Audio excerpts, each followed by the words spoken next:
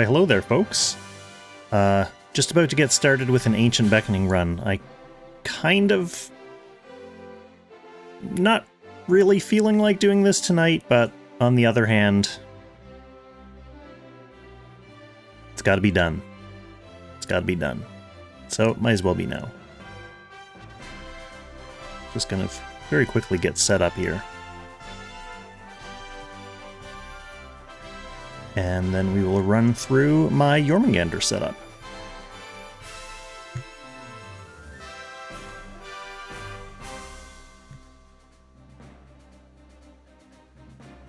Okay, oh, by setup, I mean...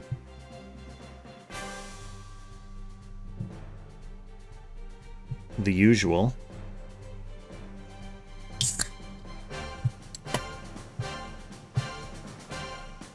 Can't neglect the pre-stream pour.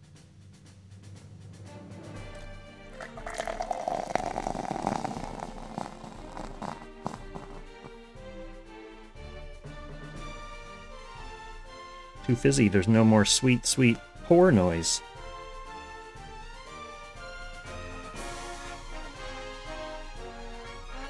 Get some bubbling though.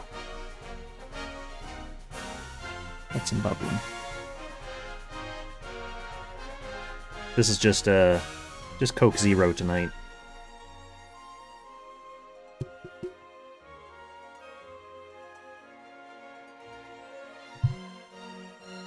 Just something to arguably, hopefully, keep me awake while I'm trying to do this. Alright, let's see what we got here. We are going to get started with Jormungandr, but before we do that, I'm going to show my team, because this VOD doubles as basically the how to follow my footsteps on this boss. So let's quickly take a look at who we're running here. For Jormungandr, we have Deedlit with Breeze, pretty good int. We have a Tiaris, lots of int. She's also Breeze, got a mistletoe on her. Let's see who else. We've got a little dragon, Jugler, Steel, built for hit points. His main job is to ice and have lots of hit points. Who else are we looking at here? Well, yes, we have a Toa. Toa going to be on Blazing Sun. Did I skip my other small dragon? I have a smaller dragon than Jugler. Yeah, here we go. He's also on Blazing Sun. And we have Tiaris. Fairly typical Tiaris setup. She's on Crystal, Jugler plush. She's on Earmuffs instead of her unique on this one, because with Toa in your team, there's pretty much plenty of attack blessing to go around. I believe that's my whole team. If not, we'll circle back at the end of the stream. Hello there, LW Gaming on YouTube. So, for this run, what is with the desperation for me to finish this? So, I'm sitting in second, fairly comfortably in second place, and I did run this fairly recently with this exact same team. But the problem I have with that run is that I got all the way to the end and put up a pretty good score, and then after the battle I realized that my Tiaris did not have her gear on. So it wasn't exactly a waste of time, because I did learn the rotation pretty well, and like I said, I did put up a pretty good score, but just thinking back on all those hours and what my score could have been if I actually had checked my team and saw that they were equipped. So this time we're going to do a real run with my team entirely geared properly. And yeah, running Balder for this one, and I've got my salad activated, so that's pretty much everything I think I need to think about as far as pre-workout is concerned.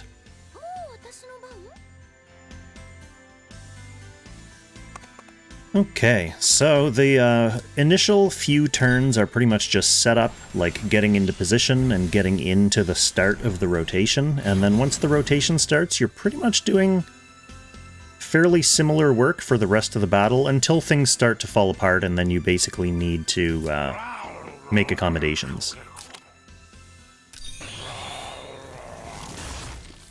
So Juglar casting Master of Ice, or later on his 3C as well. The main thing about that is taking Jorm off the forest. So Jorm normally gets 20% defense from being on defensive terrain. But if you ice him, then he's no longer considered to be on forest anymore because he's on water, which makes your whole team do way more damage. Pretty sweet.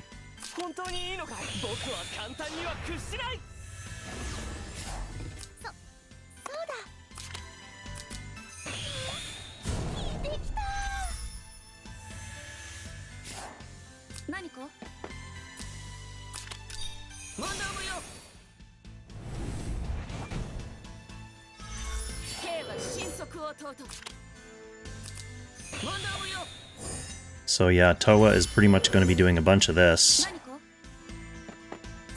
Cycling a full cycle of all her skills to pass attack blessing to other members of your team who may need to be blessed with high attack.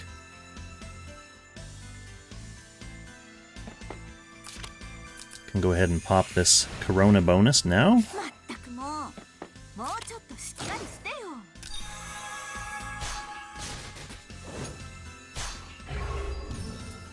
Hello there, Malachi. Hello there, Cobra. Hello there, Meow.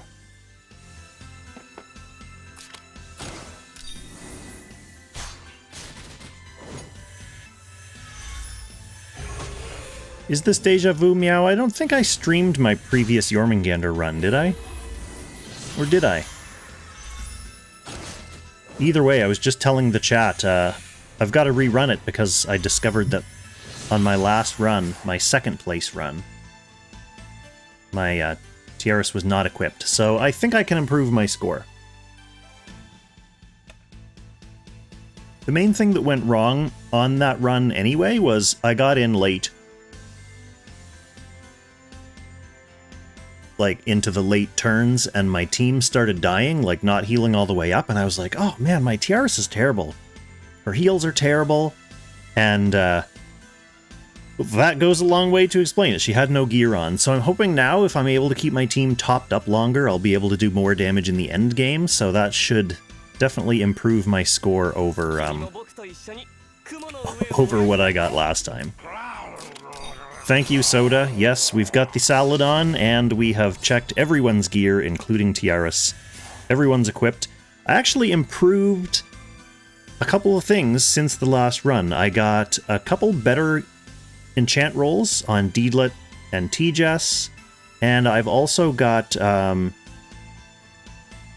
totally scrapped Heimdall, which allowed me to finish Freya, Frigg, and I've got right and left nodes on Loki.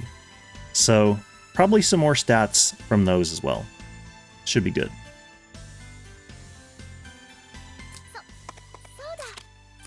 Should be enough of an improvement to see a noticeable score change. Although I guess it depends on what you mean by noticeable. Yeah, and I'm really hoping... I mean, I know I streamed Hugin Immunin not too long ago. I hope this run is not as long as that one, because I don't want every single Ancient Beckoning video to be 5 hours long, although that does set a fairly reasonable expectation of what these battles are.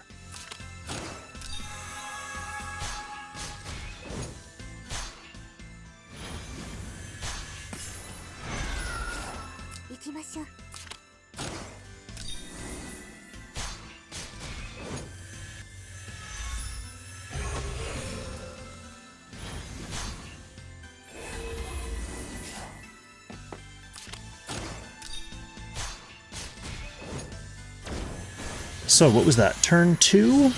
Yeah, we're on turn 3, and now we're pretty much into the normal rotation at this point. Everyone's basically where they want to be, and we are basically getting started with the kind of normal skill pattern that we're going to want to use. So at the start of a phase, He wipes his debuffs, which means Jugler wants to re-up his ice.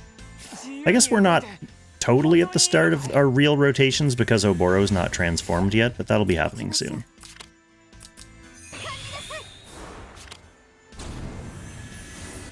We'll recollect our Deedlit.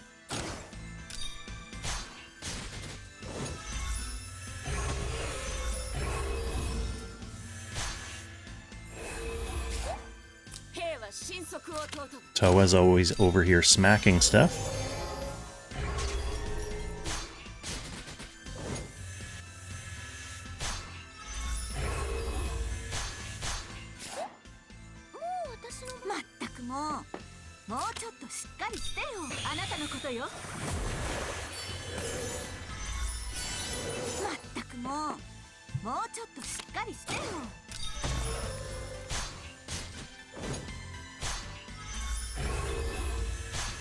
Well, we've almost got S rank already, so I will say for the people who are watching who haven't really started doing their Ancient Beckoning battles yet, and thus haven't started collecting those sweet, sweet rewards, or if you're intimidated by the big bosses, I mean, I know not everyone's going to have my level of statitude, but if your only goal is to get S rank on the bosses so that you can start getting AB stones, you can do it with not a huge level of commitment and resources. You can build a half-decent team that can come in here and just put enough damage on to get S, is basically what I'm saying.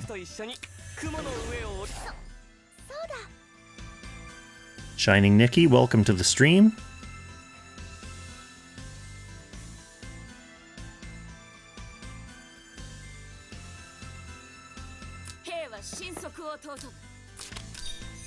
Let's get Oboro ready here.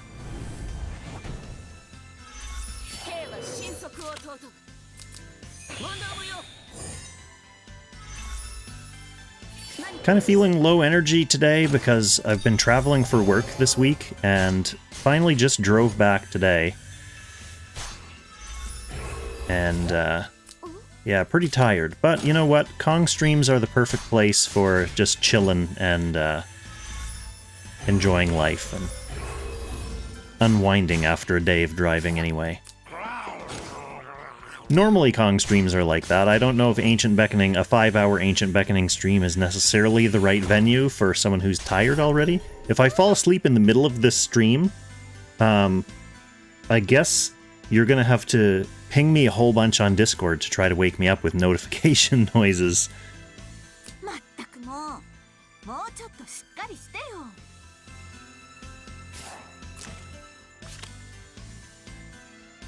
Range damage reduced, eh?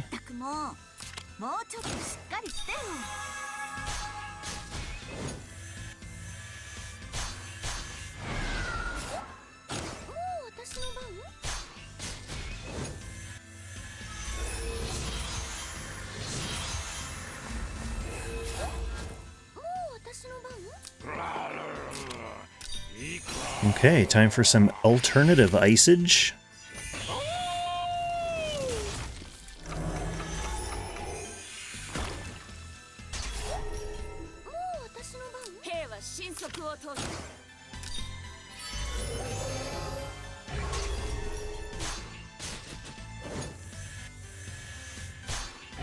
Okay, and we finally get Oboro into the action as well. So far we've spent this whole battle without one of our DPS, but now he's here. He's finally arrived.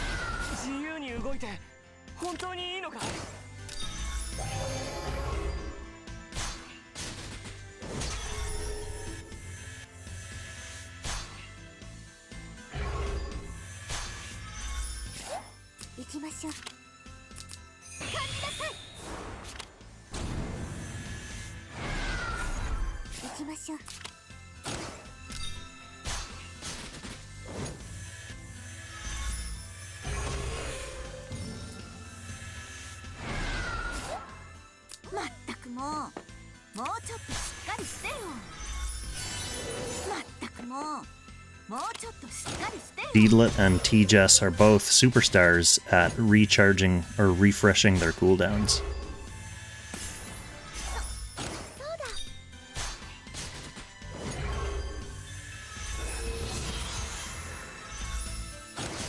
Okay, I'd say this is probably the turn where the real-ish, like the normal-ish looking rotation actually begins.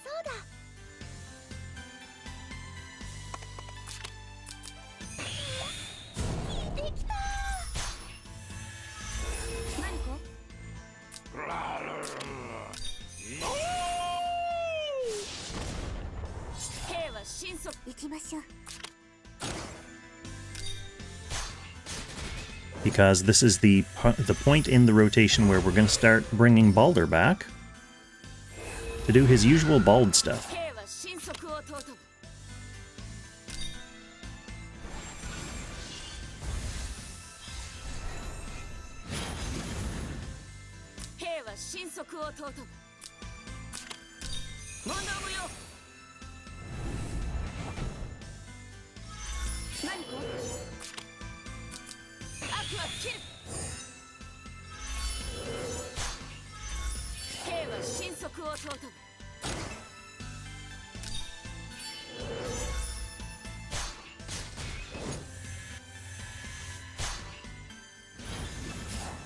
Vasily asking if there's a specific reason for Infantry Toa.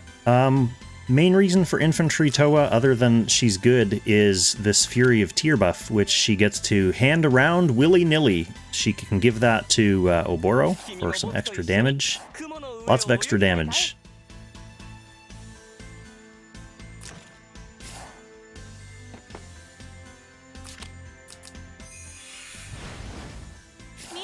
Yeah, Stinger also is excellent.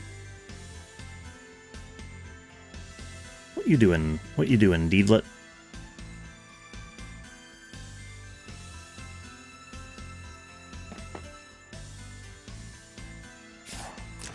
This is not the shield phase, no, so she can come up here and do this.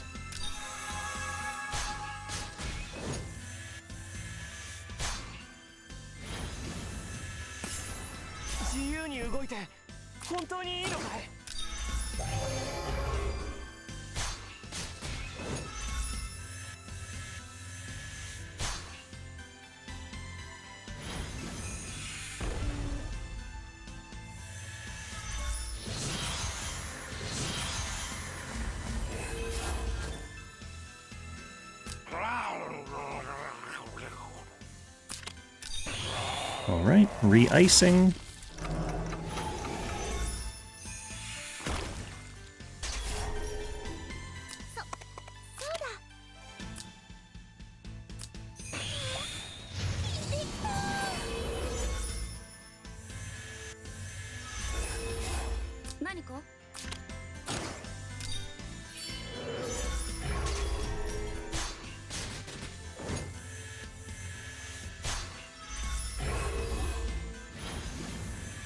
The turns after a Balder summon are obviously pretty huge damage, thanks to that Corona buff. And what you really want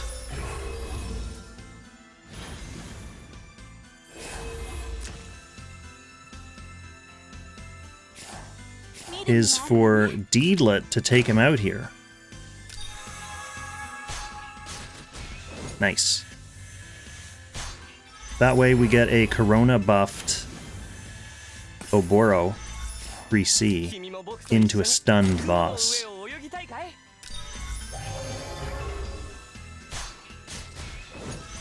Oh, that was over 1 million damage with that one hit. That is exactly what we like to see. Now, obviously, as the boss's stats scale up, we are not going to be doing 1 million damage per Oboro hit for very much longer. In fact, that may be the last one we see.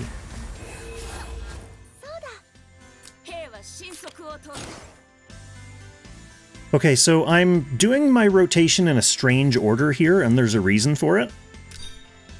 Hello, Condor. So normally, as the fight gets going, you want to start off now by using ice to get his defense down, right? But we're not doing that quite yet. So Toa and Oboro have attacked into a higher defense Jormungandr right now. The reason for it is because I want to kind of finesse this turn so that I don't, like, accidentally stun him as he's attacking me, like with a counter hit, and stun him, and then I lose the entire next turn worth of pounding damage into a stunned boss. So we want to finesse him to get him down just low enough, like as low as we can, without stunning him this turn. So we can stun him right at the start of next turn, and then maximize our damage on that turn. So if I ice too early on this turn, then we'll easily stun him just by my DPS here.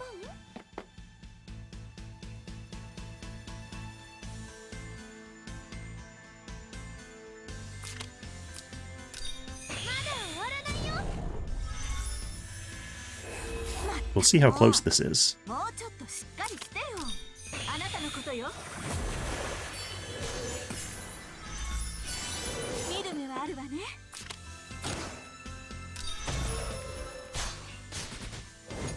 That should be fine. I think he'll probably take like 80, 85 maybe from Toa. Yeah. So obviously he is definitely getting insta-stunned here.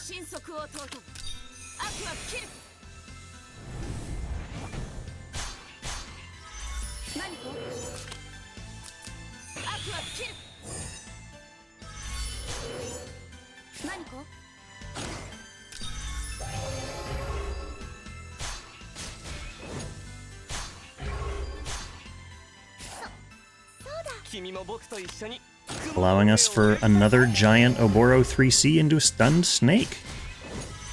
See, that one did not do anywhere close to 1,000,000 because we're not riding Baldur's Corona buff right now. So this is just a bare bones Oboro 3C. But still nice to have it into a stunned boss for extra damage. And that'll be happening every once in a while.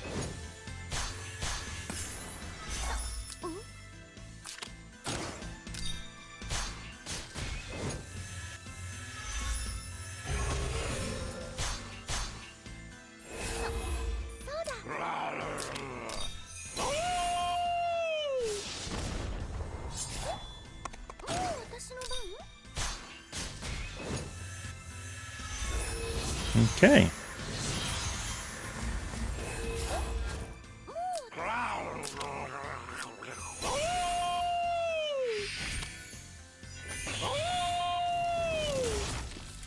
There's going to be a lot of howling. Fortunately, the Dobermans can't hear that. It's nice and quiet down here. But we're setting ourselves up for Baldur's return next turn. And then the cycle pretty much continues like that, with Baldur showing up, unloading everything on the Baldur turn, and then the Corona turn, and then taking, what is it, 2, 3 turns between Baldurs? So overall, it's like a 5-turn cycle.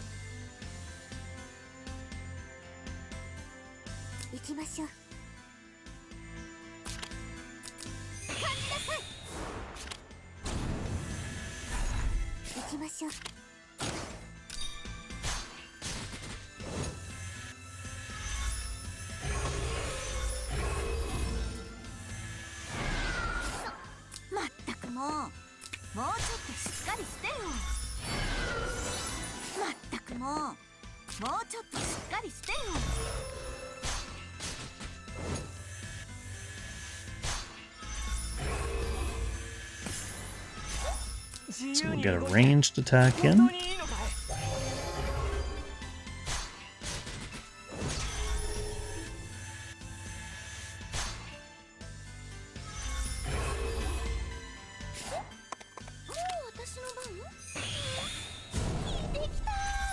Okay, and then it's Baldur's time to shine.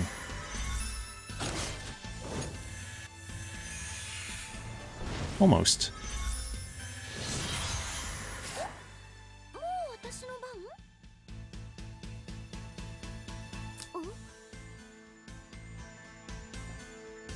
Must have not used a skill on one turn.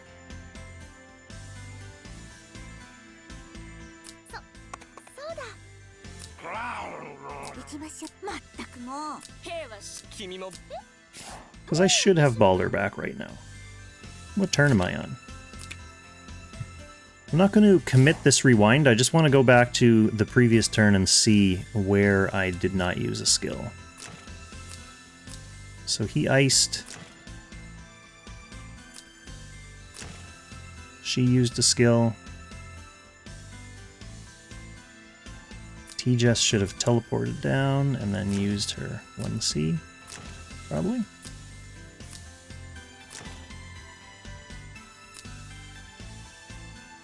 Did she?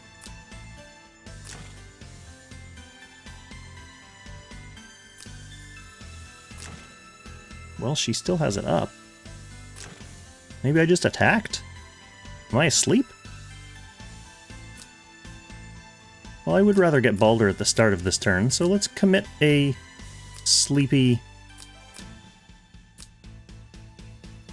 rewind early in this run.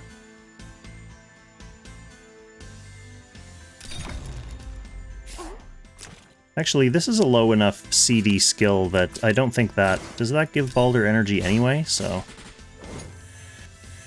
Can't have been that one.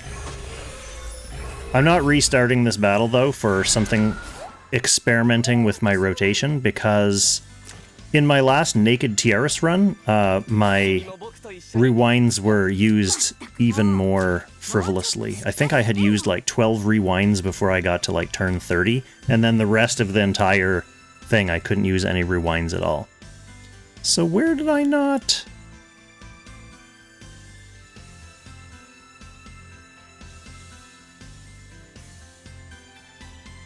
I'm not going to worry about it, I guess.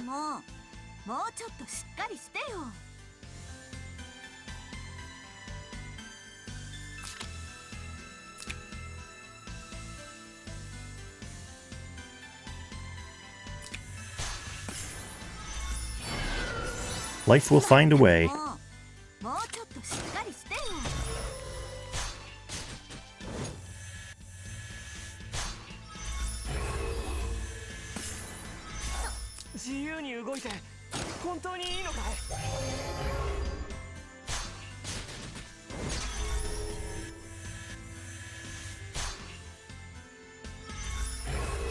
I always get nervous that I, like, actually screwed up my Balder when I went and reset all those other gods and chose new nodes and stuff. But when I was checking gear, that was one of the things I checked. I did check that my Balder is a normal Balder, so I don't think I'm missing anything. That said, I would like to get Balder here.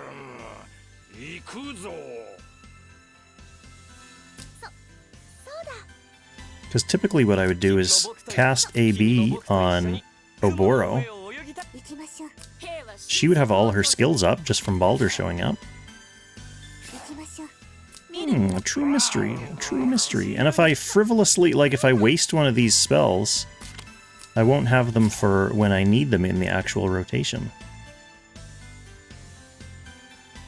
A true mystery. This is a very instructional video, isn't it, everyone? You've gotten to this point, and we're missing something. We're missing something. That's what happens, though, when Old Kong gets talking and not paying attention to the screen. We could go back to last time we summoned Balder and just look at what skills I used. It's better to do this now, to be honest, than later in the game, because if you try to rewind late in an Ancient Beckoning match, each click backwards takes like 20 seconds for it to go back to reload the previous action or whatever. I don't know why. I guess because it has so much action buffered.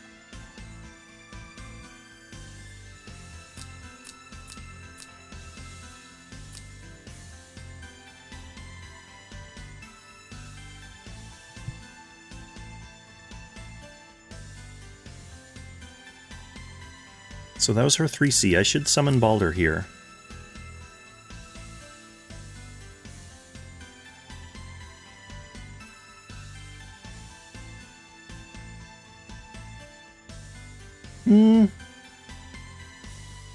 Yeah, I'll look at that. I'll look at that Soda, but Deedlet's skills, like, she runs out and back in twice in the rotation. She uses C once and she doesn't use C the other time.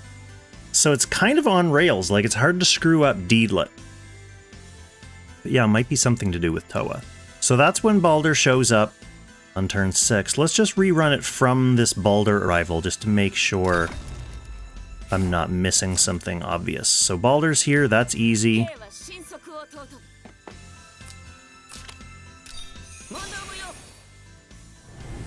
Then we have a whole slate of skills for Toa to use.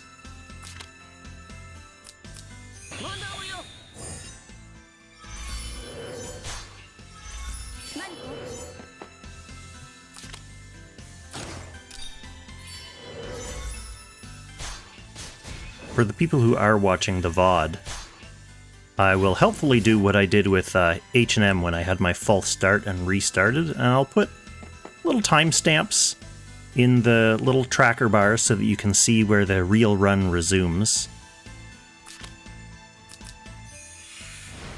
So we've got Corona, that's easy. Deedlit is clearly casting a Deed Ball.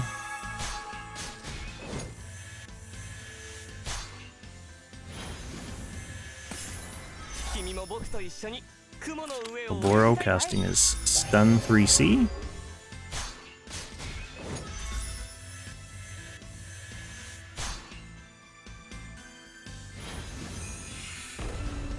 Was this the turn that I did 1,000,000 damage last time and I didn't do 1,000,000 damage that time? That's funny and frustrating. So then we've got Ice.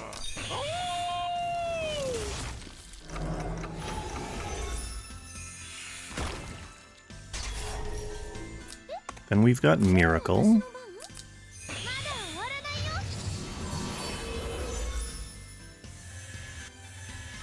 Another option for me, to be honest, would be running this while I'm not fully dead.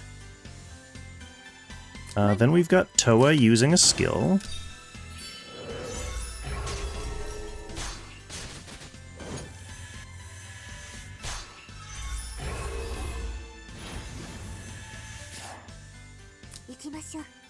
And we've got a 3C off this T-Jess.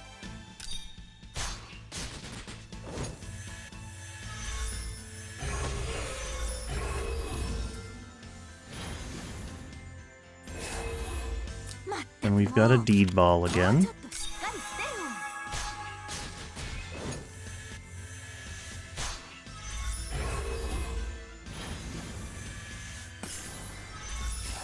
And we've got Dragon again. No, this is the 1,000,000 damage turn.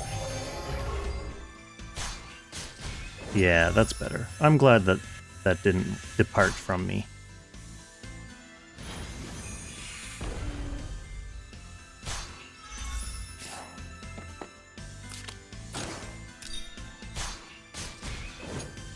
Okay.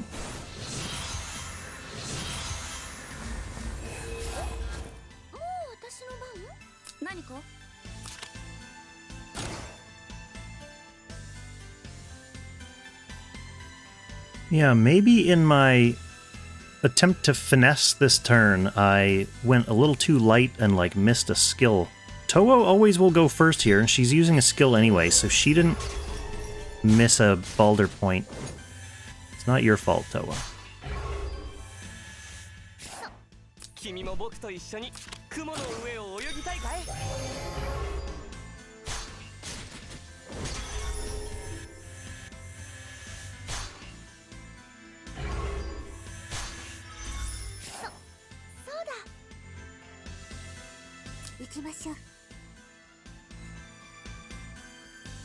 I wonder if it has something to do with using my T-Jess 1C here instead of her 3C to try to keep Jormungandr alive.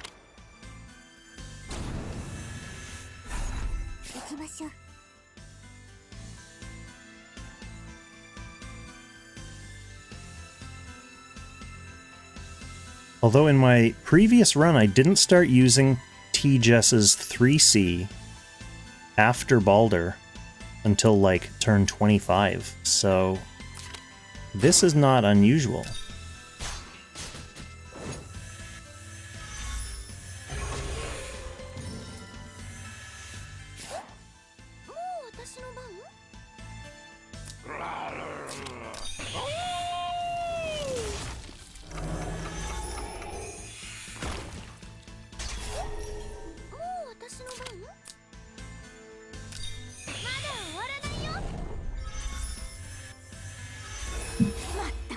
So this is the turn that we use C.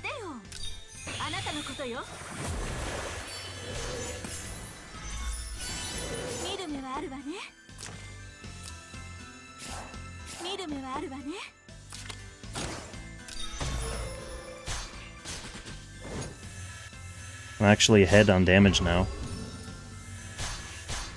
He's still safe from stunning himself, I believe. Oh, so close, though.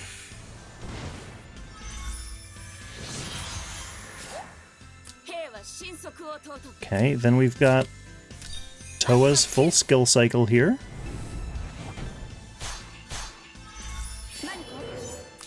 For our dear friend Oboro.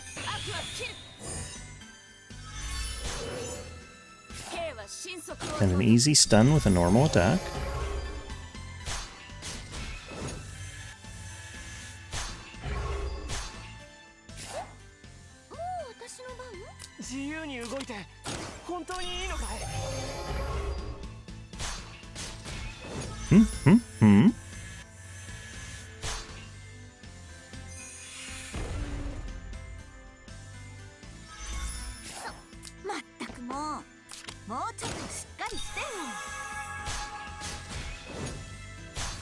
Big skill from Deedlet, not missing anything there. 3C from T-Jest, not missing anything there.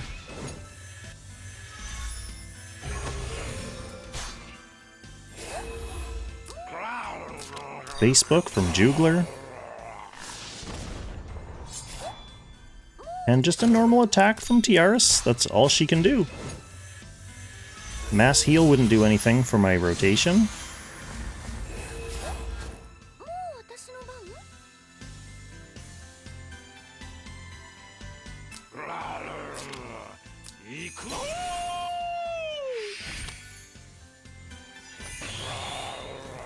Splash is going to be worth 1 point.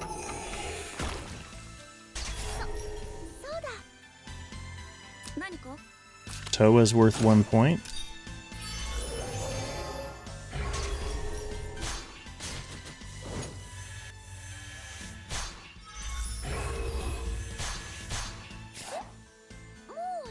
T-Jess, is anything you do worth 1 point? Does teleport count?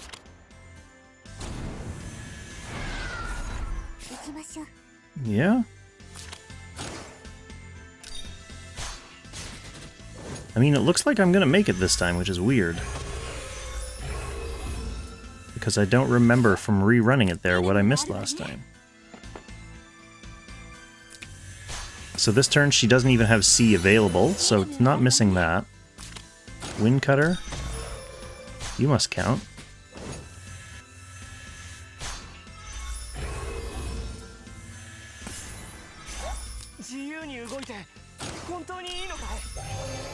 Yeah, we're getting it this time.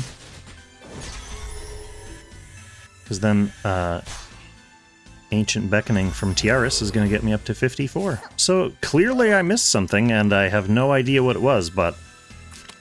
You're right, though, Soda. I must have just normal attacked with Toa while she had the skill available. That's the only thing I can think of, is that I missed that she had the skill, and I just clicked attack.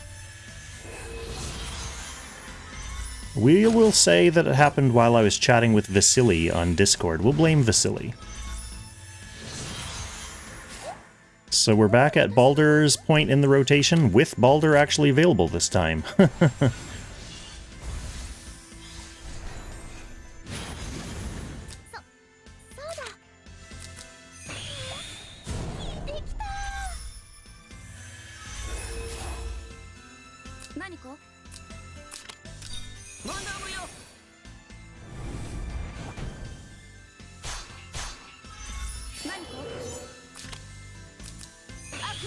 Alright, apologies for the detour, everyone, but if I've managed my timestamps properly, you're back from skipping all the stuff that I retreaded.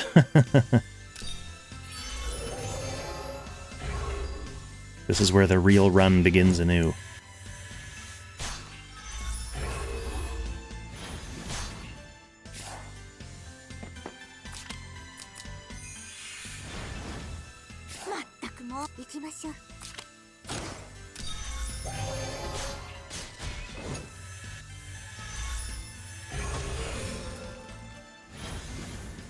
What did it cost me? Like 2 clocks? That's not too bad.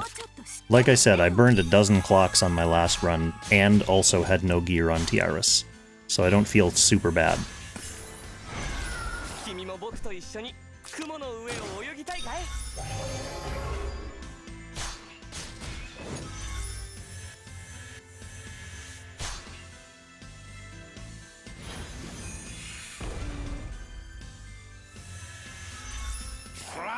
I'll just have to be careful not to do the exact same thing again on another rotation.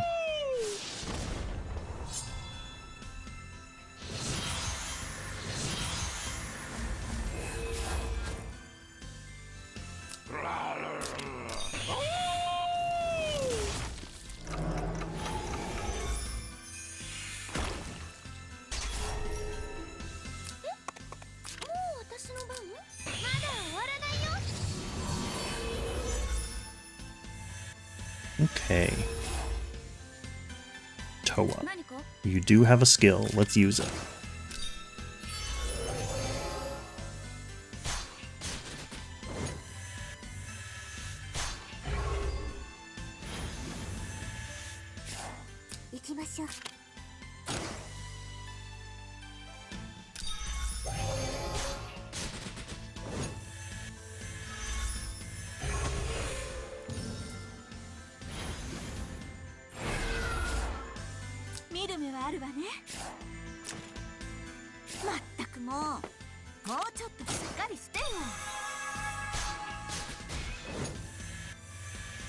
Get the stun for our dragon boy again.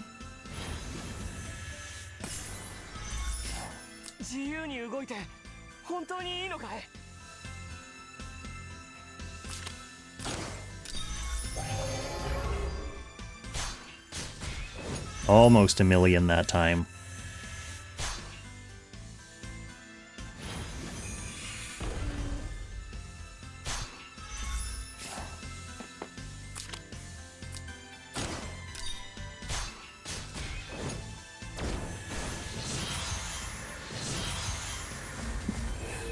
Okay, this is another one of those turns where we're gonna want to finesse the stun, so ideally try not to stun him or overkill him this turn, so we're gonna have to be careful.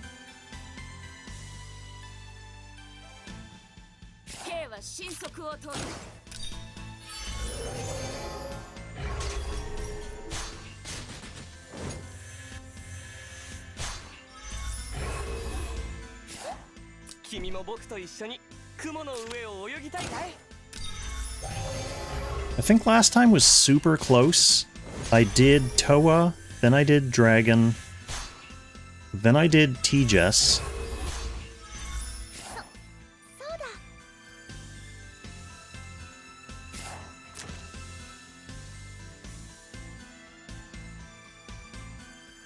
But I can't do T-Jess right now because he's got his rotating shield on. So I would have to do... If I wanted someone else to go before Ice, it would have to be Deedlit.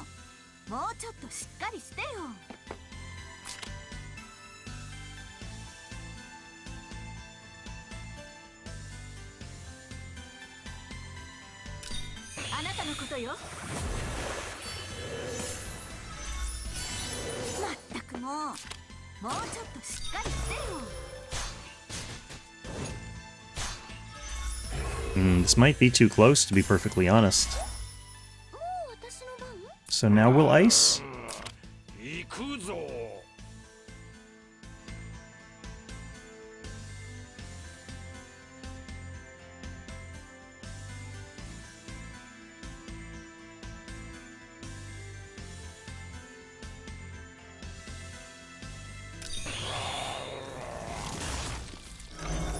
I'm just trying to think in my tired brain. Now if I use her 1C, like, I don't want to get him below, like, 80, because he'll kill himself into Toa. Well, let's just see how close we are, because I'm probably going to have to rewind this and figure out the turn order if I don't want to stun him here. Oh yeah, I mean, he's definitely killing himself into Toa.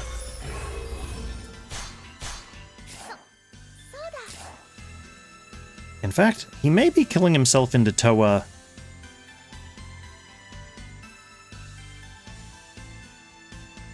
no matter what I do. I guess if I do T-Jess before icing... So D-Lut just came down.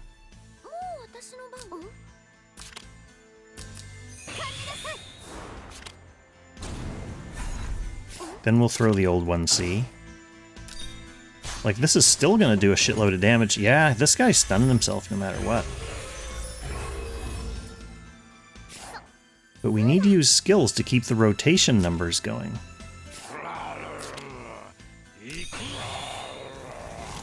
I might be too tired for this tonight. If I'm gonna keep making mistakes or, like, having to figure stuff out live.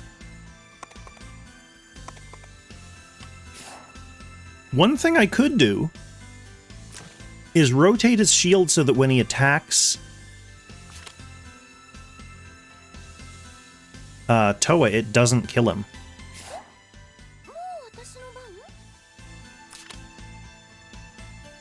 Let's just see how badly he kills himself into Toa this turn.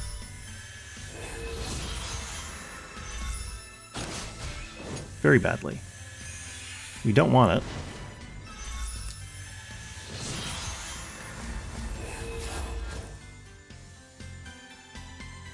Ed, Freekong is surprisingly okay on the Ancient Beckoning fights. There's a lot that I actually haven't done because I wanted to put together specific teams and then record them. But, like, I have my video from a long time ago of my Fenrir run where I got S rank with, like, Almeida and Jessica, which is a weird run.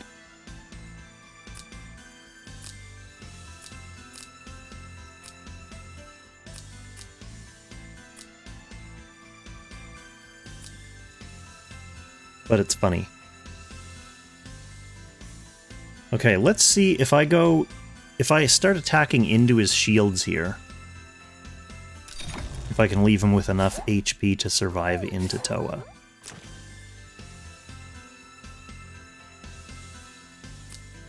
So what does he have right now? Ranged reduced?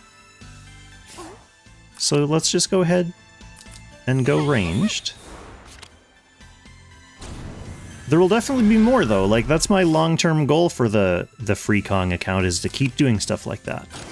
It's just a question of when I have time, really. Like, it's fun, but I don't have tons of time to play multiple accounts on this game, so, like, I do a bit of Freekong when I can.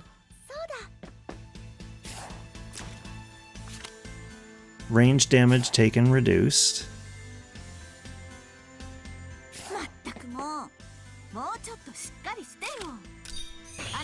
So this'll do normal damage, but then it should cycle the shield so that Toa counters for less?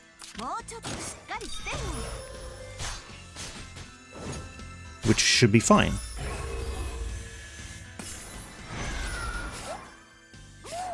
Even if it doesn't. Melee damage reduced. Yep, that's fine. Thank you, Ed. I don't want that to sound like I've given up on Freekong, though. I've been keeping up with the account. I've been doing everything every day. Actually, the only thing I haven't done yet is I have the 999 day shard bag where you can pick a character. So I have like a breakdown of all the different characters I can pick with the like pros and cons for them, and I'm going to do a video of that hopefully this weekend, actually. I should record it this weekend. So that'll be another character Freekong can get that I have not been sharding.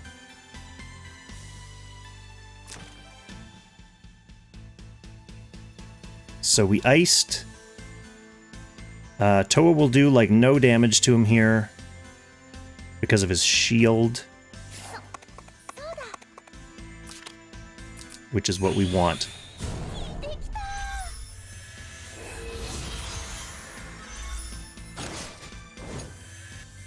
I say no damage, that's still enough to get him easily one-shottable. Or does he carry a shield over, or is that reset now? Yeah, okay. I'm just going to make a note of what I did there, if, in case, God forbid, I have to run this again for whatever reason. So, we did...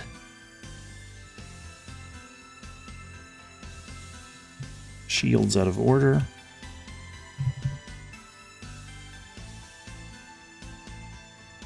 I have not summoned yet. I was away traveling for work, so I was in a hotel and I didn't like the RNG vibe of the hotel, so I refrained from summoning. I wanted to record the summon session, as I always do, and I was not about to do that in a dingy hotel room, so that'll probably be happening this weekend too.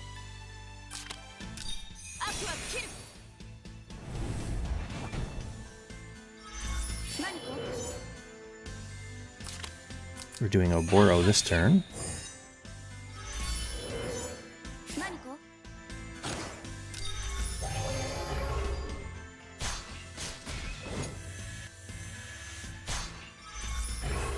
Yeah, it wasn't just the RNG vibes that were off at the hotel, it was all the vibes.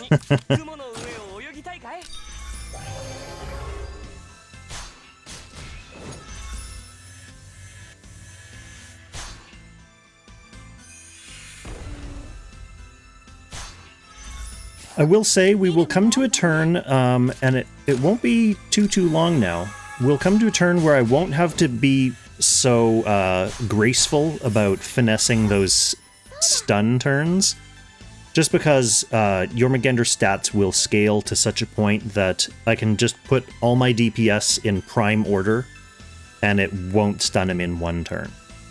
So once that happens, I don't need to worry about like changing the order of attacks or worrying about stuff like that. I can just unload and not really think about it.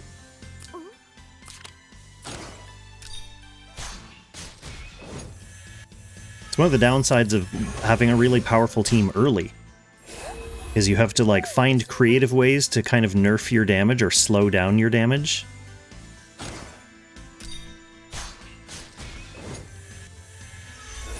Because in the long run, you end up doing way more damage that way.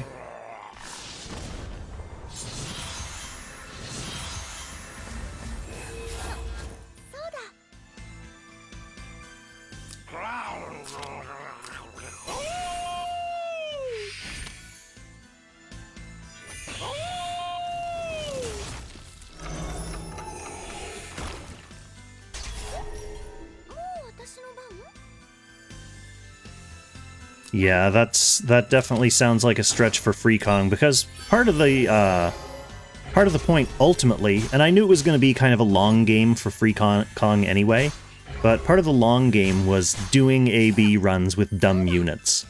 That's why, like, my Fenrir run was really funny, and I had a lot of those good characters early. Some of the other bosses, like, Freekong just doesn't have access, or didn't have access to a lot of good units for those, even to make funny runs, but I pretty much do now. It's just a matter of setting aside the time to just like gear them up and bring them in. It might be a good stream sometime just to like go in and figure out what works and figure out what doesn't work.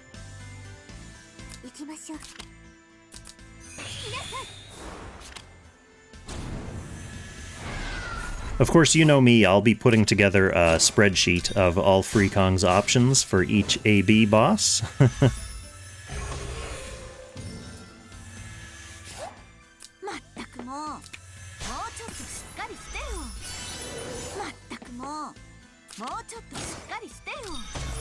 Honestly, if I was making an actual video, like a video tutorial or a video guide on these Ancient Beckoning bosses, they'd be way shorter and way faster, because I'm kind of slowing down and shooting the shit with people. And losing my place and then going back to my notes to figure out what I was supposed to do next.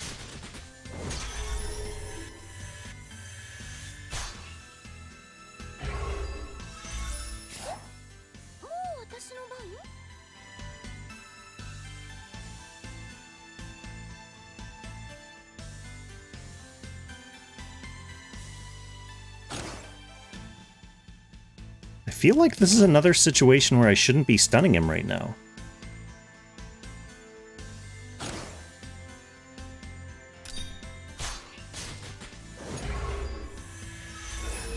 Why am I so strong?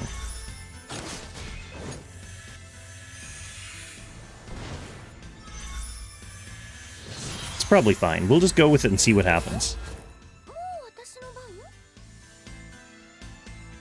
What turn are we on?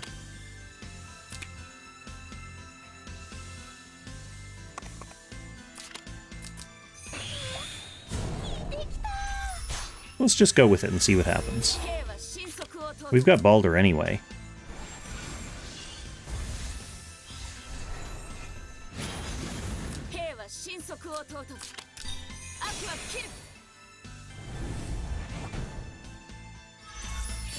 Otherwise, this is going to turn into a stream of me taking notes and figuring out what my new rotation's supposed to be now that my units are, for some reason, so much more powerful.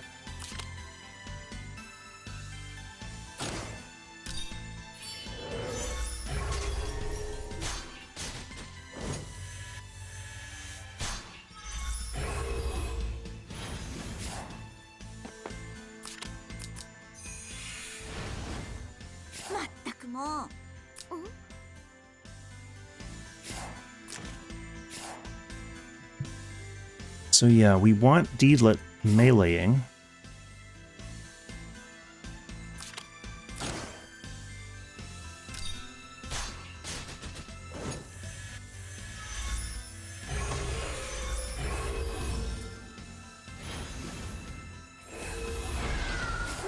So she can do that from here.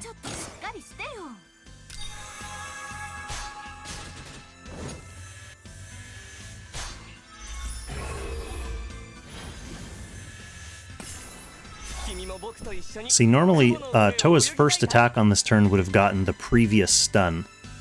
We're basically a full turn ahead right now. So this would be a dragon move into a stunned Jormungandr instead of freshly stunning the next cycle of it here. But like I said, we'll see how it goes. We'll just wing it and see if this ends up being okay.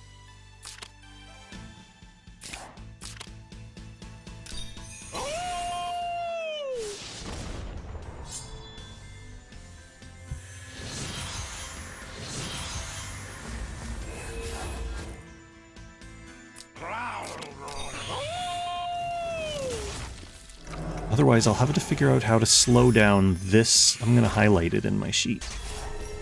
I have to go back to turn 15 and figure out how to slow that one down.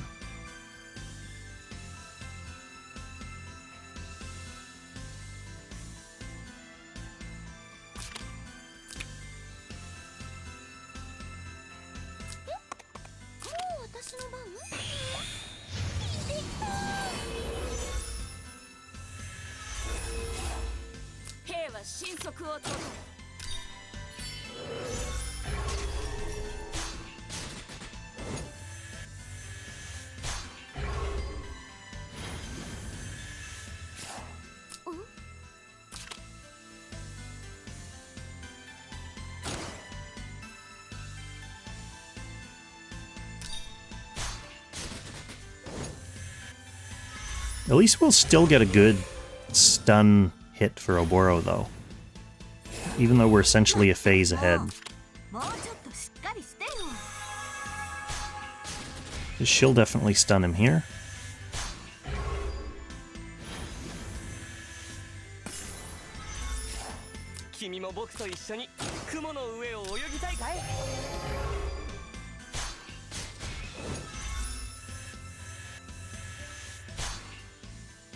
Yeah, I don't think you're alone on that one, ninjas.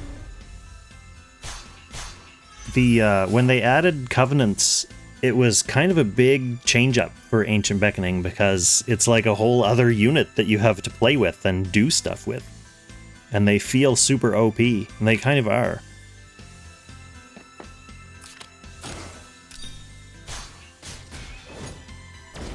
Like, Ancient Beckoning has changed a lot. It used to be about really knowing what all these little skills, all these little things do for each boss.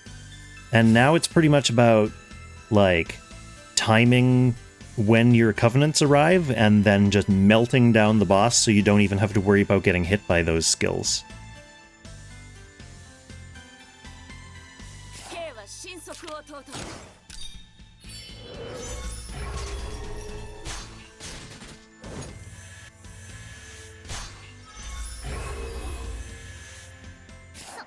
君も僕と一緒に雲の上を泳ぎたいかい？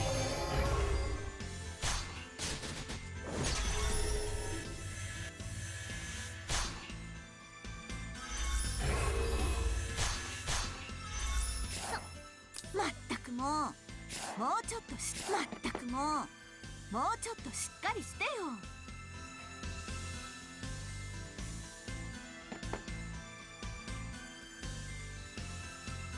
I have not iced yet. 行きましょう。 I kind of feel like reversing the shield again.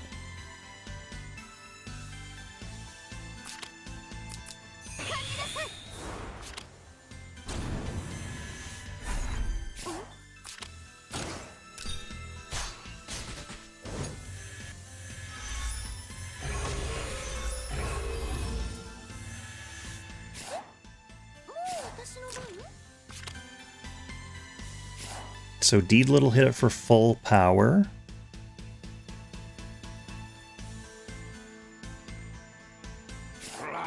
Yeah, so let's ice then.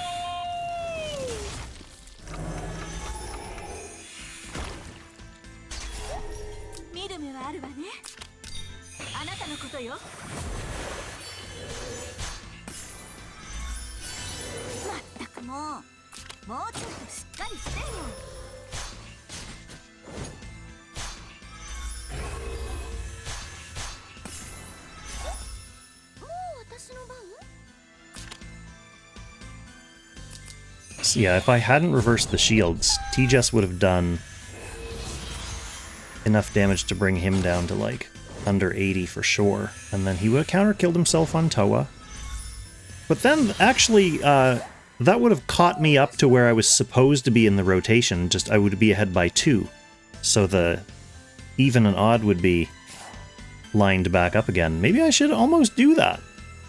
Next time I have the chance, I'll consider doing that. This is working out okay, to be perfectly honest.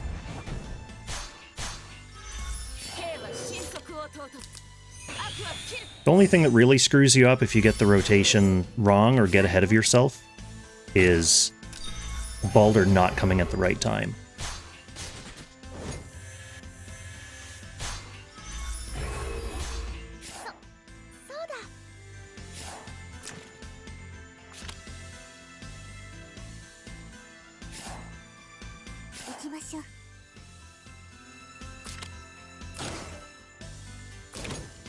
Actually, how close to dead is he? Tiaris can probably trip this. Hilarious.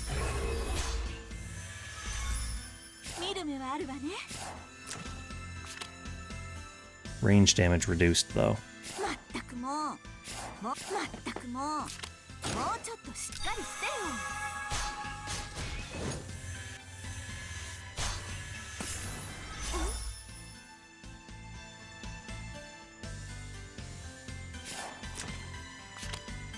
Yeah, and because he's stunned. Who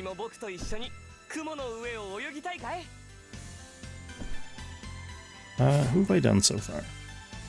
Oh, I've done everyone but Aurora.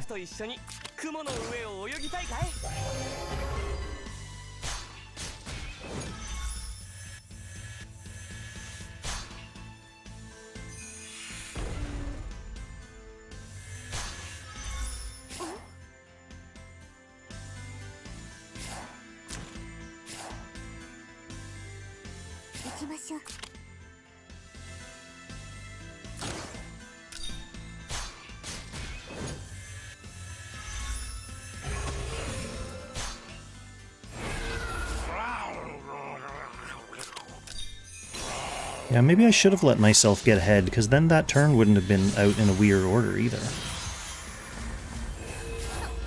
think it's worth trying just to see what happens. I mean, this run is kind of weird anyway, so I don't really care if I burn clocks to do different stuff. So this was the turn that I slowed myself down on purpose. Let's just fucking rush it and get back on rotation and then see what that does.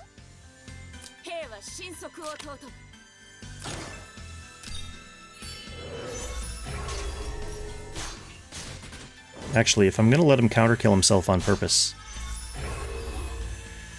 then I can ice right now. There's no reason to hold on to it till later in the turn.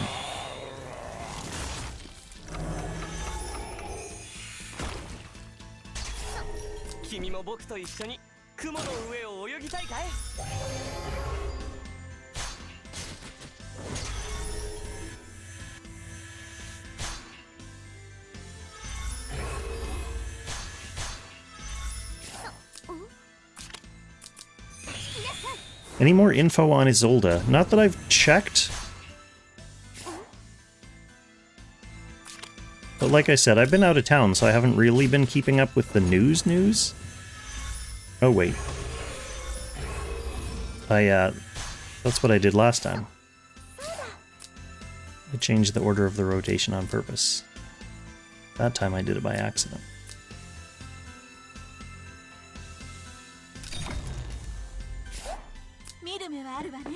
We want a melee attack.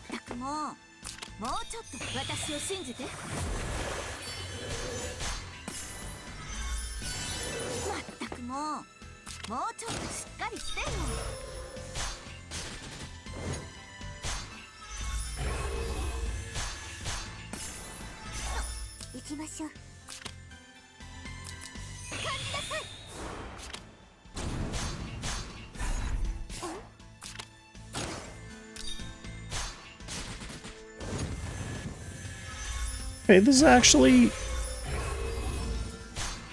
not enough for him to counter-kill himself. Good, that's good to know.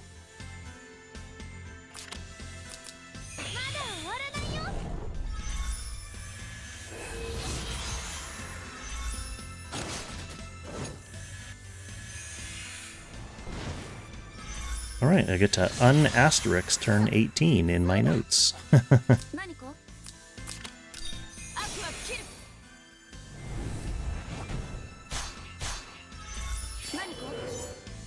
Yeah, I'm not sure how soon we're going to get SP Lanford news, considering SP Almeida just came out. I mean, I know we're getting SP Lanford, but I don't know if they're going to want to, like, pump them out too fast, because then they'll feel like they have to keep that pace, otherwise we'll get huge gaps.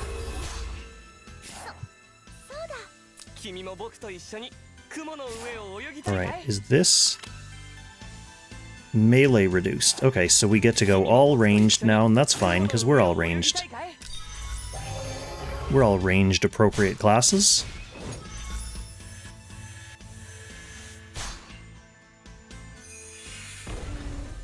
It's one of the nice things about Deedlit. She can do double duty.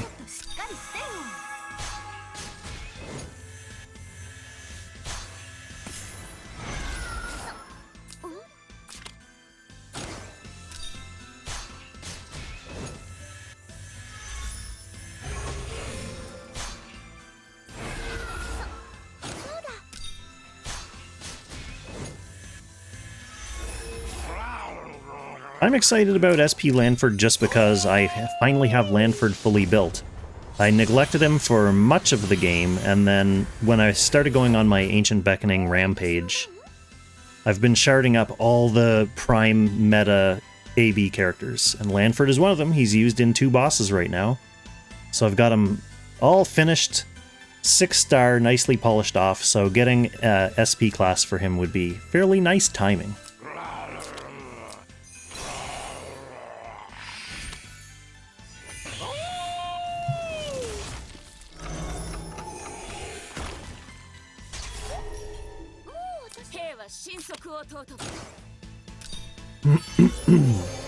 Excuse me. One of the things I was doing at work this week was talking to loads of people. So my throat is a little raw. So yeah, what better activity for Friday night after a week of traveling and talking to loads of people and having a raw throat than sitting here talking for 5 hours? I don't mind though, that's fun. That's fun for me.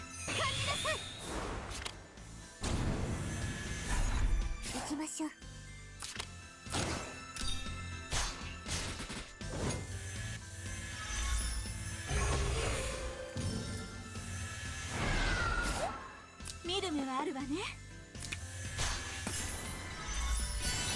見る目はあるわね。Oh yeah, the other thing that can screw you up if you get off rotation, it's not just Baldur's points to summon Baldur at the right times, but it's also things like Deedlit or T-Jess's Act Again cooldowns. If you get those messed up, it really sucks. 君も僕と一緒に雲の上を泳ぎたいかい？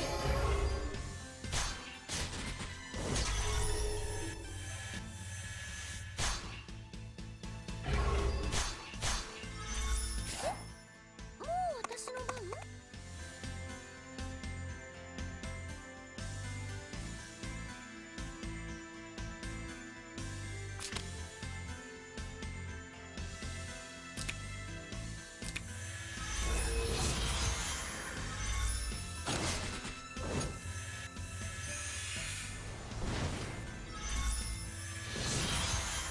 Okay, so here we are on a nice normal turn 21 with our friend Baldur to open the proceedings for us.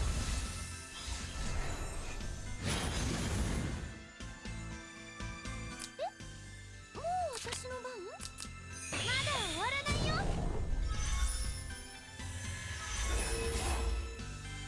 何か？問答無用。兵は神速を尊ぶ。悪は切る。兵は神速を尊ぶ。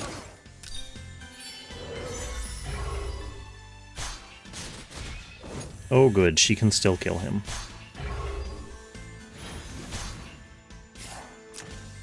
Okay, Corona time. まったく行きましょう。 And then pile the damage on. Pile on the Corona damage. まったくもうちょっとしっかりしてよ。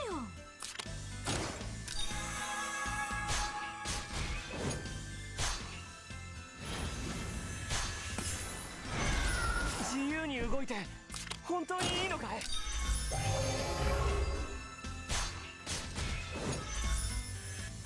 Still looking good, Oboro. Still looking good. That said, with the level of playing fast and loose with my notes and my rotation that I've had to do early in this run, I wouldn't be surprised if I didn't catch up with my previous score. Because even though Tiaris was unequipped, my turn order was locked in last time. And this time, the different enchants or Loki or something, it's made me kill the boss earlier in my rotation, so it's something I'm going to have to adapt to, maybe. As if I'm going to keep running fucking Jormungandr every cycle when I don't need to. I'd really just wanted to get a video up, because the Hugin and Munin one is long, but it's nice to have it there in case people want to refer to it, so I should have, like, up-to-date videos with the strats for all the bosses. It's only fair. もう私の番？まだ終わらないよ。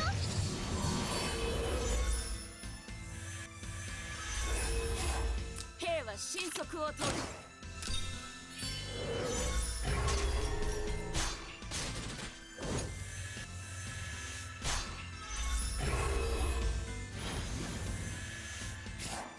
見る目はあるわね。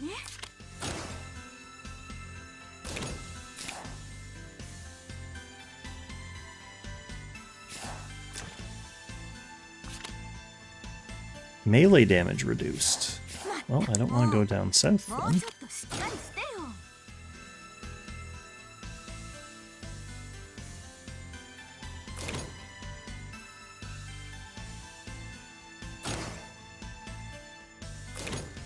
Well, if melee damage is reduced, why wouldn't I use you instead?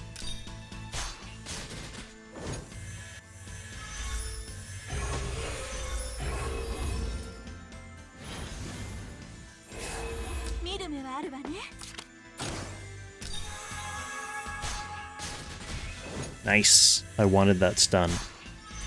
Although, yeah, no, that does shift his armor one last time. Yeah. So that means we can safely smoke him with this.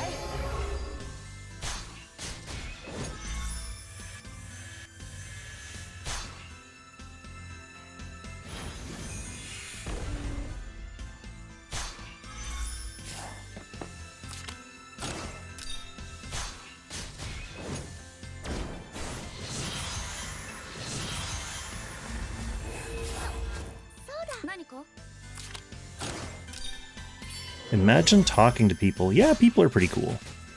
I don't mind talking to people. But after doing it for a week, it's definitely nice to not be talking to people. Well, I say that, I am talking to people. I consider you all people. But you're not breathing on me, so I guess that's a big difference.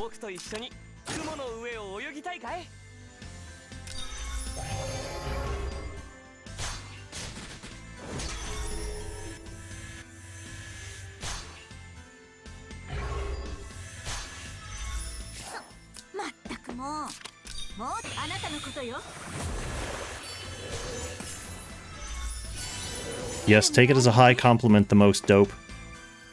I consider you to be people.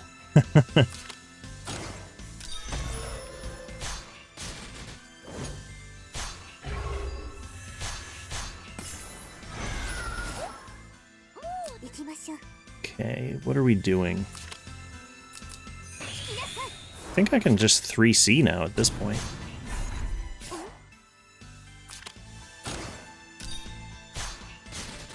Oh no, I kinda can't. He's probably gonna kill himself here again.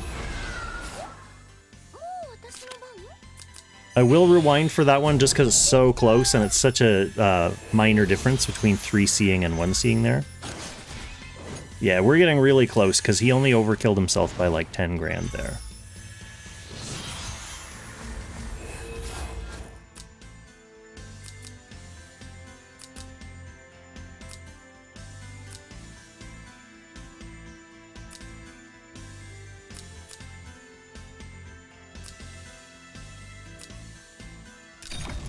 Okay, I will take a note here. This is still a 1C turn.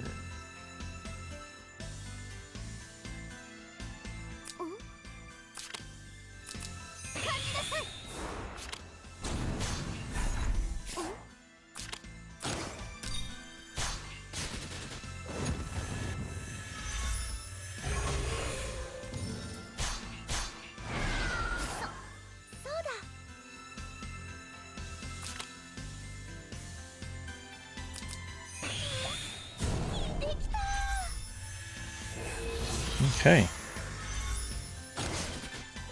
There we go. Beautifully one-hittable.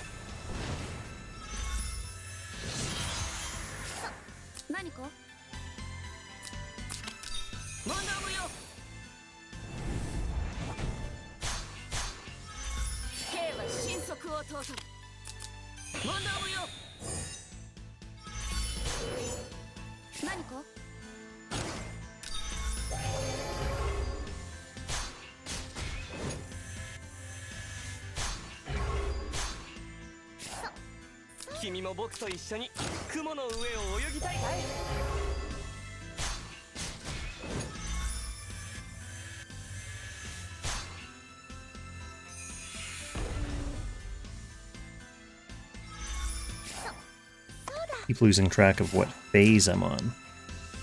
Okay, this is normal phase.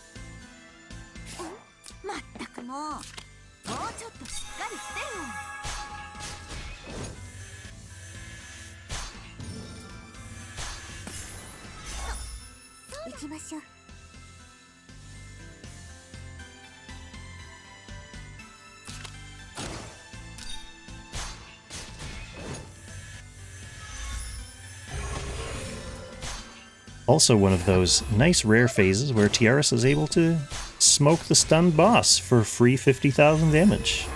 Thanks, Tiaris, for chipping in.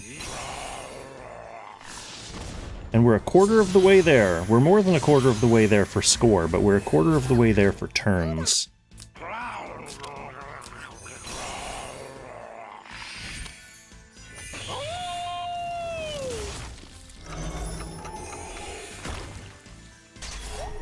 remember playing one of the earlier Baldur's Gate games on PC as a kid and discovering that you could, like, they had all the voice files just, like, in folders.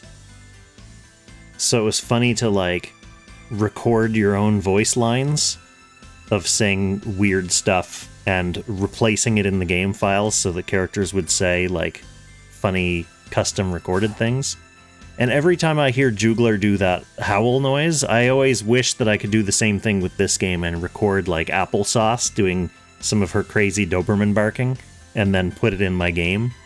It would just be funny for streaming, like when you have Juglar in your rotation and have Applesauce going woo woo woo woo every time you use a skill.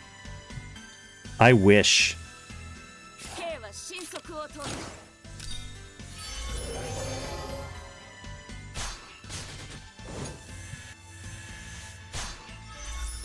So that was a melee.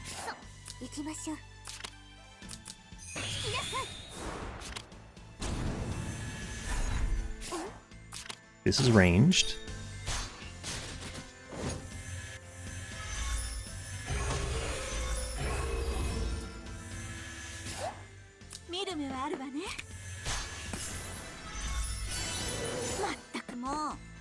This is melee.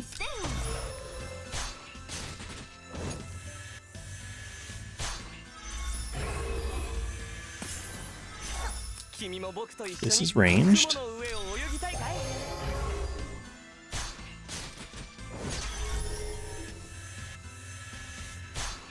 And what are you doing, Tiaris?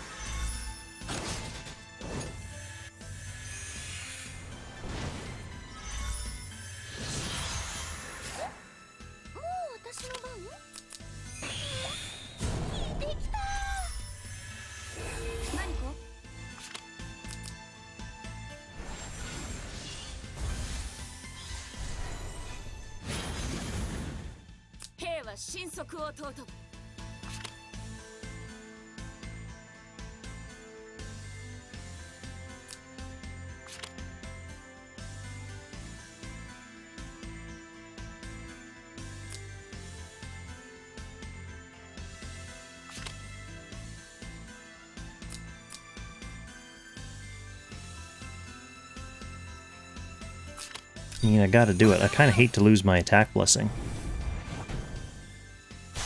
But I gotta keep the skills rolling for goddamn Baldur points.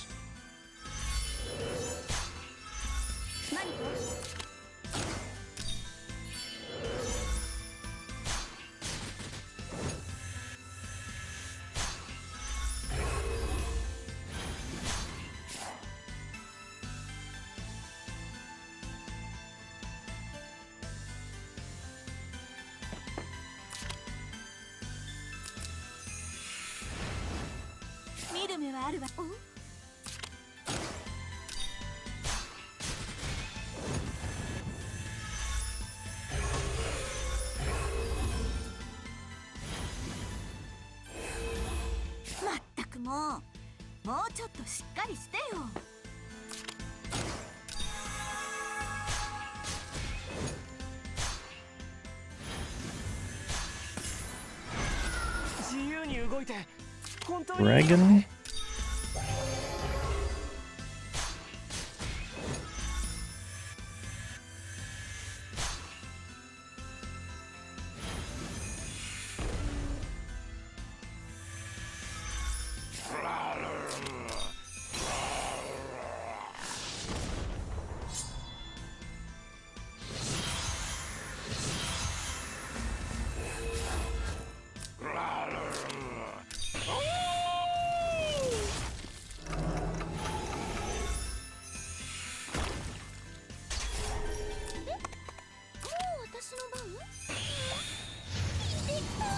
I am starting to feel it now. Ooh. I guess I better get the rest of this caffeine into me.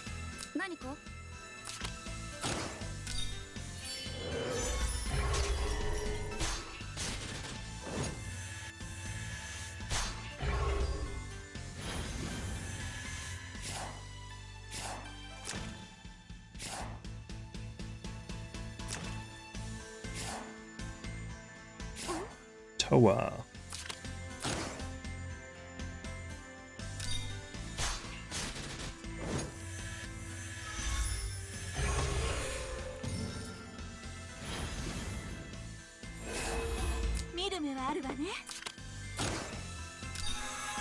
Can you stun him, Needlet? Yes, good.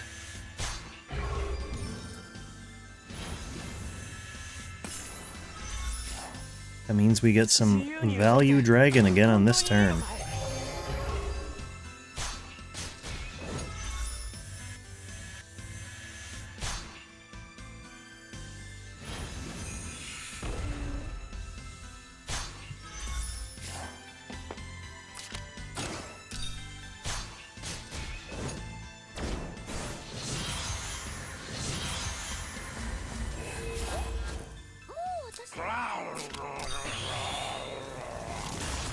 Not pulling any punches now in terms of slowing down for stuns. Ice right from the start of the turn.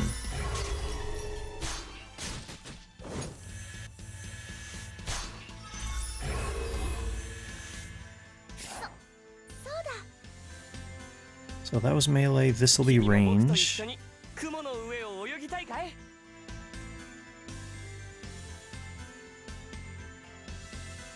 Or we could do this range.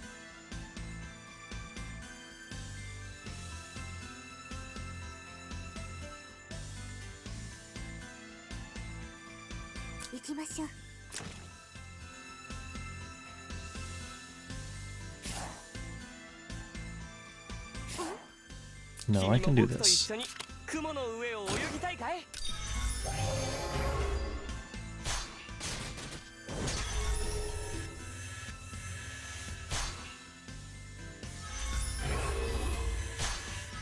Because then I'll do melee D-Blood.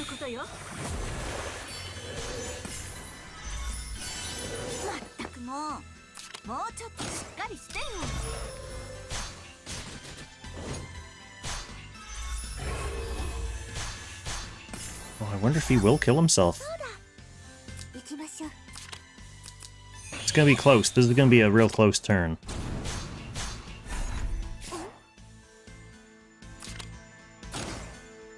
Oh no, he's gonna kill himself. Because, yeah, she's gonna do a shitload of damage.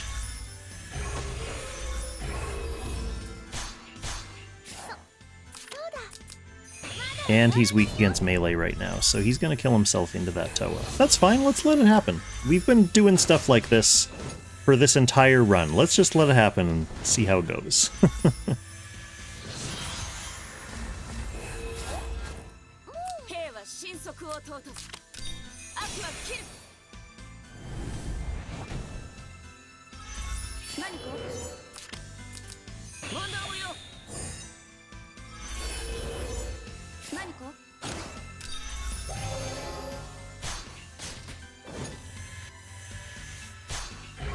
If seeing how it goes results in it not going well,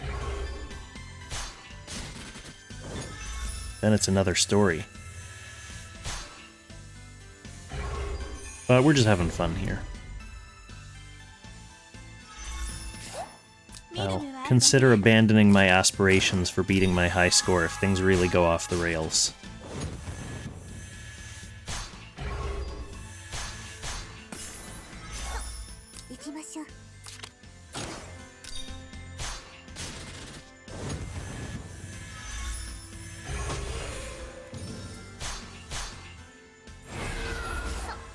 I wonder if Tiaris can safely hit him. Easy. Might as well.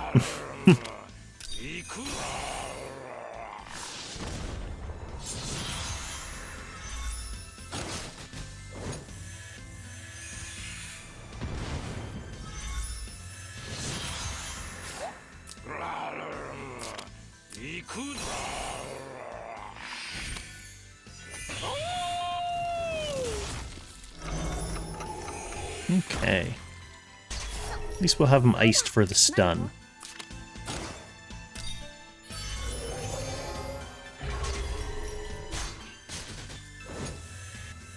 Close, Toa, close.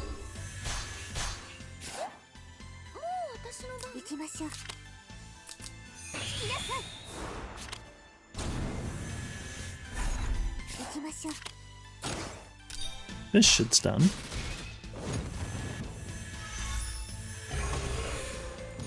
Oh, that's actually bad. そうだ。 Because now she can't act again because he's stunned. So this is one of the weird things. Remember how I said the act again cooldowns can mess you up? The way she gets her act again is by ending her turn in the danger zone, but with him stunned, there's no danger zone.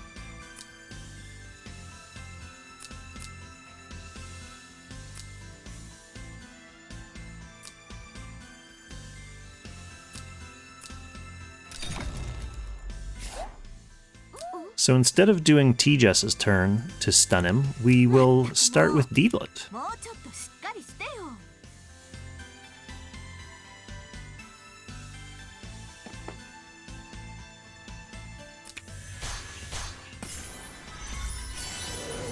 Because keeping her act agains on the proper rotation is pretty important. She can get the stun instead of T-Jess anyway. 行きましょう。 That's something I'll have to watch for in future turns. If it looks like I still have an act again coming up in my rotation, but I know I'm going to get the stun, 行きましょう。 I'll just have to bump that act again up a little bit in the order.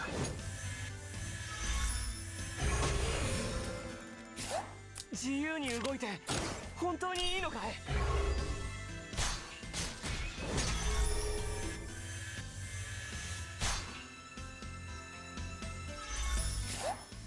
もう私の番？ This has been bugging me though because of my changed rotation.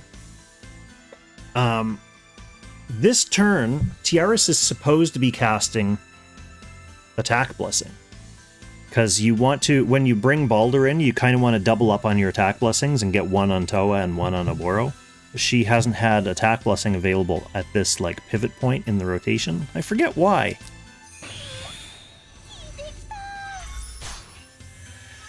She should have it available. But she doesn't. She's a big failure.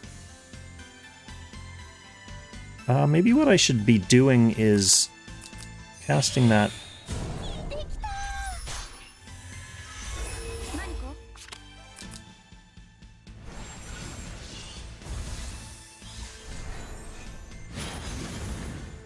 Yeah, we'll go to the slow-mo replay.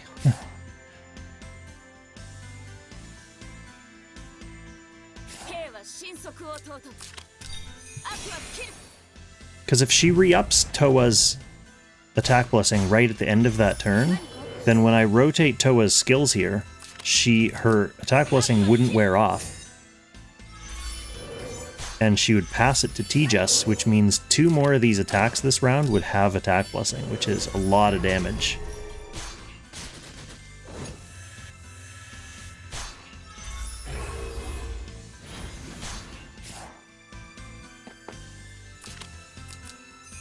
Oh well, I will blame it on sleepy, non-paying attention Kong. もうちょっとしっかりしてよ。行きましょう。 It's usually his fault somehow. Oh, what do we got? Melee damage reduced, so we're gonna go... 行きましょう。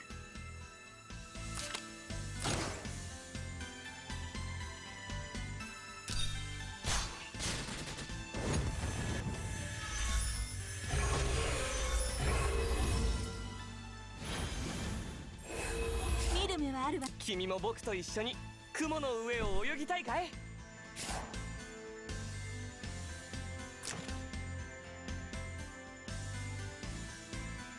Melee... 見る目はあるわね。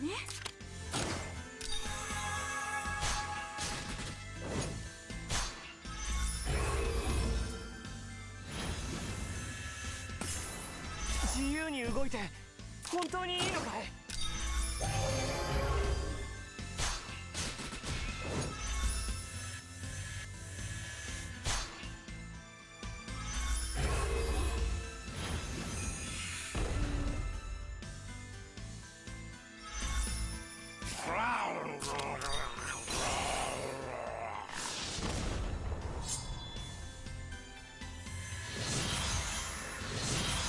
Okay. About a third of the way there now. Let's re-up our ice.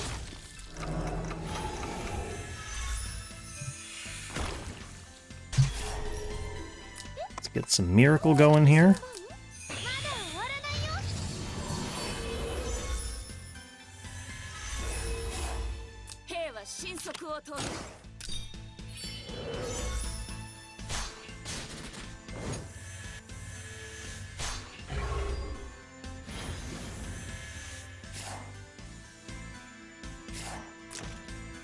No shields right now.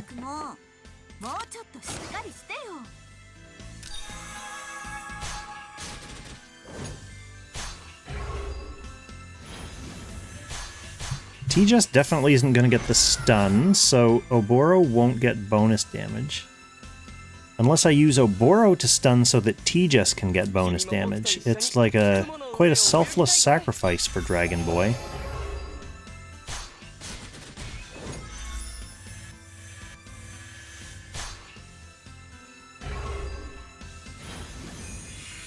Someone getting bonus damage is better than my whole team attacking into non-stunned Jormungandr.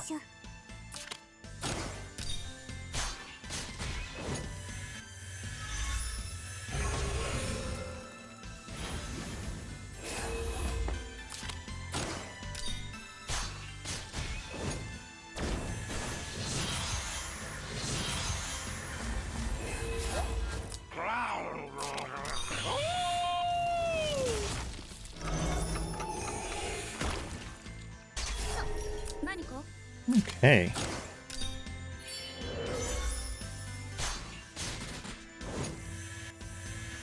I think if I kill him too fast on this turn, which might be out of the range of possibility now because he's getting pretty beefy.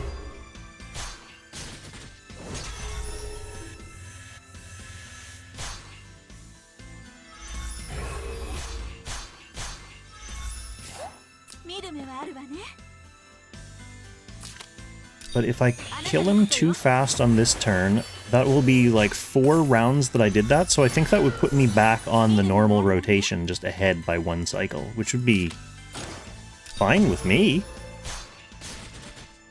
Oh, did he have melee reduction there? No, he can't have. That's just D-less damage. He has melee reduction now.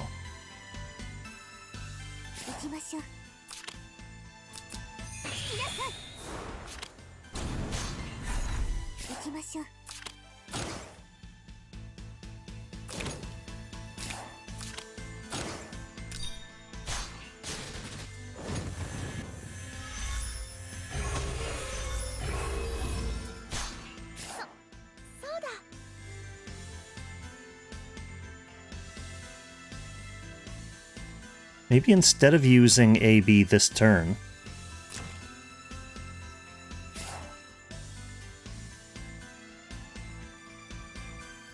will it be cooled down? Maybe that's the problem. I'm using it too early. It's got 2-turn cooldown. So I use it now, then Tiaris, then Tiaris.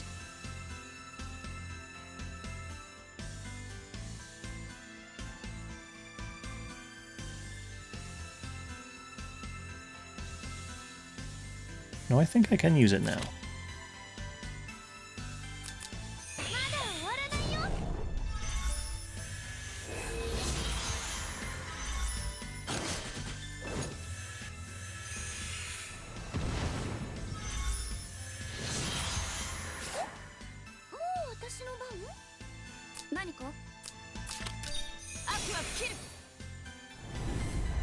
That was actually a nice looking turn, like that's what it's supposed to look like. Leave him in nicely one-shot range.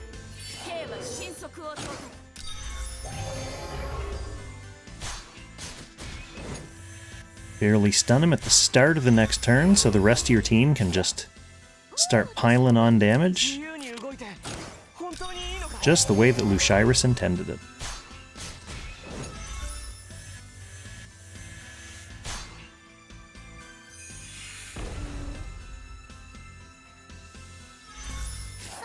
見る目はあるわね。見る目はあるわね。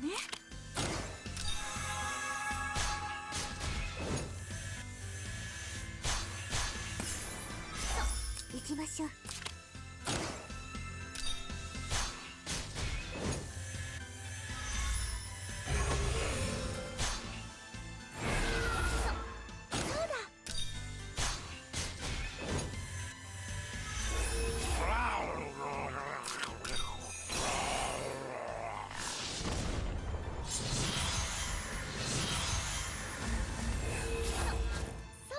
I think I am going to run this again, though, now, with the notes that I've taken on tonight's run.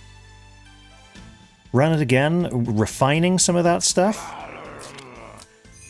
Make less mistakes, not have to use as many clocks, because I will have discovered my little breakpoints already. Ah, just the idea of running Jormungandr again. So appealing.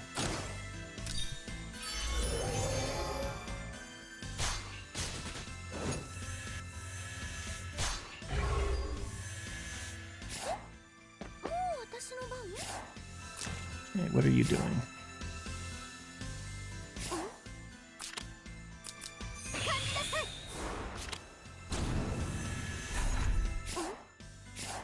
Whoops.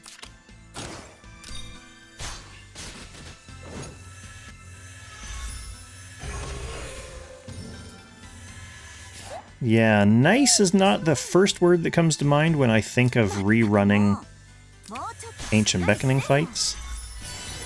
And yet here we are, in the end of year 4, the beginning of year 5, ready and waiting for more Ancient Beckoning.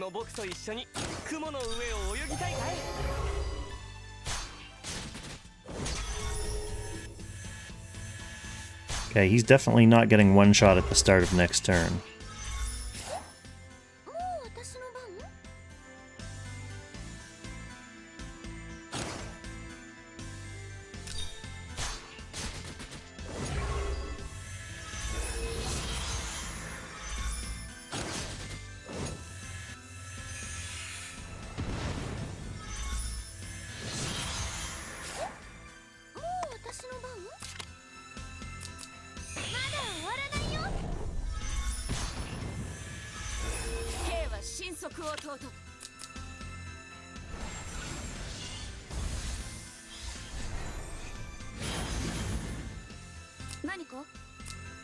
No matter how mighty Toa is here, she's not finishing him off.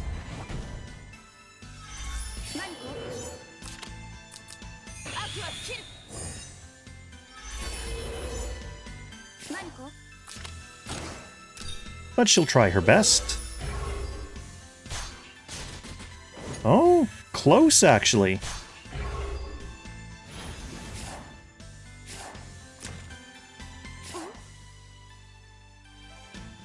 Let's Corona.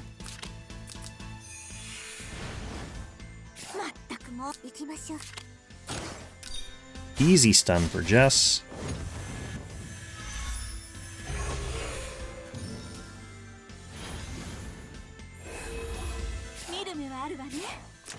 Which means easy bonus damage for the likes of Deed. Oh yeah, still looking good, Deedlet. Dragon Boy.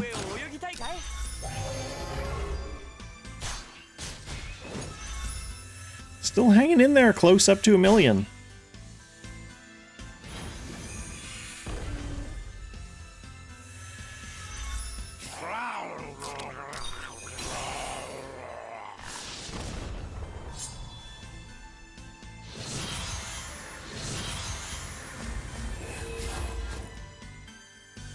Okay, on my spreadsheet from last run, this was like the last turn that was really close where I had to like flip two actions to accommodate like not stunning.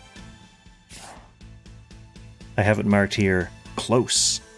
But it's probably not going to be close now because I'm functionally like 3 or 4 turns ahead, so he has way more stats than he did for past Kong in my past run.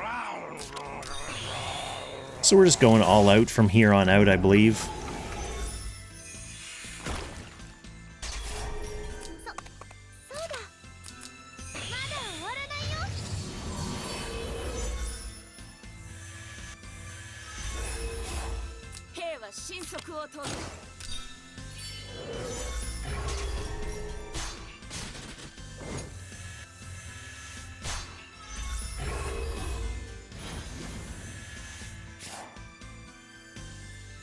So that was melee, now we want ranged. Perfect range is Tiaris. Then we want melee again.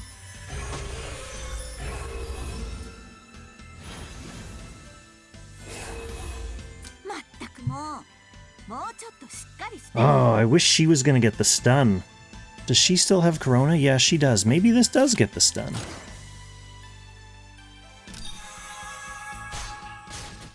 Oh, so close. If I was being a really finicky score warrior, I would rewind there and have Oboro do the melee attack. Because that would stun it for sure. And then Deedlit would get bonus damage.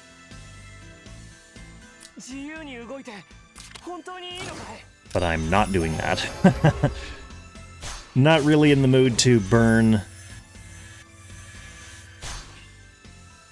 clocks on piddly little adjustments like that at this stage.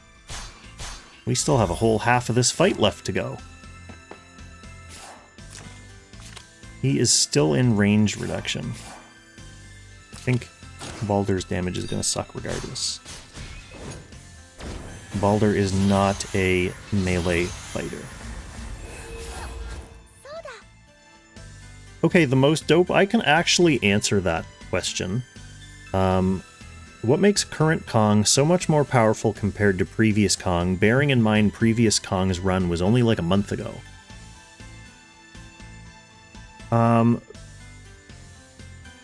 For one, Tiaris is actually equipped this time, but that's not really affecting my DPS. The main things that are affecting my DPS are I have better enchants on Tiaris, so I have like, I'd say an extra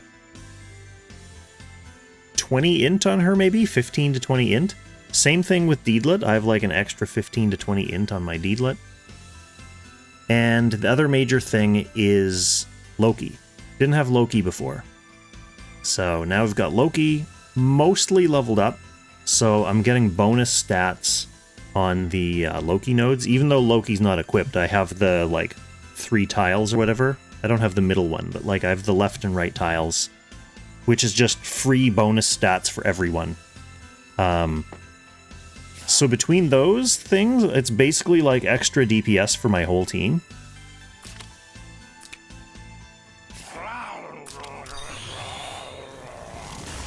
And it's crazy actually how much it helps.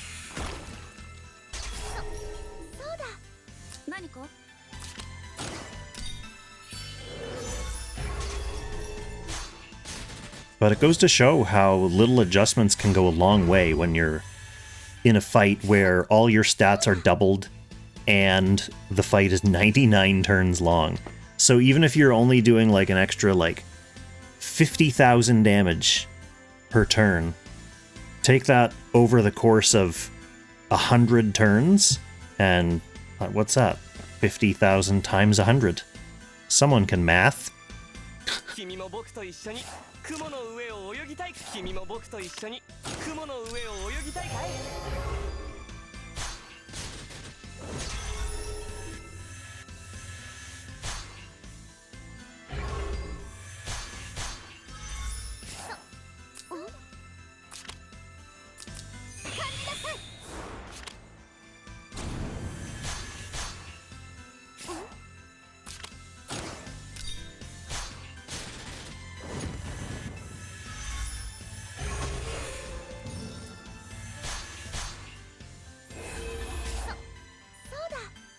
Okay.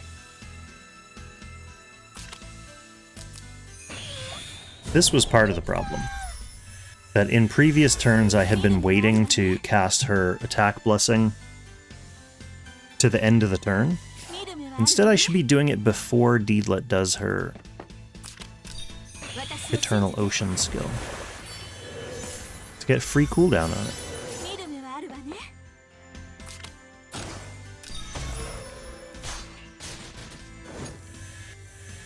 Wow, she actually came pretty close to stunning there.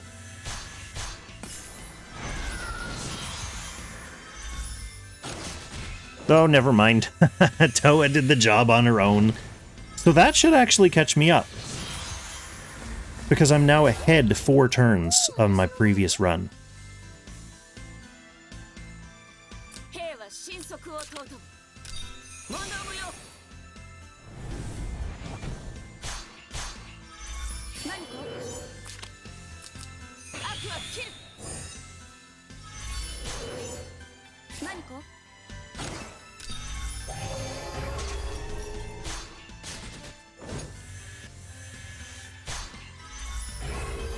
Now I guess the question is, if I'm ahead by like 4 turns, and this guy's stats are scaling up that much faster.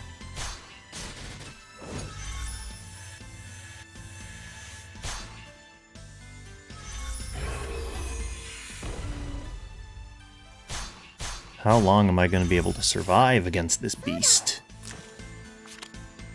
Ranged damage reduced. 全くもうちょっとしっかりしてよ Hey, there's a fruit fly. Can you see him in my stream? Get out of here. There's not even any fruit here.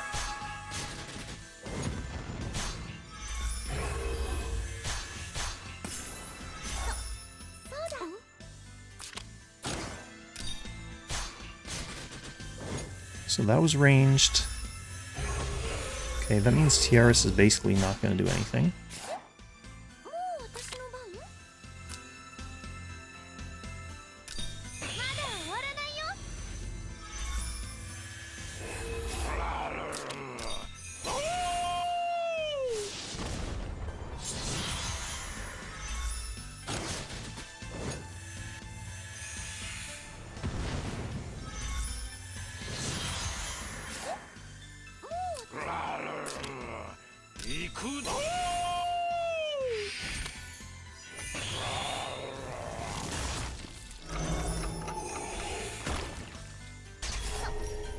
Now, when do we stun this? Certainly not with one Toa attack.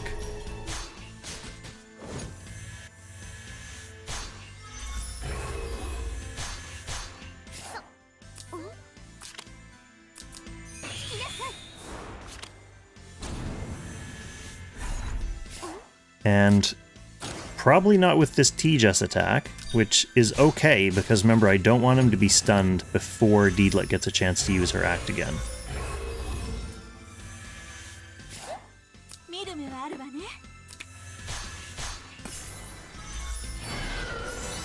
まったくもうちょっとしっかりしてよ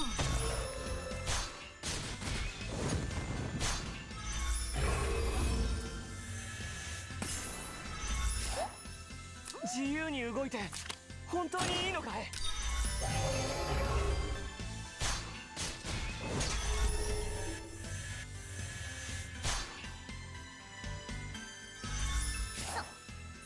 And sure enough, this time I do have Attack Blessing available at the end of the cycle like I was supposed to, because of that Sea of Miracles timing improvement. So we get Balder.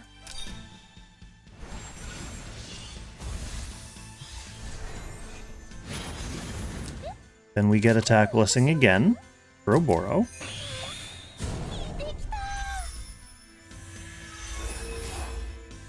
And Toa has enough Attack Blessing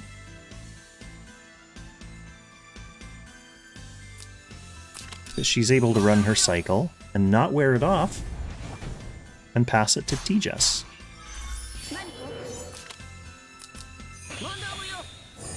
Much better. See, that's a thing that I'll be able to do throughout the entire fight if I rerun this.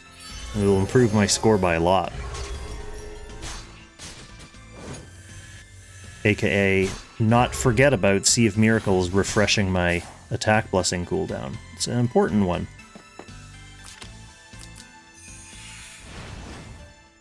る目はあるわね。お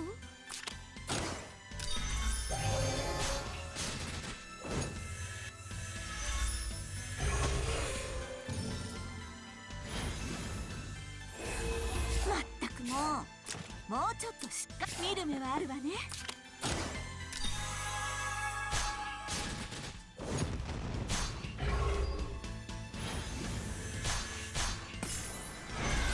自由に動いて本当に Dragon power?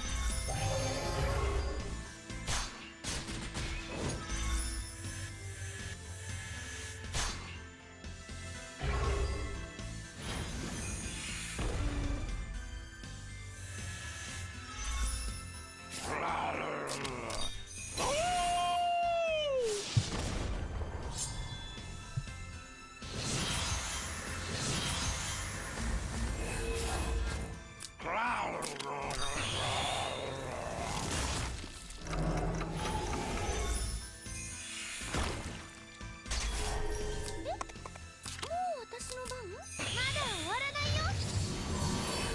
So I joke about rerunning this. If I rerun it, I don't know if I'll stream the whole thing again, because there's only so much that you can take, I know. That said, I did pick up a new game today that I'd love to stream over the weekend if I have time. And that game is Super Mario Bros. Wonder. Brand new Super Mario Bros. Game, and it looks so cute. He is doing shieldy nonsense. Melee damage reduced, so that means 行きましょう。 he'll range attack.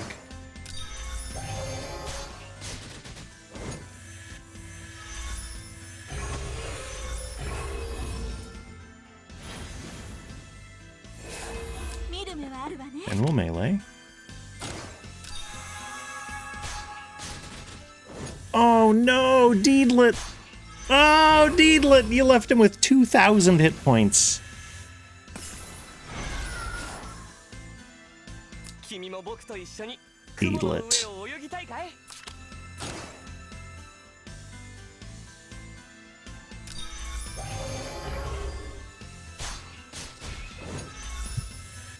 It would have been nice if he could have stunned it with the pre-battle fixed from Toa.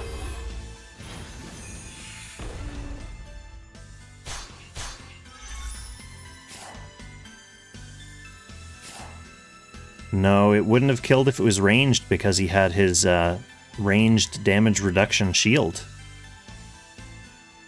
So sad. That was the whole reason I went with Deedlit there.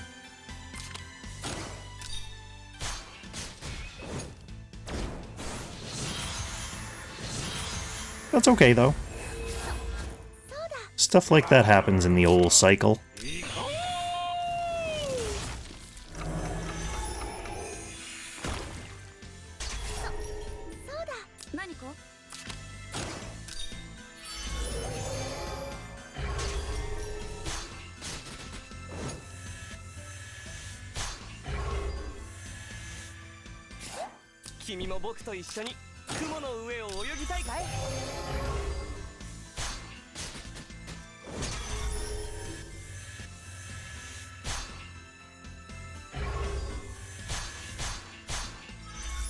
Ooh.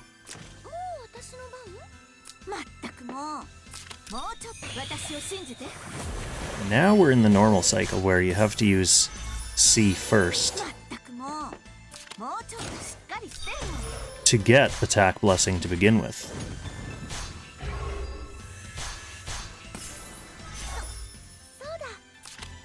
So there it is.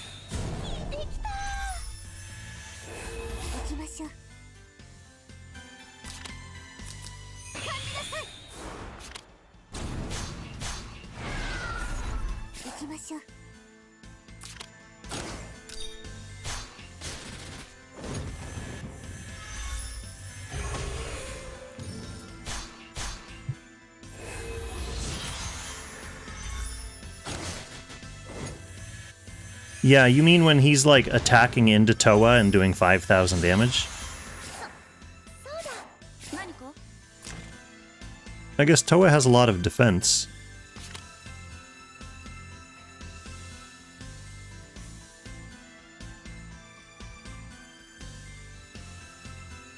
A little bit of DR. The attack blessing only helps when she's attacking. Anyway, I don't ask questions when it comes to me not taking shitloads of damage. I accept it for what it is.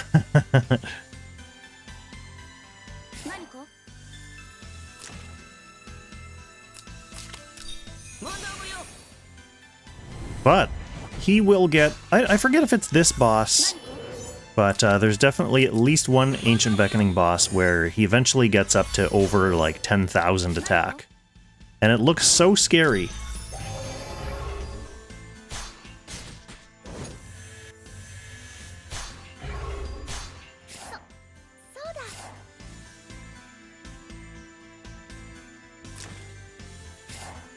I don't want to use Dragon. I'll use her. This will be easy stun.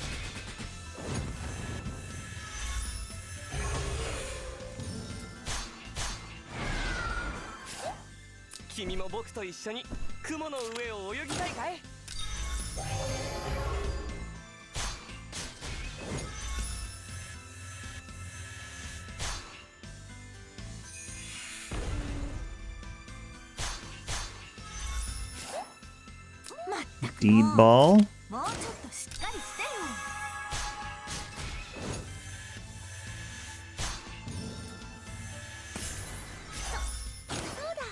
Tiaris punch. Tiaris is so consistent, just putting up those 50,000 damage punches. Okay, we're almost halfway there now. And you can see the damage is slowing down as it does, like as the boss's stats scale up. The speed of your damage increases is going to slow down. It makes sense. So the real crux of the Ancient Beckoning equation is whether I can still survive long enough to output enough damage to barely beat my previous Naked Tiaris score, despite all the mistakes. It's funny, I have more DPS in this run, but because I was making mistakes earlier and also speeding up the boss's stat boosts, I basically lost like 3 or 4 turns of fighting a fully stunned boss. So even though I have stronger DPS, I may actually end up behind in damage, which is kind of sad. Dragon's Rock, hello. Welcome to the stream.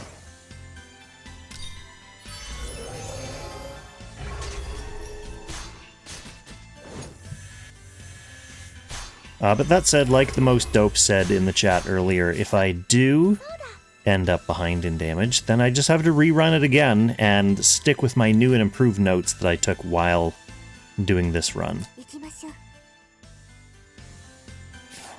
You're not doing anything with shields right now, are you? Melee damage reduction, yeah. So I want Tejas.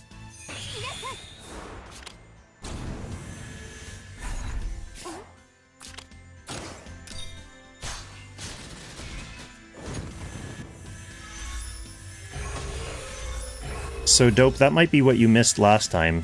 Hitting him there flips his shields. So now he has range damage reduction.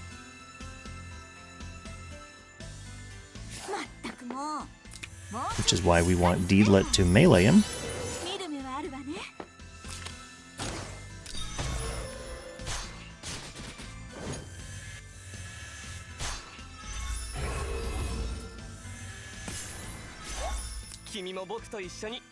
Then we want Dragon Boy to range him. And then that leaves him weak to melee right at the moment that he's about to willingly melee into my Toa. Dragons, Johnny said get pressure, and you wasted all your crystals. Oh no, and you got 2 wizard boys. That's a rough one because I kind of agree that, like, I haven't summoned yet. I haven't had a chance. But when I do summon, my goal is basically going to be 1 pressure and then done. And then if I need to, if I decide that I want to get Harry Potter for bonds later, just for whatever reason, There is the whale bag coming at the anniversary. I don't know, dragons, you don't spend on the game, right? So you wouldn't be spending 20 bucks just to get Prussia in a couple months. Tiaris, you don't want to hit this guy. Why would you want to hit this guy?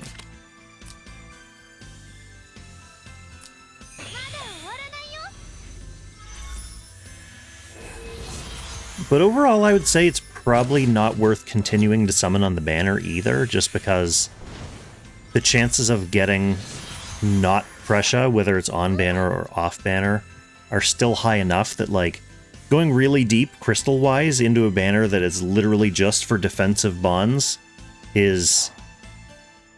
that feels like whale territory, you know?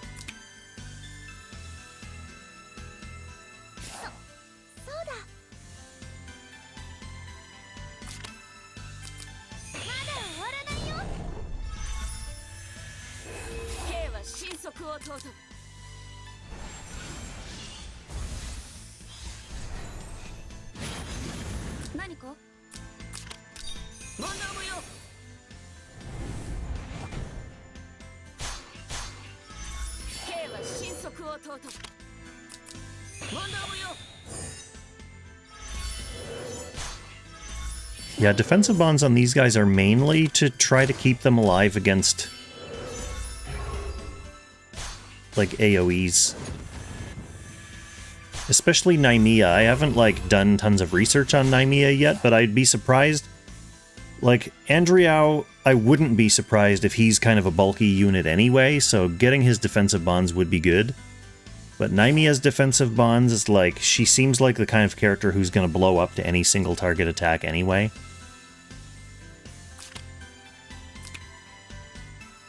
We just got Balder.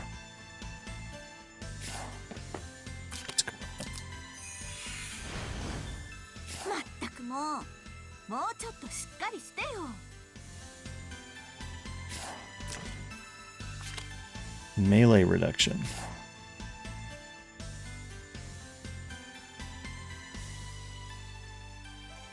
That means if this kills, it'll flip to range reduction, and it'll be stuck at range reduction for the rest of the turn. Which is not good. For her, at least. So I'll kill with her, and then the other two characters can hit from melee.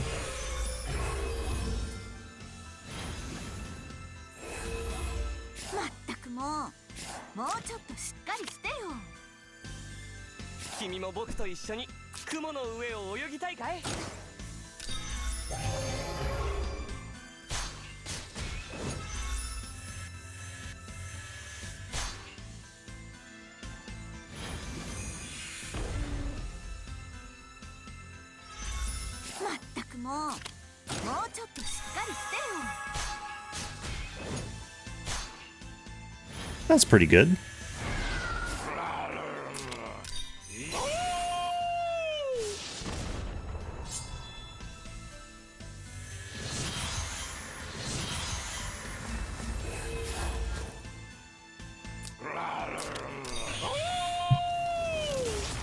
Yeah, I don't know about this run, though. There's been a lot of chaotic... I'll go ahead and call them mistakes.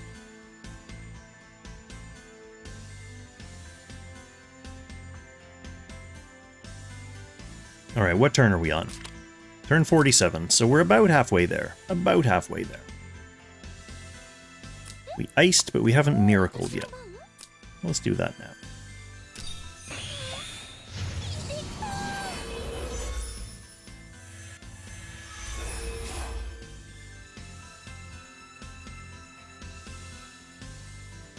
Marcus with a Prussia in your first SSR pull took you 80 summons. That's not bad.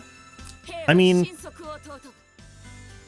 it doesn't intuitively feel good to get a character at 80 summons and say, like, oh, that's a good result, but looking at the statistics, especially with off banners thrown in there and favoring one character over the other, getting the desired on-banner character in 80, I would definitely take that. I would take that any day.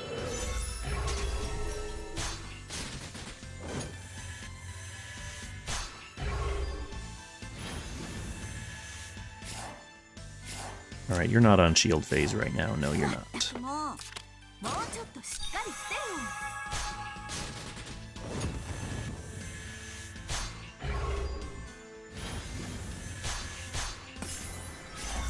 君も僕と一緒に雲の上を泳ぎたいかい？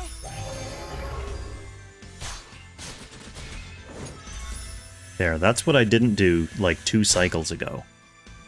So, or I did do it. He got the stun. That lets me get bonus damage on T-Jess at least. So someone's getting bonus damage, better than no one.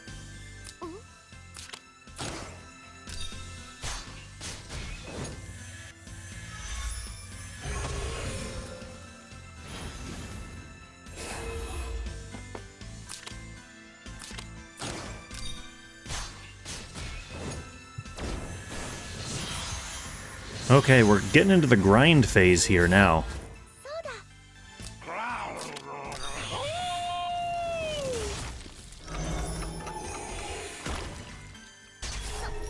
そうだ。何か？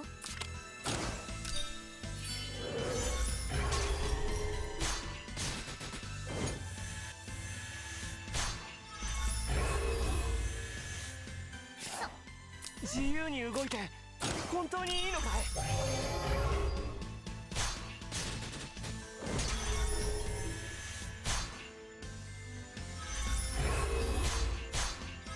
That was ranged, so we want melee, 私の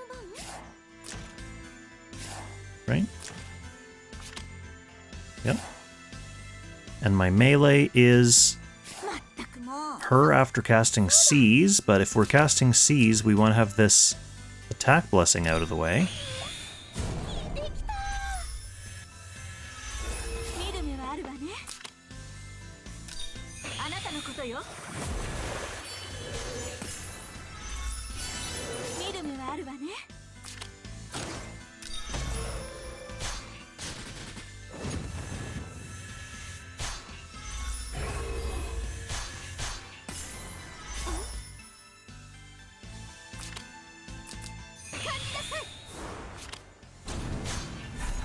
行きましょう。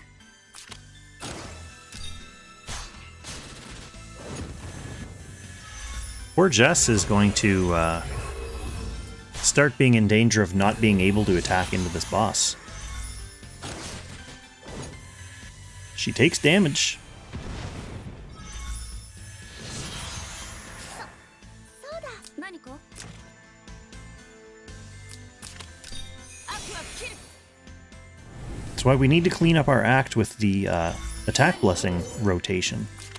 Start getting it on T-Jess for when she needs it. 何か？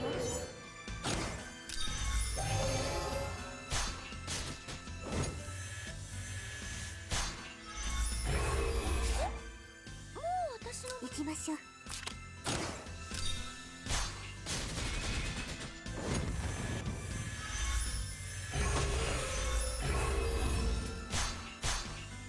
Okay, did that put him in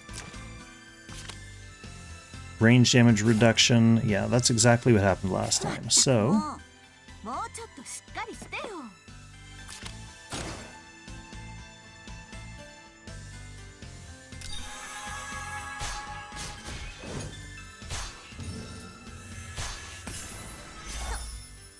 君も僕と一緒に雲の上を泳ぎたいかい？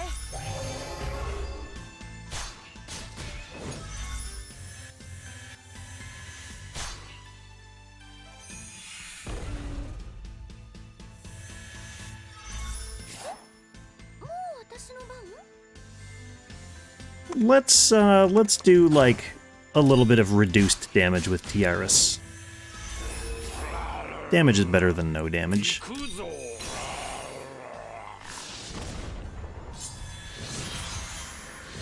Alright, we're officially past the halfway mark. そうだ。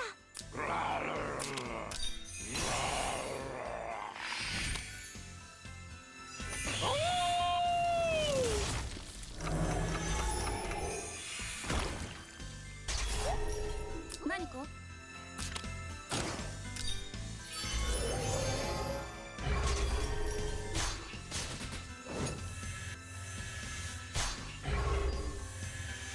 I will say, like, I've been talking about not reaching my high score throughout this run, but even if I don't reach my high score, this is still a pretty good demonstration of the rotation, or like what parts of the rotation should look like. So if you're watching this to figure out how to do Jormungandr, it's still pretty helpful.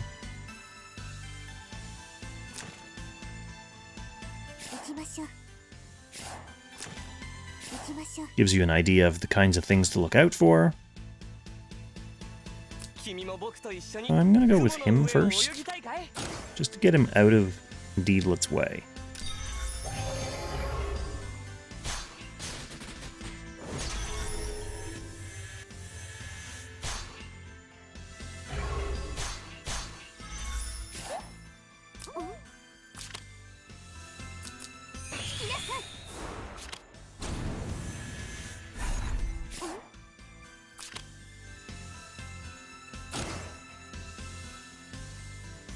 Oh, nice, Bunchman. 85 million, that's pretty close to my score. So I don't know what server you're on, but you almost got me over there. I'm at 90, or I'm at just over 90.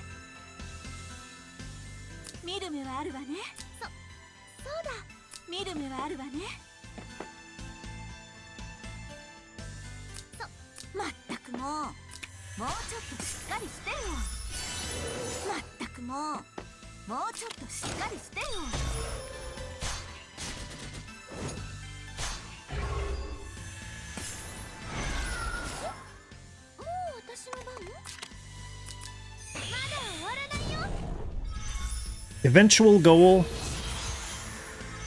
with some tweaking and replaying this correctly, and not making sloppy mistakes, maybe after I've had, you know, 6 hours of sleep in the past couple days, the goal will be to break 100.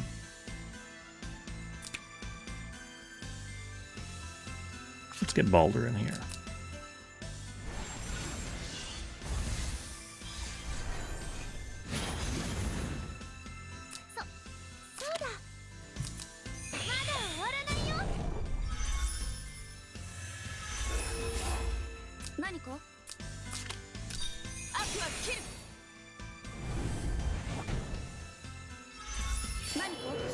So here's that attack blessing for TJ. She needs that.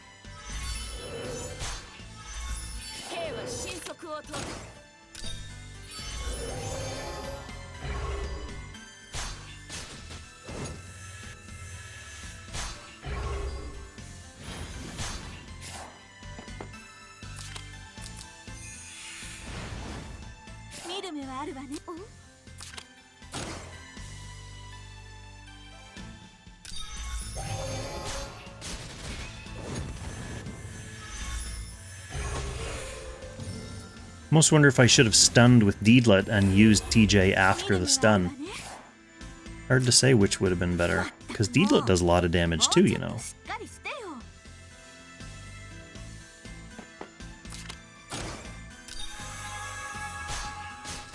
Although that was way less damage on a stunned boss than what TJ did on the non-stunned boss. Should we use one of our remaining revives just to see what the difference would have been? So TJ did like 300 to stun it, and then she did 220. Let's just do it, just for science. My heart's not super in min-maxing this run anyway, so let's do it for science. Assuming Deedlet can stun this. Yeah, she should be able to stun this. So 300 plus 220...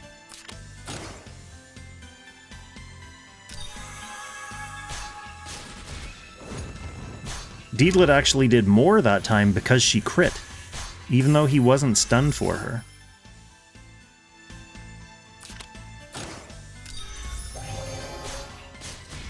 And she did 350 with no crit. So yeah, I did, T-Jess more powerful on the DPS than Deedlet on that turn. That's good to know for the future.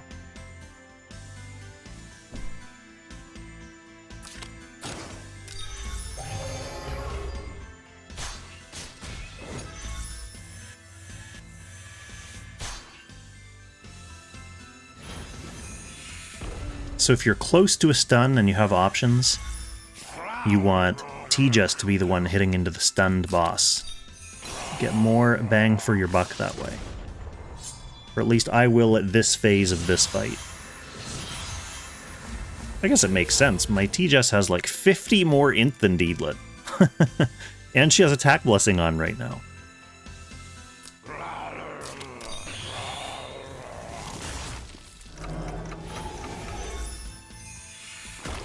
Foolish. Foolish Midnight Kong.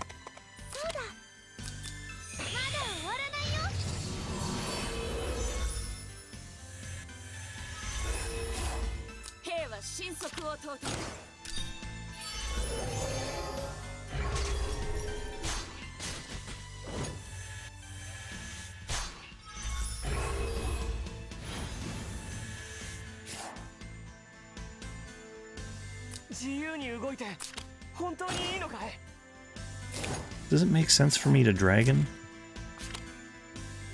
Melee damage reduction.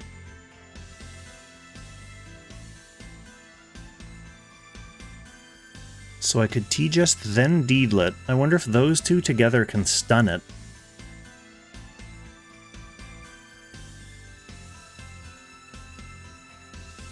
Yeah, Brenda's probably better than Deedlit, but mine is not 6-star yet. Mine's only 5-star. So I'm running with this team for now.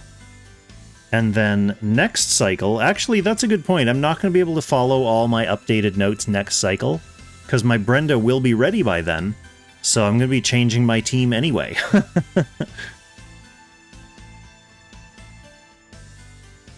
But the fact that I was good enough for 90 million with this older team, vying for first place on the server, that's a nice testament to old Kong's character builds. So yeah, here's the question. Do I go for the stun with these two?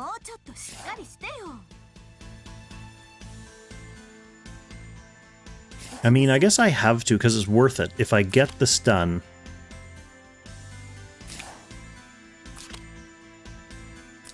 Oboro just does so much more damage, so we'll try it.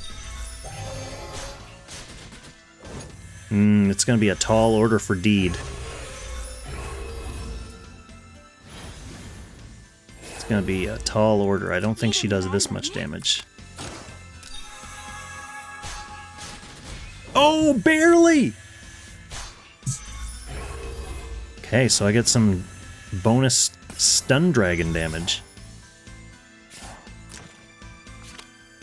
Melee reduction, good, exactly what we wanted to see. Beautiful. That was a risk. Probably won't work next time in the cycle, just due to increasing stats. But it was worth it that time.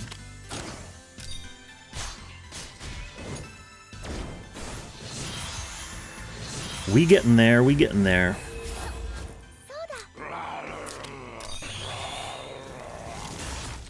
Every time I stream these long fights, I get all tense in my shoulders, like I end up sitting like this, like a hunchback. I need to lower my desk or something. Chill.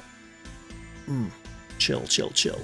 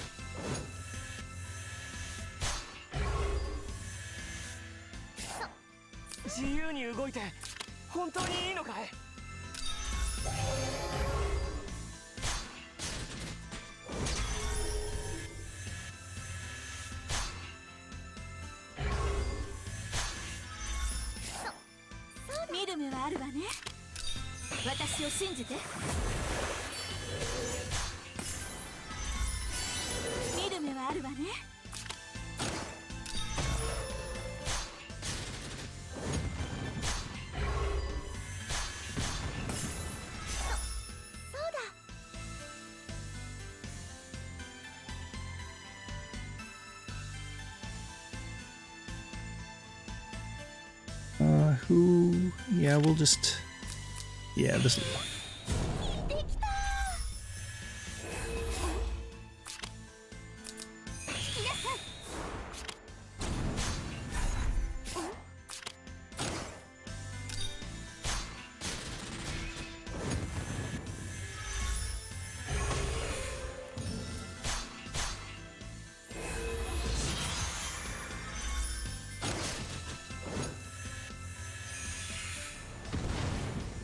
T-Jess getting down there after those explosions. 何か悪は切る K は神速を尊ぶ問答無用 We are going to be entering the zone of 神速を尊ぶ T-Jess getting blowed up here soon.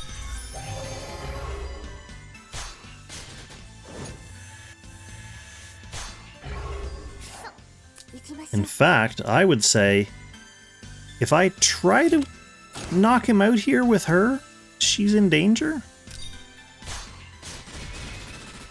Oh, 143 HP. Yep.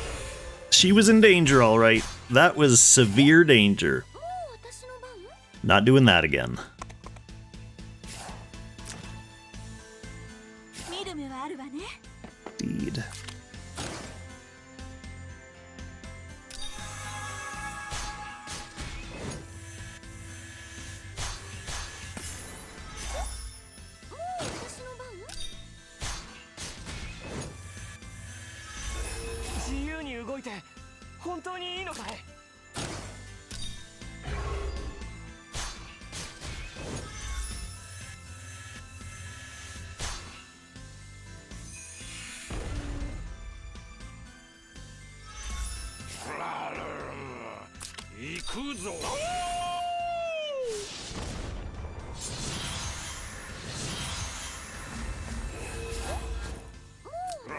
Okay.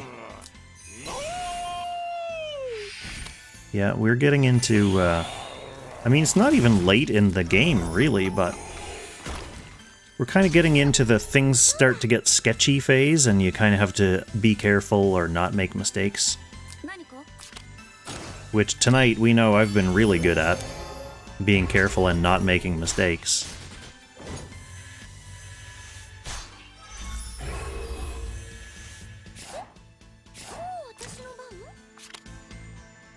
Melee reduced.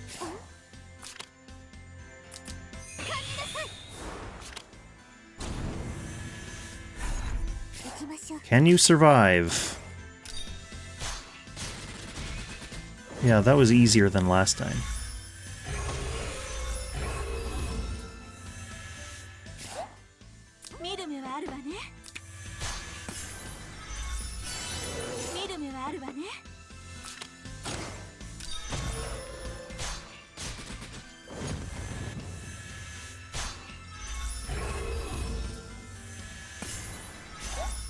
Then we want to go ranged.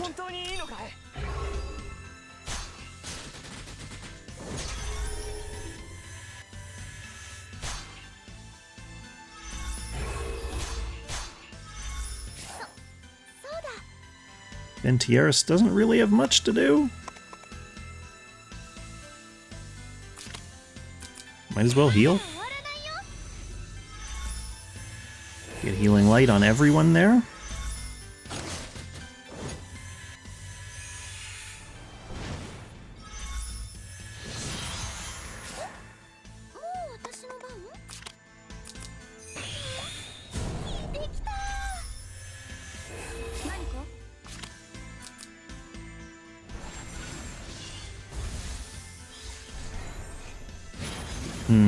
Another turn where I'm not getting attack blessing on my T-Jess.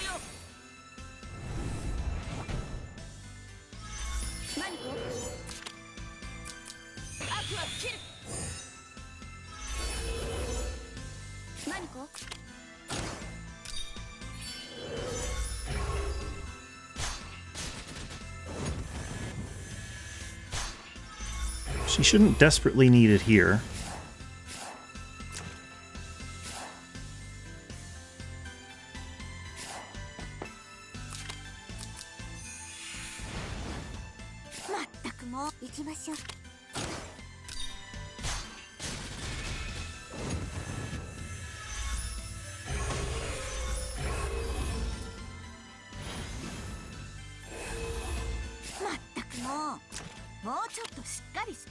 Ranged reduction, yes.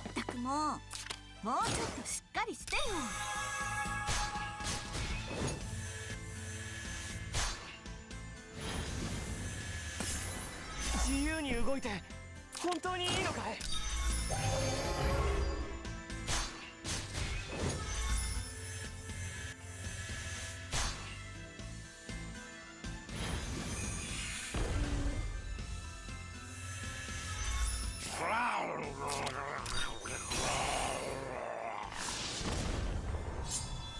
Slowly but surely getting there, my friends. Almost at 60.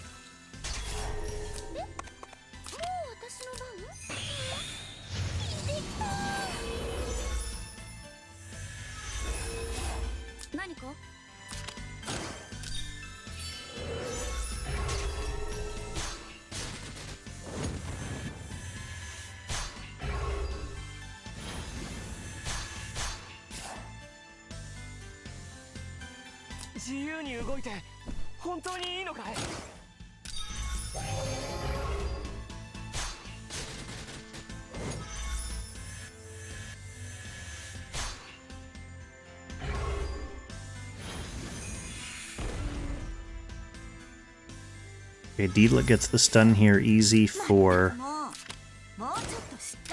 Tejas to hit into the stun dragon. That also helps with the amount of counter damage Tejas will take, because it'll be 0. Nice. I wish she would crit more.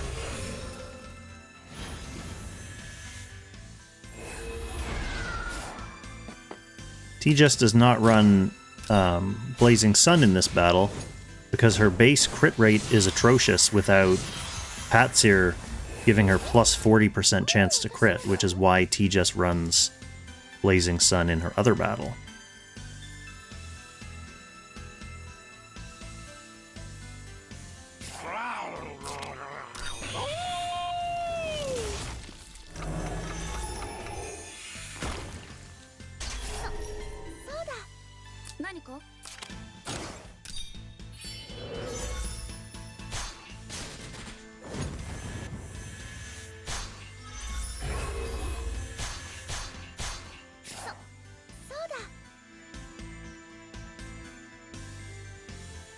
We got our Toa.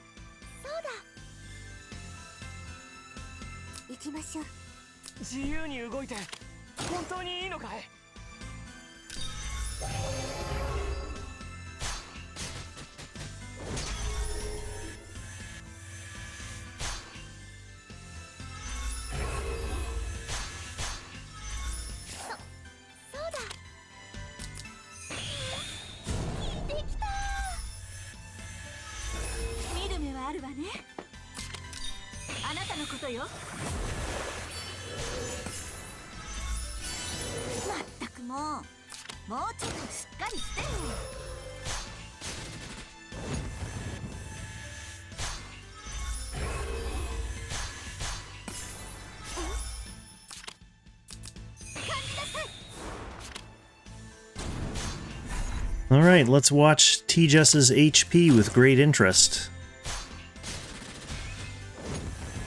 Fine on that turn.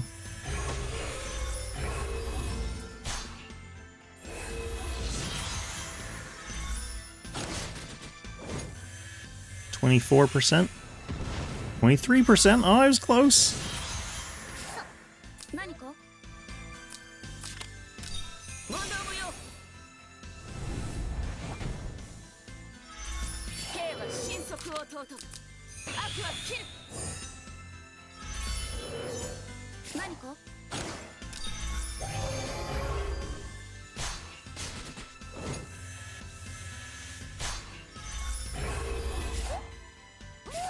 Okay. We are shielding again. Melee reduced, so we want range.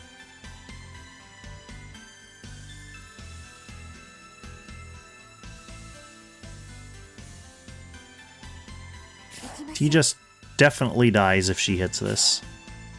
見る目はあるわね。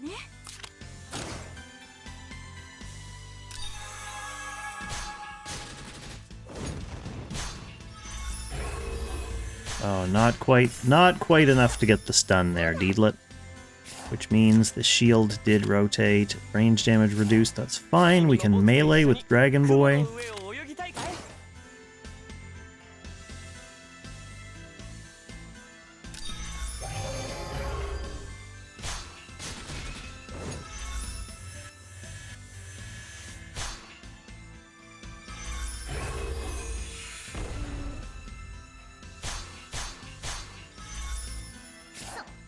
そうだ、行きましょう。 そ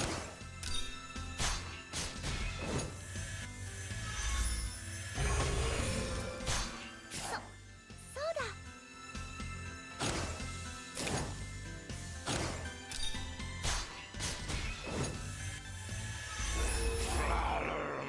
I really wish these Ancient Beckoning battles showed the little, like, damage and healing summary screens that you can look at the end of, like, Apex battles. Because they go on so long, like, it would just be neat to see all these little, like, random hits I've been doing, the opportunistic Tiaris hits. Like, how much DPS did Tiaris contribute over the course of this lengthy battle? Who do I still have? Oh, did he not ice at the beginning of this turn? Oh, it's because it's not his ice turn. He wants to faction buff me.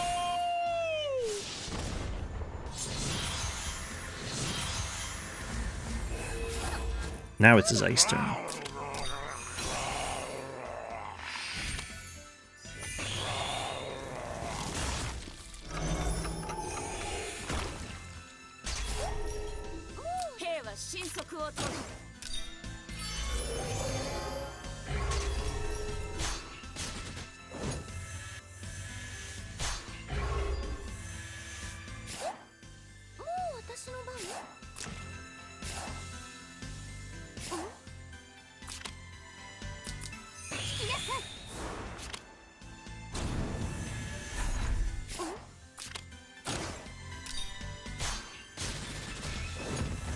No problem.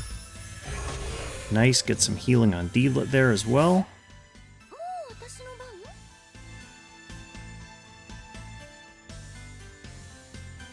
まったくもう、もうちょっとしっかりしてよ。まったくもう、もうちょっとしっかりしてよ。 Yeah, putting it in settings would be cool and letting you access it at any time. Because obviously the game is keeping track of those stats, so just like propagate it in a little window. 君も僕と一緒に雲の上を泳ぎたいかい？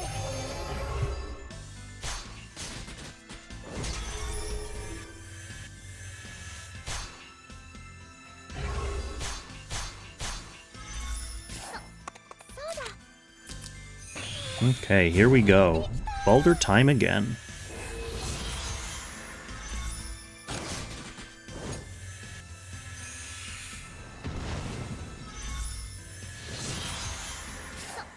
So much scary damage.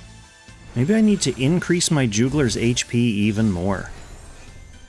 He definitely has some room to grow in terms of, like, HP and chance. Maybe we'll look at him after this fight, see what I can improve. 兵は神速を尊ぶ。問答無用。何と？問答無用。兵は神速を尊ぶ。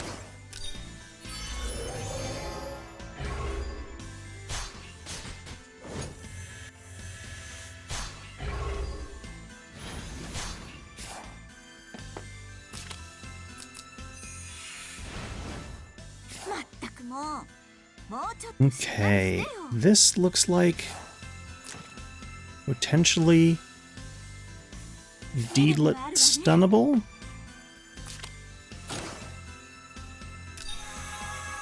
Again, like last time. Oh no, close, close, close.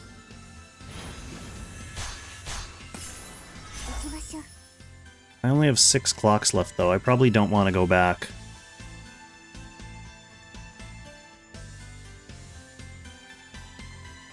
Just to do that in reverse order.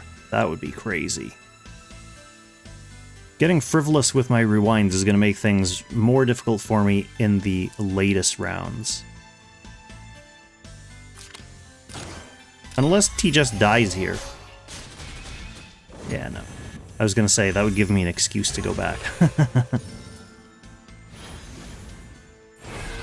At least we're getting the most important thing, which is stun for Dragon Boy. That's the most important thing, DPS-wise.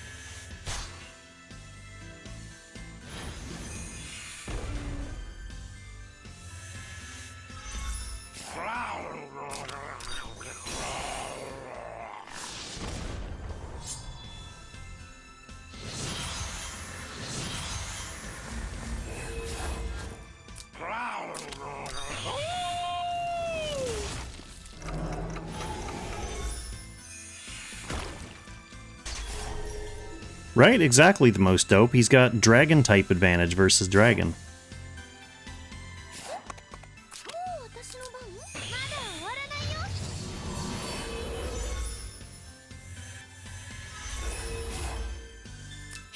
Towa.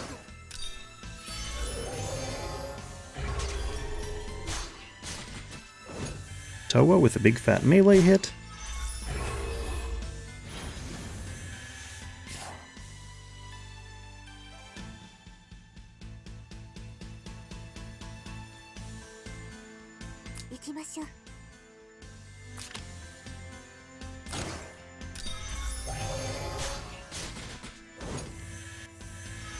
Damn.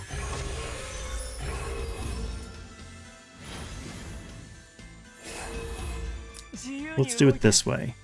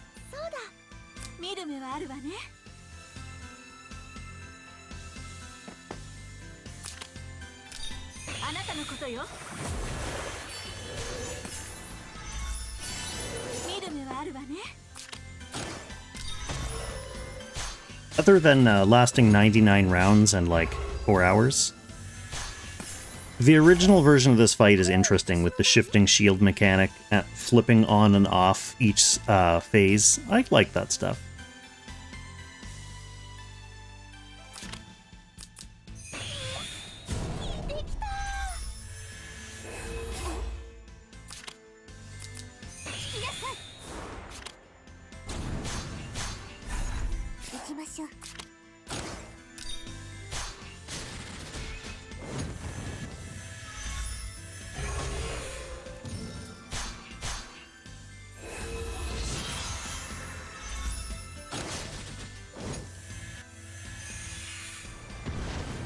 Ooh, 16% TGS. We're gonna have to try to keep her safe from big explosions. Somehow. I'm like slowly sinking in my chair here. I gotta actually sit up. Eventually I'll sink right off the screen. Alright, what turn am I on? 64.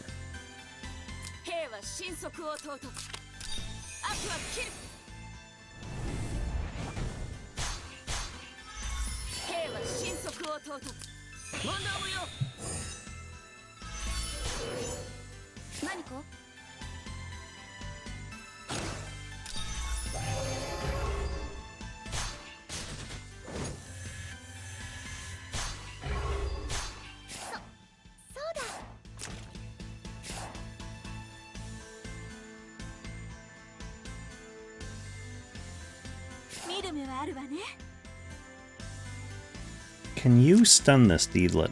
I'm gonna guess no. Like, I think I just go with Dragon because it's safest.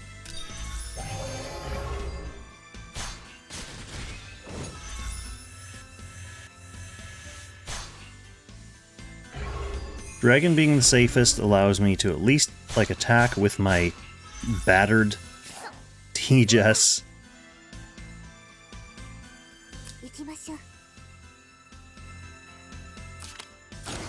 And not have to worry about getting counter-killed this turn, at least.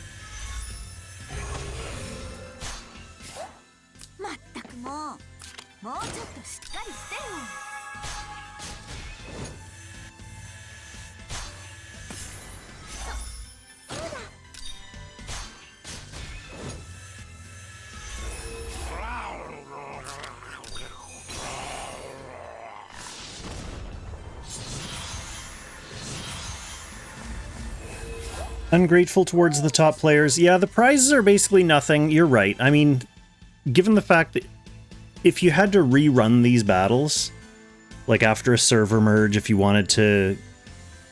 I mean, there's a reason why most people just settle for being around top 100, isn't there? Because the top of the leaderboards don't have real prizes.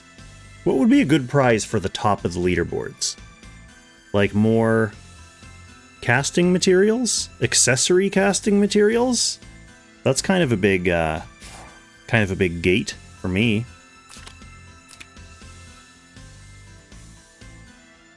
And it's kind of in keeping with the stuff that you get from Ancient Beckoning, like your Ancient Beckoning equipment enchant or class enchant, whatever they call it. It doesn't really correspond with what it does, but the stat stones you get. Give us some accessory casting materials. For more stats.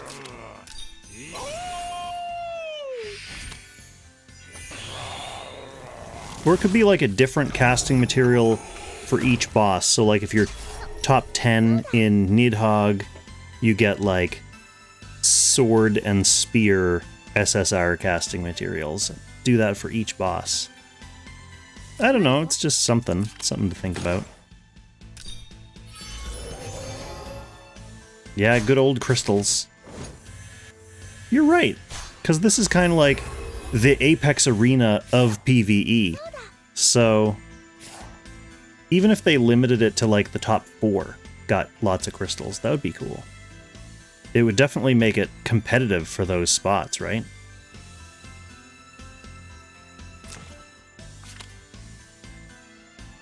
Melee reduced.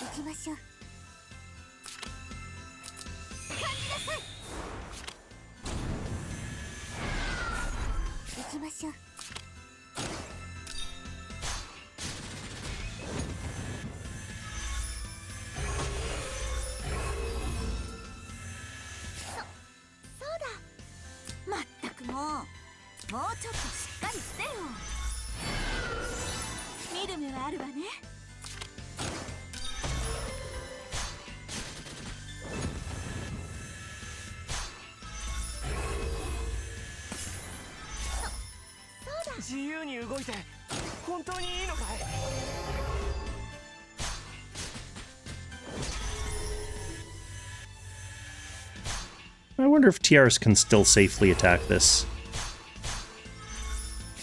Only one way to find out.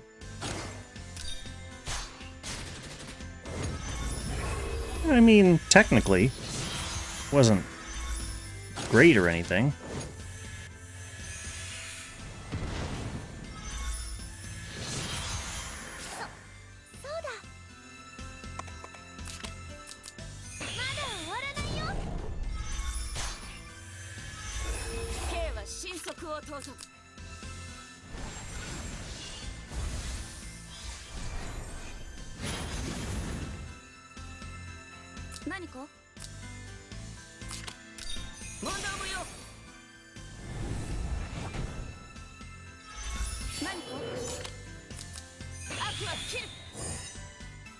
This Tiaris is in danger.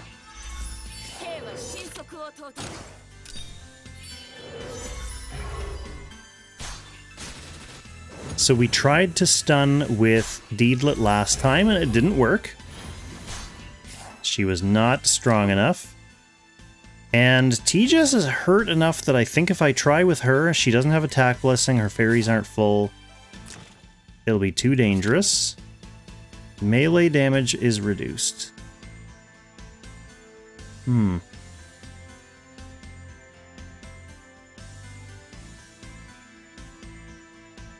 That means if I get the stun with Oboro ranged, then range damage will be reduced, so Tiaris will do like nothing.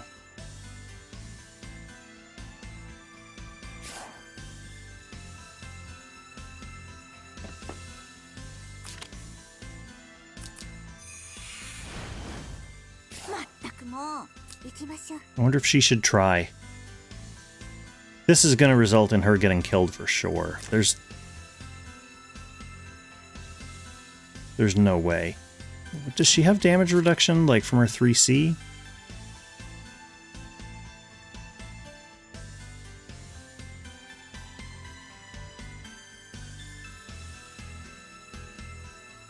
She has no damage reduction.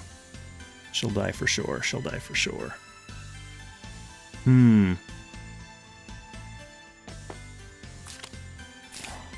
Wonder if she dies on the tree.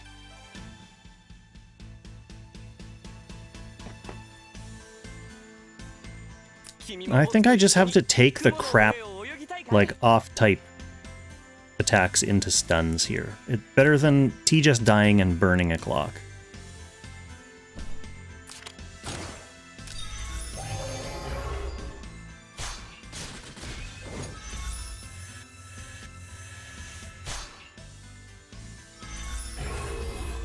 So now only melees do damage. But on the plus side, Tiaris doesn't instantly melt.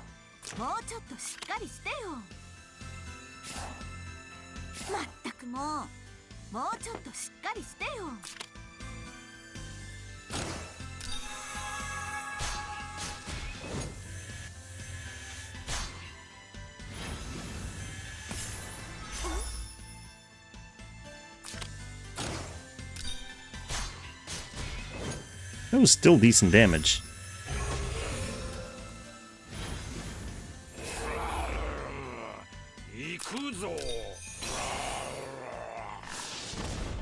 Decent damage and Tiaris being alive. Those are two important things. Alright, we're over 2/3 of the way there now.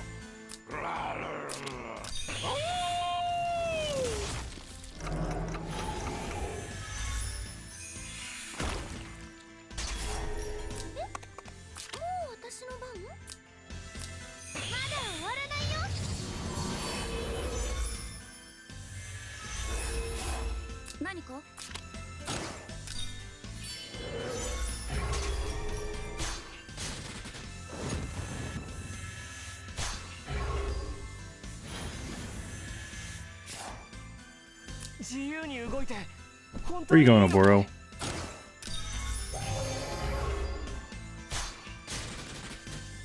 Woo!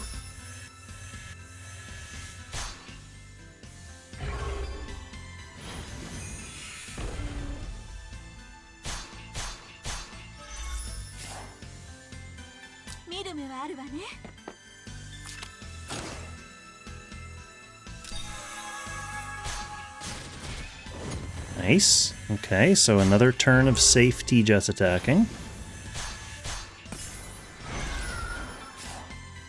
行きましょう。 Good damage, too.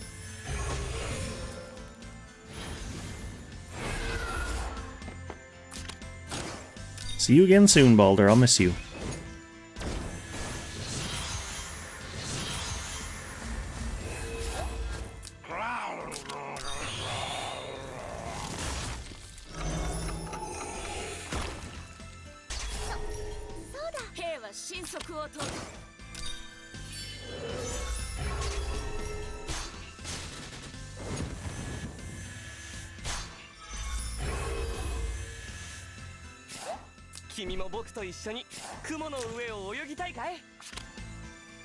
Melee reduced.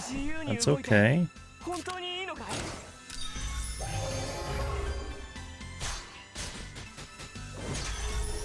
Hey DTT, thanks for joining the stream.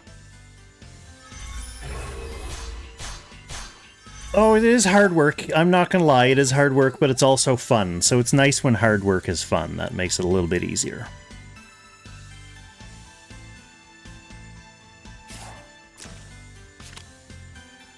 Ranged reduced, so we want to go AB first.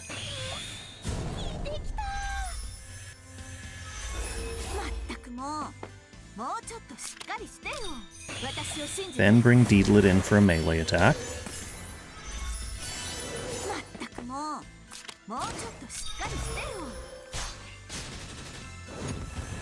That was terrible damage.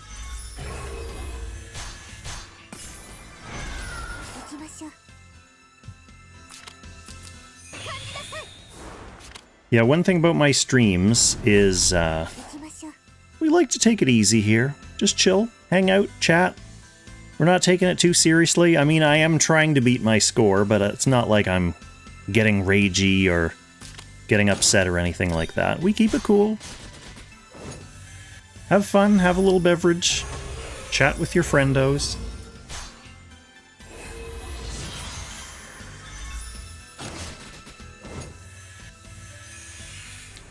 Yeah, AB is definitely a lot of people's idea of chill. Alright, what turn am I on? 69.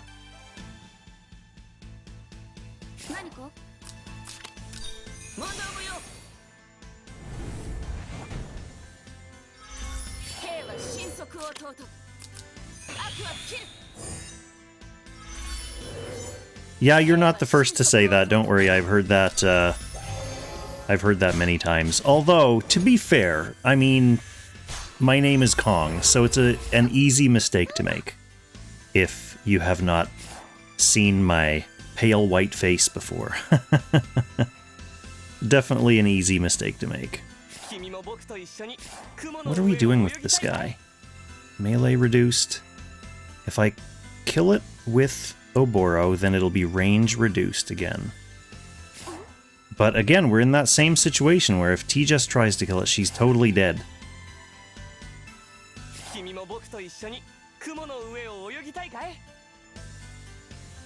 I think we just do it with Oboro. Let Oboro do all the hard lifting right now. User 212. This is the one of the more common forms of masochism in this game. Oh, I guess it's not really that common, is it? Ancient Beckoning deep score runs. No, it's not that common. People don't do this. What am I thinking? Range damage reduced, so Deedlit is going to want to melee?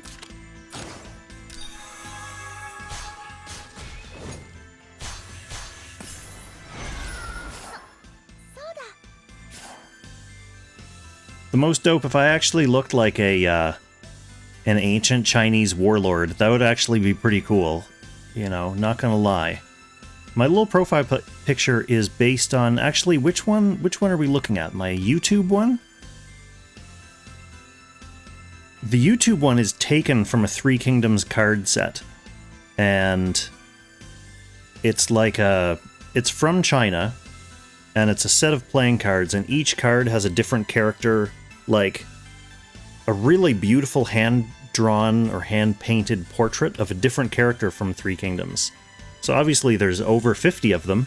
There are plenty of characters from Three Kingdoms to choose from, but my favorite character of all, possibly in all of literature, Cao Cao, that's his picture from this card set, and I thought the art was so interesting that I basically used that. How did I end up with the nickname Kong? It's not really a nickname. I do kind of consider it one of my names. I guess it's kind of a nickname in that sense. But no, the name was it was given to me by a Chinese friend of mine from way back in the day. I say it was given to me by an ancient Chinese sage, although she would probably be upset to hear me refer to her as an ancient Chinese sage. But no, that was the name that was the official Chinese name that was bestowed upon me.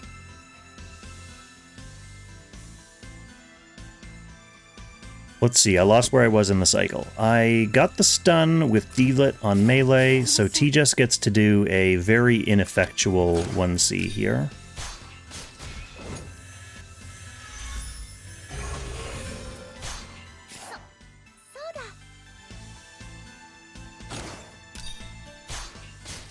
But damage is damage. We'll take it. We'll take it.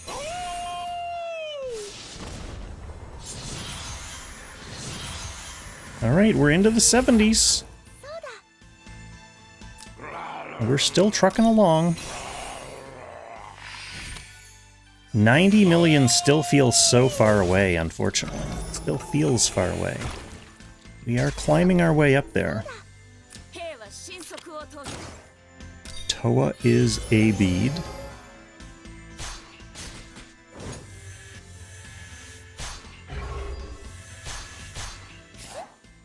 And we're not on shield phase now, are we? No, we're not.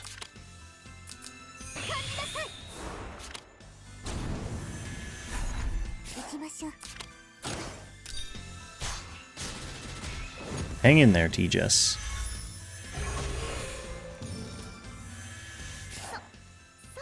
She has AB available. That means I should use it. No, because she doesn't have Sea of Miracles, so it doesn't matter when I use it. I'll just go with her.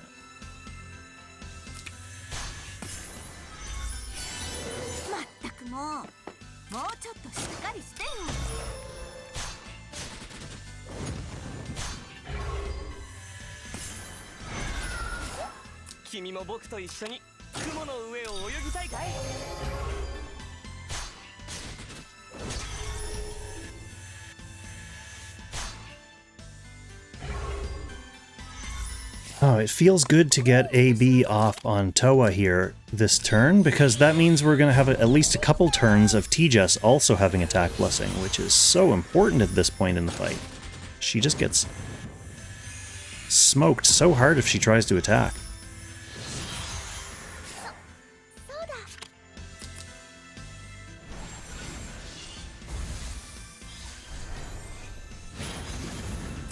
We will also AB Oro.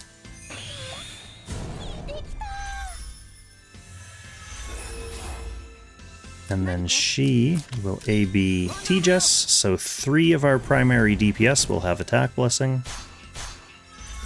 I guess poor old D-Lit is the one who never gets attack blessing in this fight. I could alternate. Ooh, this is an injured Toa. I don't know if I like the look of this. Attack blessing's gonna have to do some heavy lifting here. Let's see how it goes. Oh, it goes very well. Her damage reduction is immense. Okay, let's Corona this. Everyone's hurt though. Like, who's attacking here? I guess Dragon Boy's attacking.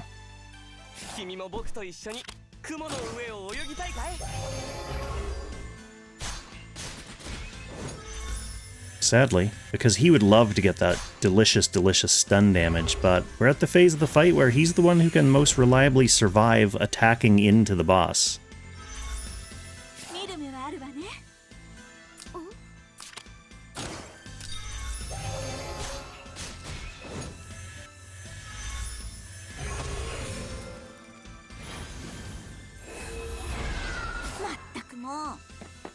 っとしっかりしてよ。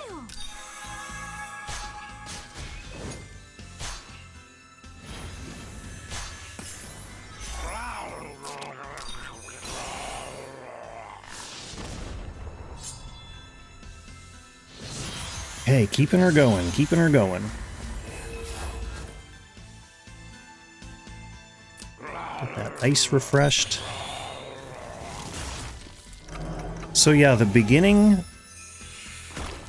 quarter of the battle, I guess, is like establishing your pattern and kind of finding the ways to rein your damage in a little bit, just to make sure you can maximize your DPS versus a stunned boss. And then you get into that long section in the middle where you're basically doing the same thing over and over again, like the same 5 turns over and over. The same rotation stays pretty steady. And then we get into the part now where we're doing the same moves every turn, but we're just kind of like biting our nails, watching my characters take more and more damage, and it's just like, when's the first domino gonna fall that I have to change? Like when someone just like can't attack anymore. It's gonna be happening soon.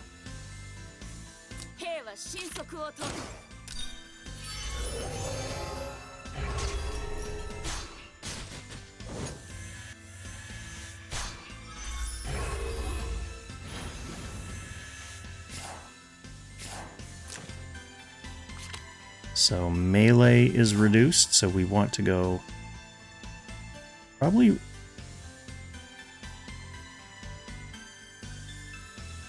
I wonder if no, Tiaris and Deedlit are not going to be able to stun this together, but probably him and Deedlit.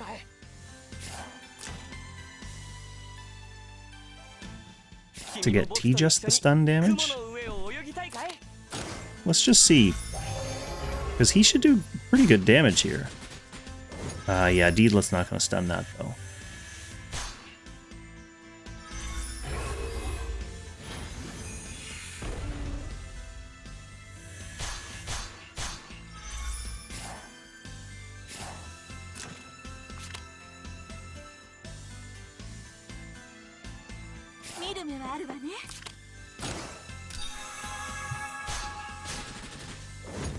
Closer than I thought, but sadly.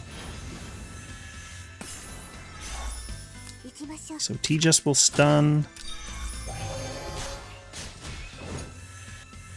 And then Balder will just do some off-type damage.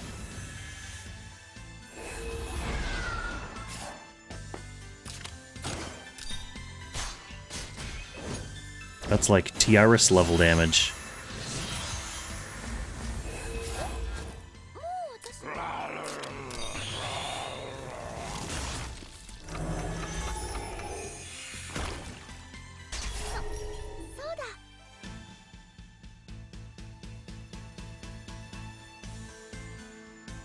Toa.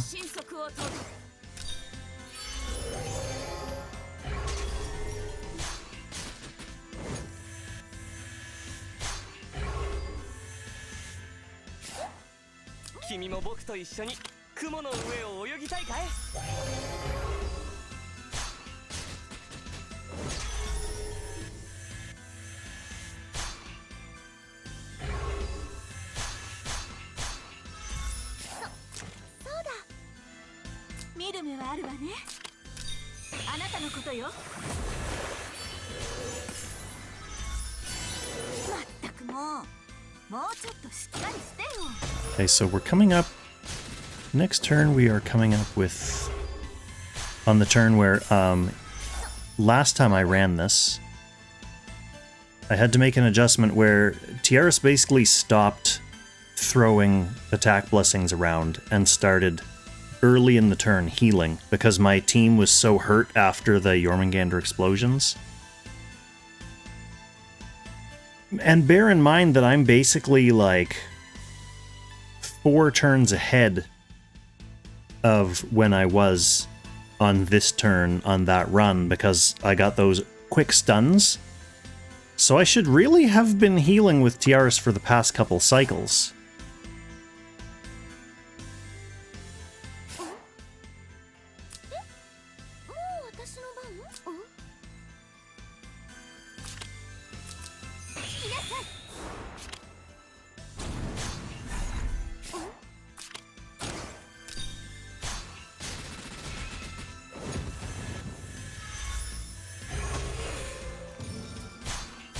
Oh, like, look at this. She's at 70%.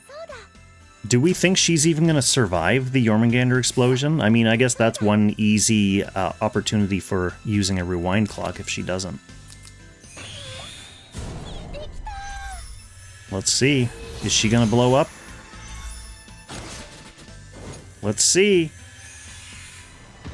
Oh, 12%. That's not awful. But yeah, I'm going to need to heal this team. Like, T just can't do anything. What's keeping me going in Lang? Well, you know what? I like this game and I have a lot of fun playing it. I still have fun playing this game.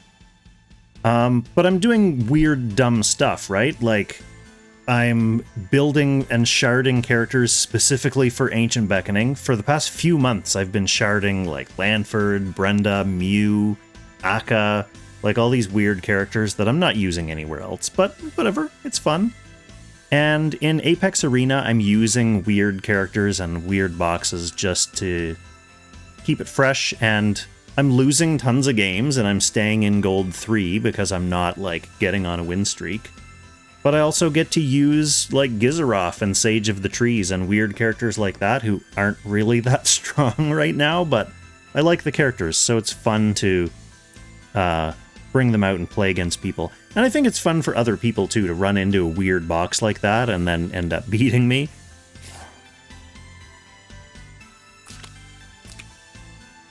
But that kind of stuff, like, I still have fun with the game, ultimately, so that's really what matters.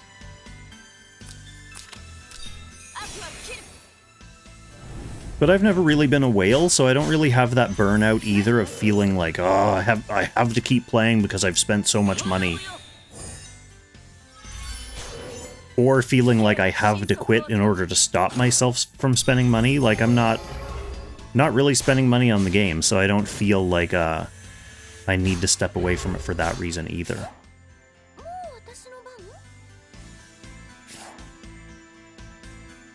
So that was... See, maybe I don't need to mass heal quite yet, because Dragon Boy can stun this, and then the other girls can attack into stunned Jormungandr without fear of repercussions. But probably next cycle we're gonna have to start thinking about that mass heal.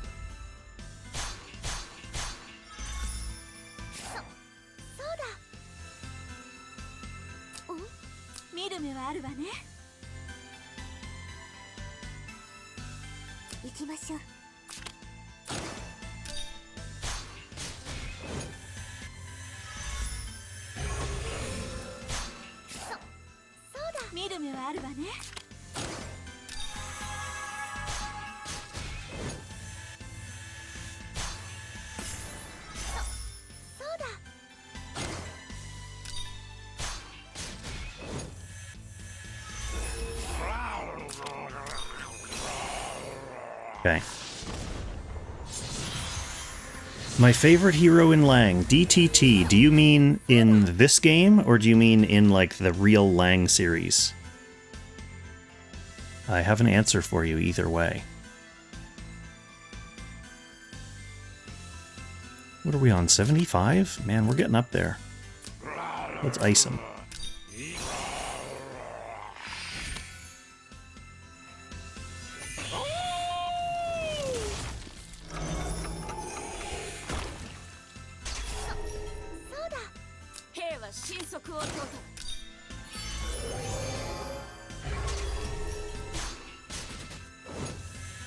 Oh, my damage numbers are starting to look very small.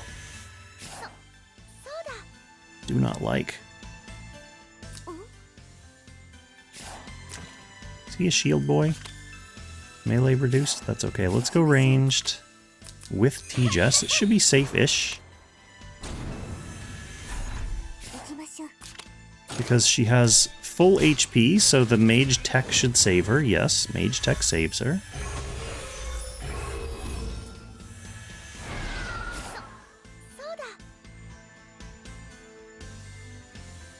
Then we want to go melee, so we'll do that with Beadlet.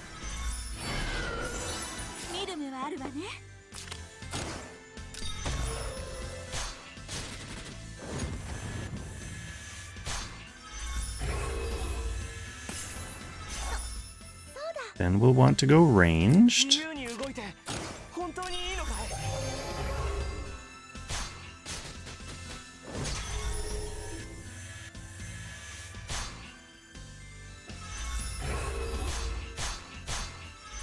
Ugh. Alright, Tiaris definitely isn't hitting into this guy. No, she's not hitting into this guy. That would be absurd, wouldn't it?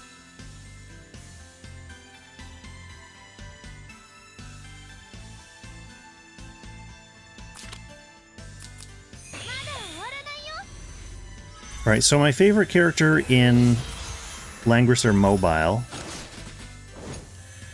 is kind of a toss-up between... Oh, look at that explosion. Okay, good work, Jubler. Kind of a toss-up between Transcender and Sage of the Trees. I like those, like, old mythical realm guys. They're pretty cool. In the regular series, my favorite character is probably Ledden, just because I think the old original War Song is pretty much the best, like, the original and best iteration or vision of the series. I think Langrisser 2 is really good. Not so much the remakes, but the original Langrisser 2 and Dare Langrisser. But they kind of got diluted a little bit by all the class paths, and then, not class paths, story paths. And that was one of my problems with the remake, is they went back and tried to add that same kind of mechanic to the original game, where it kind of feels out of place and doesn't really belong. So even though Langrisser 2 is really good, I just think Warsong Langrisser 1 is much more focused, because it was all designed for that, like, one story path, so they could focus on, like, making the actual gameplay really tight. So, given that that's my favorite game, I really like Ledden in that game. He's not like a kind of a, like, doofus Chad like he is in this game and the remakes. He's just like a good, cool, knightly character. So, in the OG series, I like Ledden. In this game, I don't mind Ledden, but I like those old grizzled mythical realm guys a little bit better. So we are on a Balder phase now, aren't we?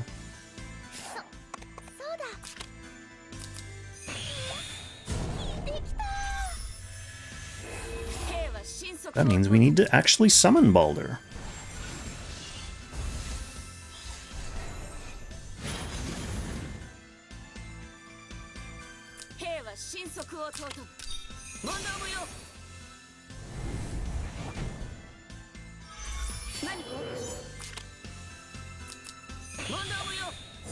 Okay, someone's gonna have to stun this guy this turn.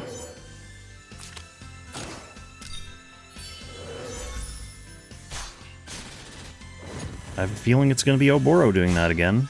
Although he doesn't have his shield on right now.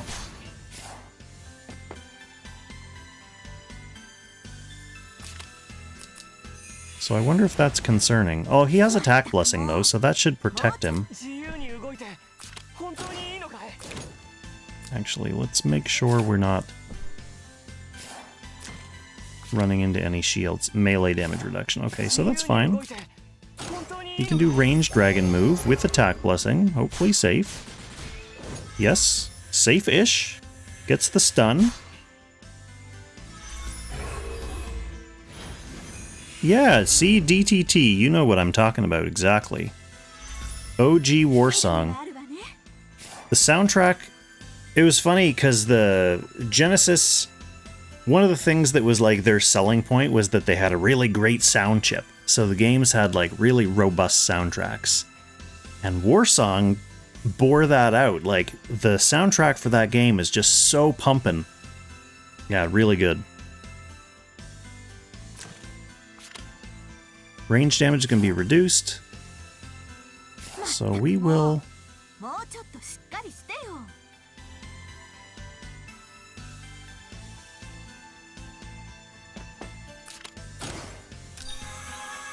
melee here. Poor old Deedlet's damage has really fallen off hard now, my friends.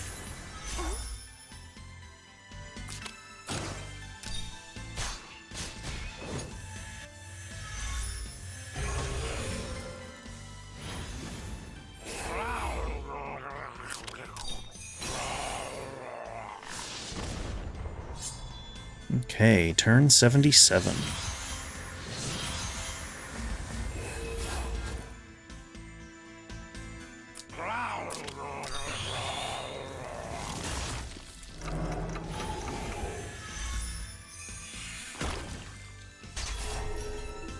It seems strange that they would have such an iconic track in the original Warsong, like one of the main Langrisser games, and not put it in this game. It does seem strange. But then again, the way they've treated Warsong in this game is a little bit shameful. So many characters that they're just not bothering to bring over. SMH.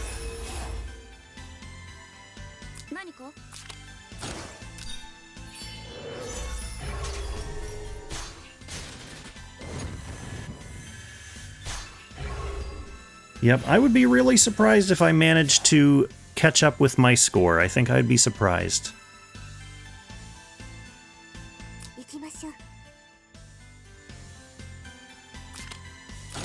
Actually, why would she go first? That's gonna heal people.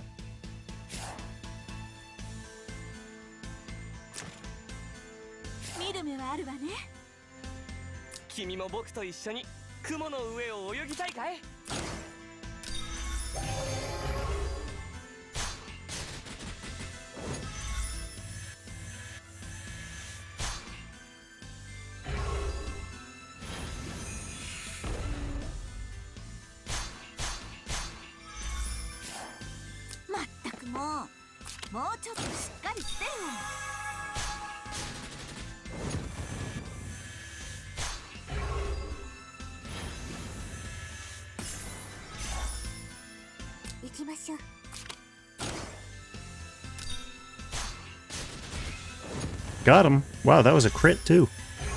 A rare T-Jess crit.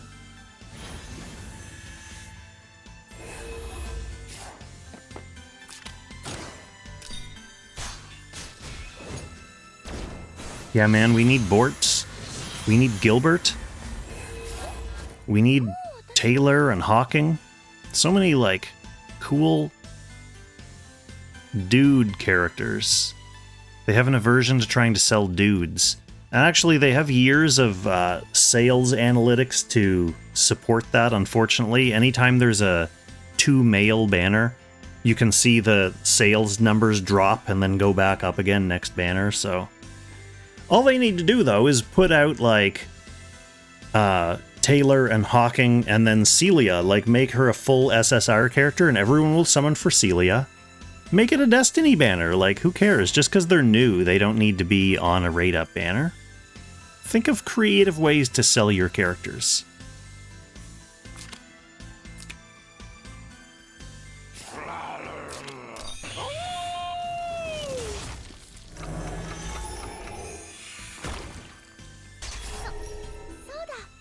Yeah, poor Thorn was just totally written out of the time rifts altogether.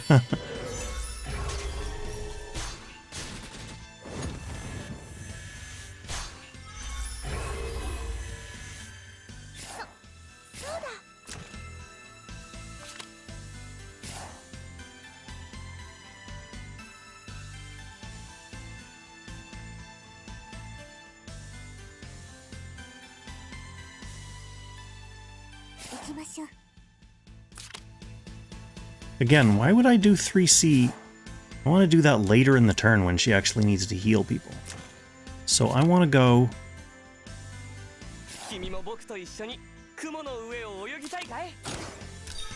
with this jump.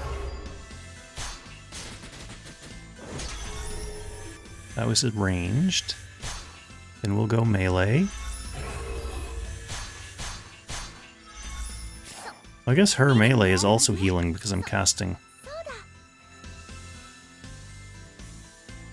Well, we'll get AB off.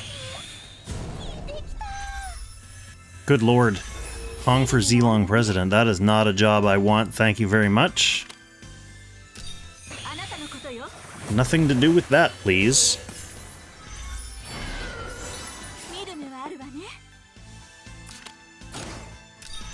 Although I appreciate the sentiment.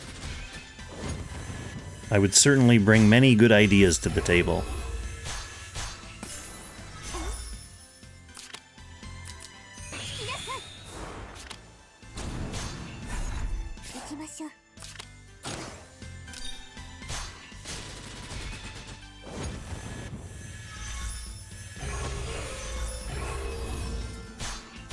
Don't like those fixed damage spikes. Let's see if she survives this explosion. She was 12% HP last time. 10 this time. So she has a few more rounds left in her. She has a few more rounds left in her.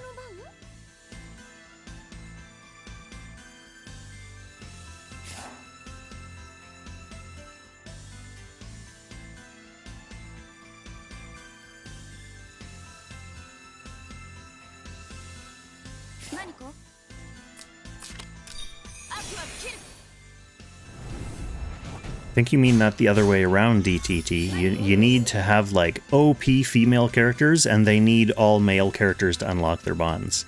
That way people have to summon for those male characters. That would be the way. Alright, Toa, can you actually survive? Yes, you still have Attack Blessing up. I wasn't sure if she still had it active.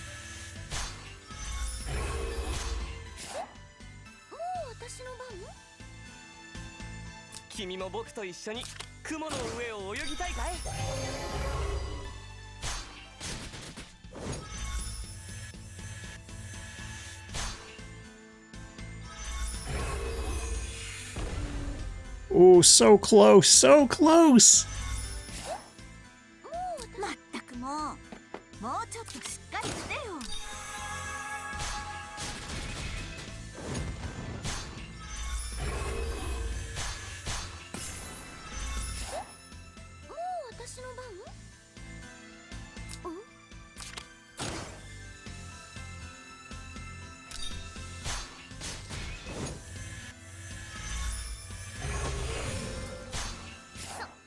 Okay, now the question is, do I want to use Mass Heal now? Or do I dare risk not doing that? So what condition are people going to be in at the start of next turn? He's not going to do a Jormungandr explosion. I'm going to Ice, then Toa's going to go. She still has Attack Blessing. She is going to teleport and then use her 1C, which will heal herself, most likely. She's going to act again. Does she have any Holy Light healing left? She has regen. Well, I mean, we still have some clocks. So let's just see what happens if I don't heal this turn.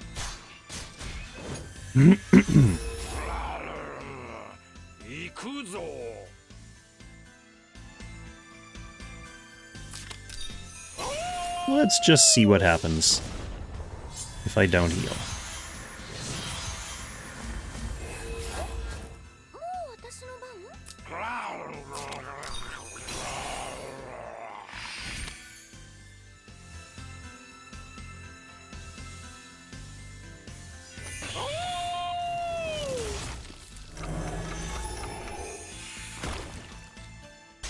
Your last sentence there, Invoker, is really what I was getting at with that comment. I didn't mean to call you out publicly, that wasn't the right thing for me to say, but what I was essentially getting at was, yes, you should have just ignored him.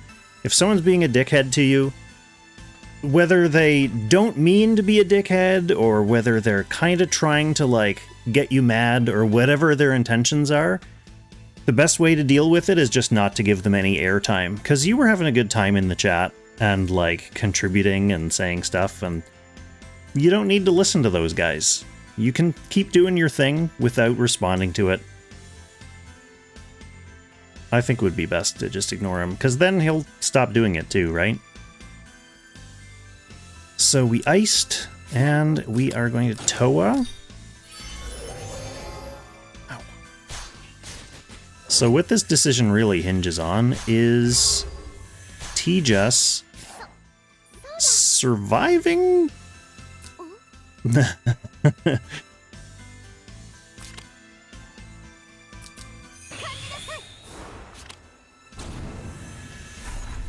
Okay, she should survive because she's got her 100% HP mage tech.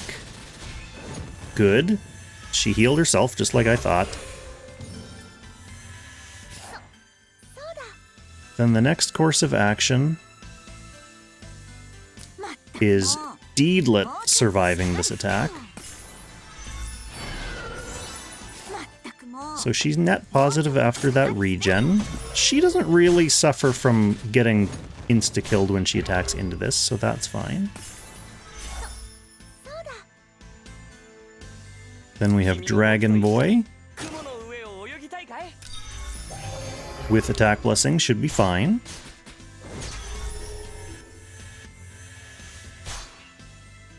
And then next turn is a Balder turn, so he's going to be helpful.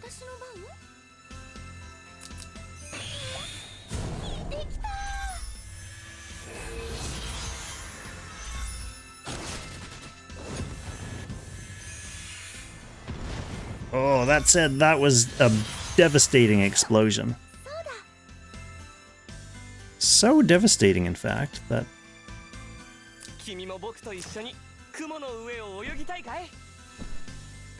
Well, we have to get Balder out. Trying to think of how I'm going to approach this turn with all my characters hurt.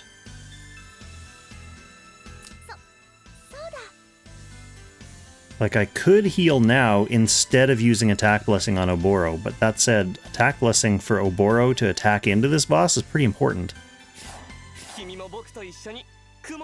Let's just try the normal rotation and see where it falls apart.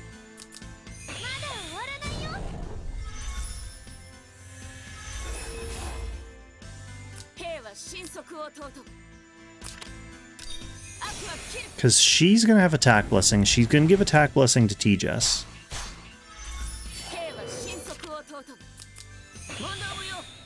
So even though they're hurt, maybe they can get away with attacking. Although Toa just keeps getting wrecked. Hang in there. Take no damage. Good.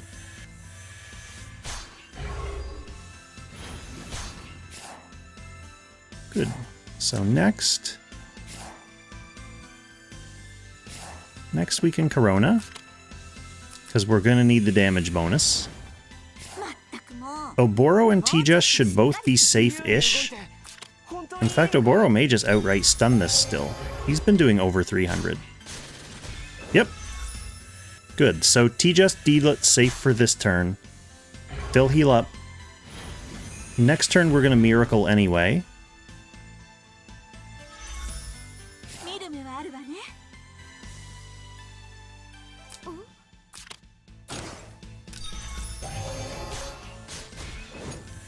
Good damage from Tiaris there.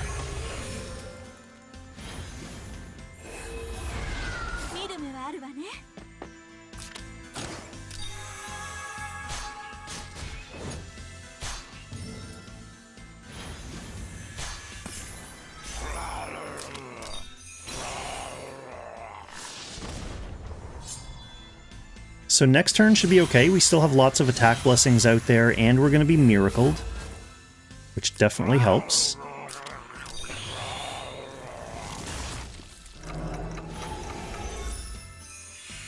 In a sense, it's almost a shame to cast Miracle so soon, because my team is not really hurt yet. Like, the main point of Miracle for the earlier part of the fight is to give you the damage up bonus.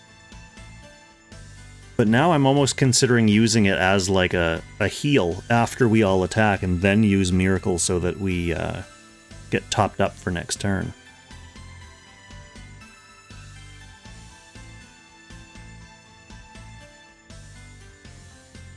So if I was gonna do that, what do you have for buffs, Toto?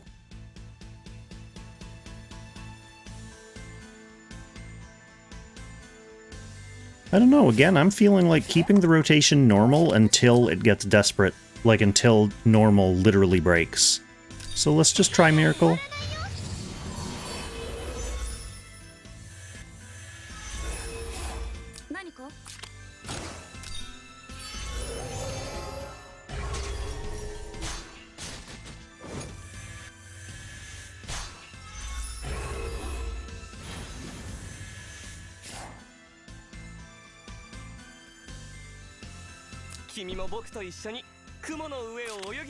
Oh no, you still want to do that up here by Balder.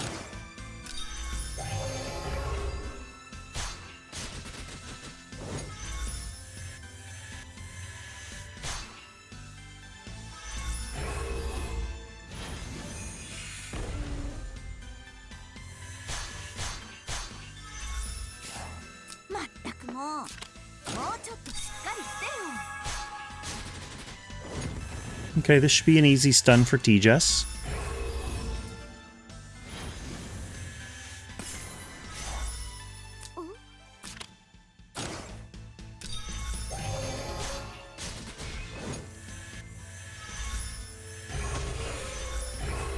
Nice, tops everyone up.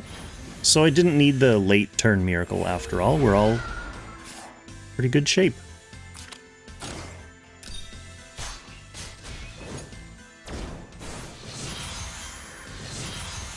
We're in the home stretch now. We are in the home stretch.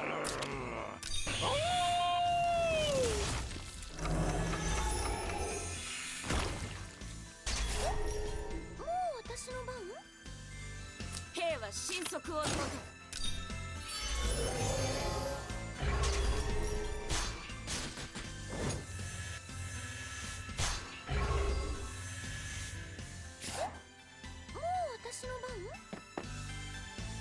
This guy's not in shield phase? Good. 自由に動いて本当にいいのかい?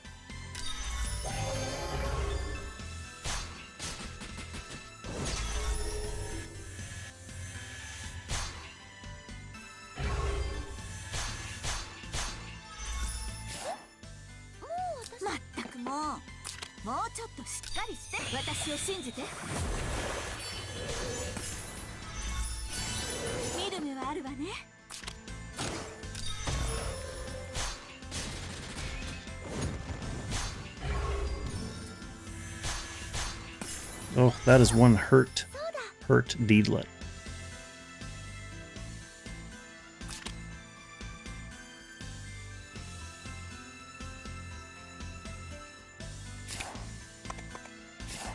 What's your healing light situation looking like?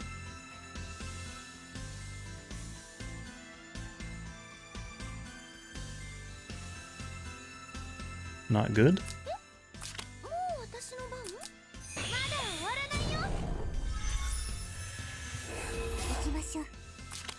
Wait.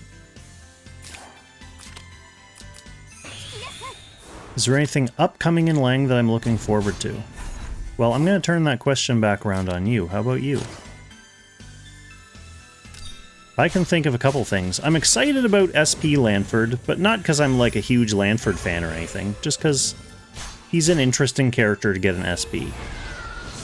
I'm also just excited about SP Burn and SP Almeida.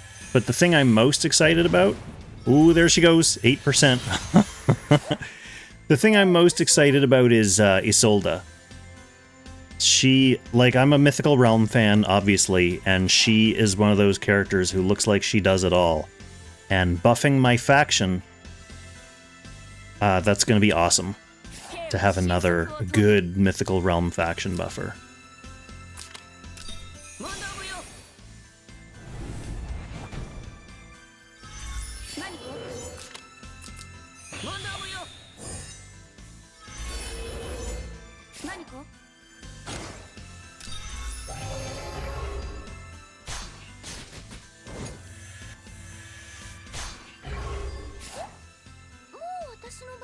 Dragon, please stun this. Oh, close, close.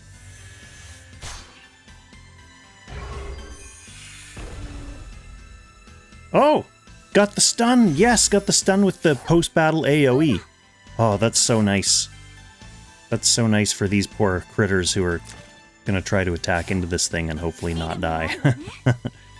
Now they don't need to worry about it as much. SP Gizaroff, that would be interesting. I don't see him being high on the list.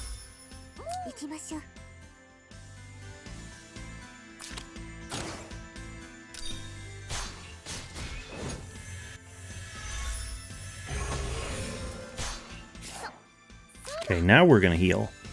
Yeah, we're gonna heal. Last time we didn't, and we pushed our luck a little bit.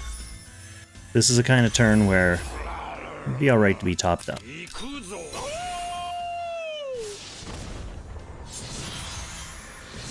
Okay, we're getting there, we're getting there. Turn 85, here we go.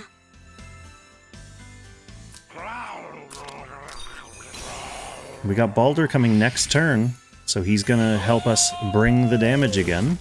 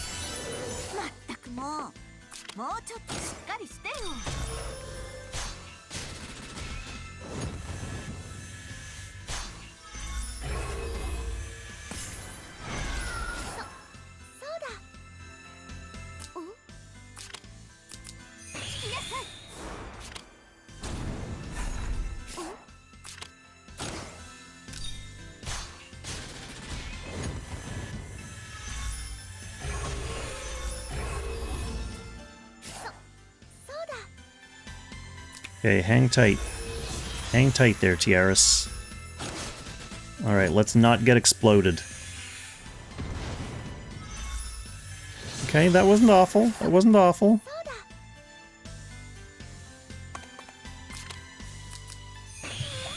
This is the cycle where not everyone is going to have attack blessing, so it's going to be a little bit more dangerous.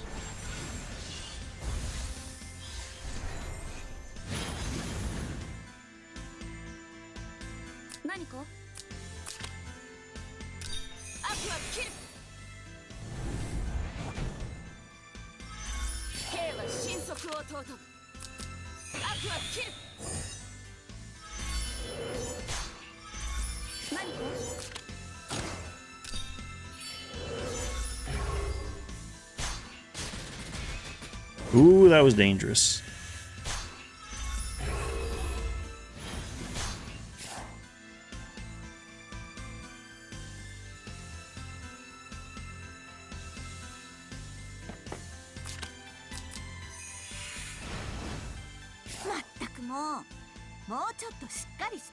I do have it, Invoker, just not for this fight. It's not appropriate for this fight.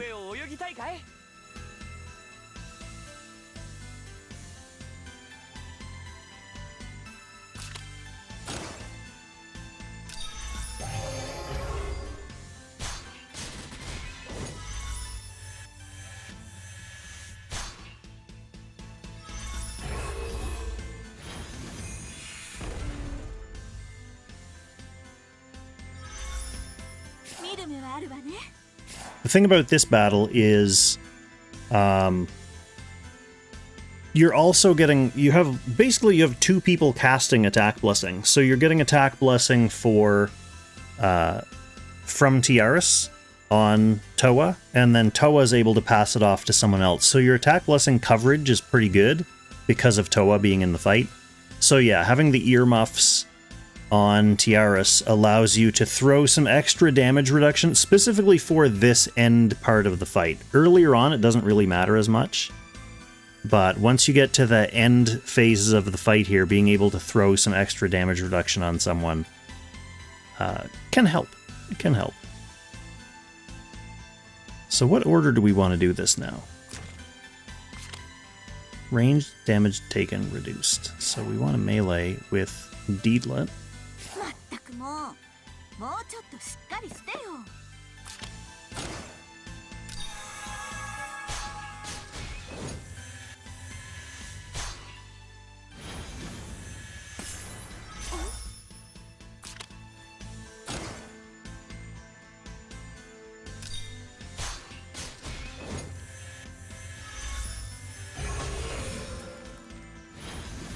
Okay, she's in decent shape. We really only have a couple turns left of being able to even do damage to this thing, so... As expected-ish, I'm behind in damage. I don't know. I'm going to be close to my current score. But things got a little twisted up earlier in the match where I had like 4 cycles in a row where I didn't get a full turn of stun damage. And that would be like at least 4 million damage, right? Because I was doing almost 1 million with Oboro. So I'm looking at basically 4 or 5 million lost damage just from that being too fast with early game DPS. So if I can iron out my rotation and run this again, I could improve my score for sure. I just don't know if I'm in a huge rush to replay Jormungandr again. We'll see, we'll see. I probably won't stream it if I do it, though.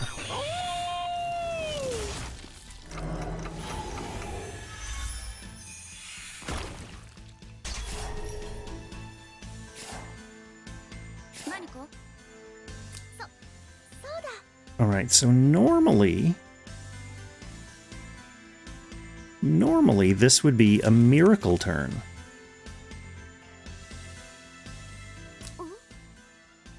So again, let's just keep going with the normal rotation and see if my whole team dies. That's when I'll rewind it, if I try something and it results in catastrophic full team death.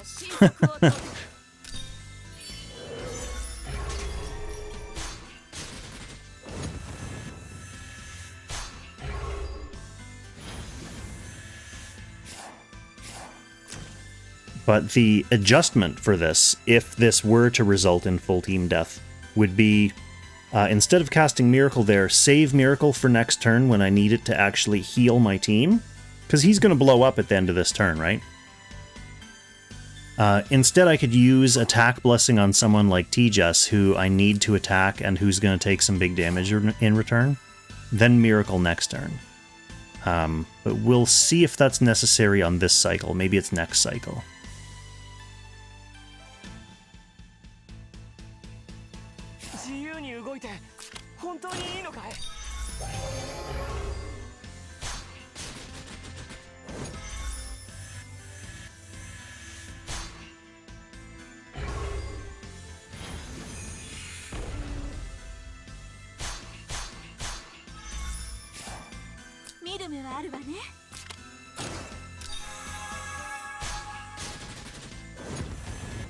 Maybe he's not even going to blow up at the end of this turn. As long as Tiaris can survive attacking into him here.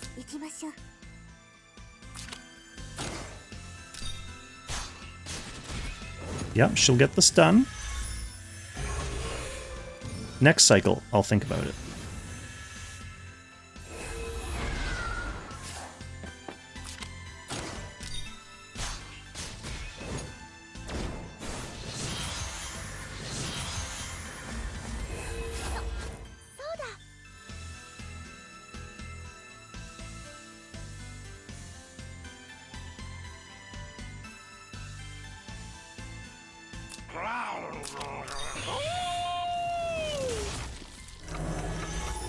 Okay, so let's see how much damage we can put down before things start to fall apart here.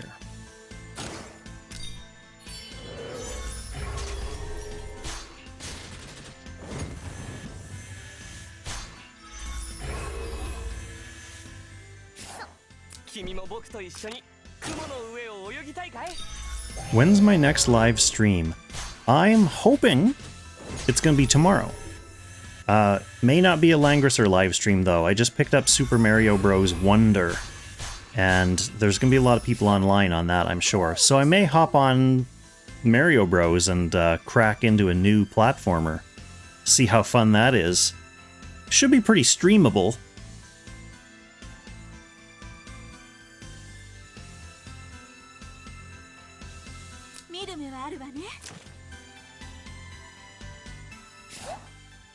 We want to AB first. Are we dealing with shields this turn? We are. Range reduce, so we want melee.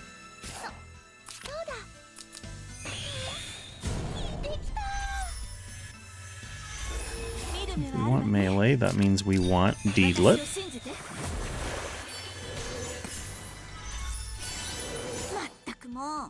Yeah, dope. I mean, it's hard enough for me to talk while I'm playing Ancient Beckoning and remember like what turn I'm on and what I'm supposed to be doing. Clearly I get myself into trouble doing that. So I do like to cast other people's Apex games. I do like to cast other people's Apex games. Especially like with a live game and I haven't seen it yet. I don't know what's going to happen, so I get to be like excited and surprised by stuff that's taking place in the match.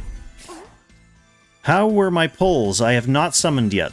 I've been traveling for work all week, and I didn't want to summon in a hotel room. I couldn't have really recorded it well in a hotel, like the sound wouldn't have been great or anything like that, so I have so far saved my summons and not done anything yet. Maybe that'll be tomorrow. I've now committed myself to recording like 4 things this weekend, so we'll see. Is T-Just gonna survive this explosion? 6%. We're getting close. We're getting close.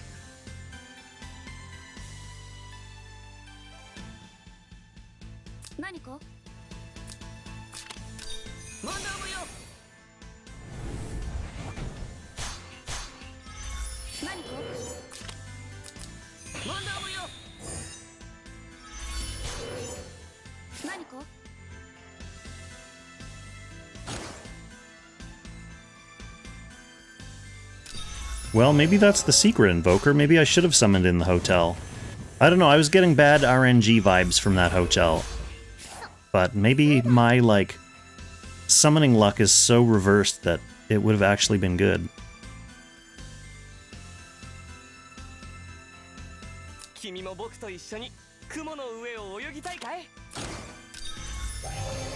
Come on, Dragon Boy. Do it. Oh, nowhere close. Nowhere close.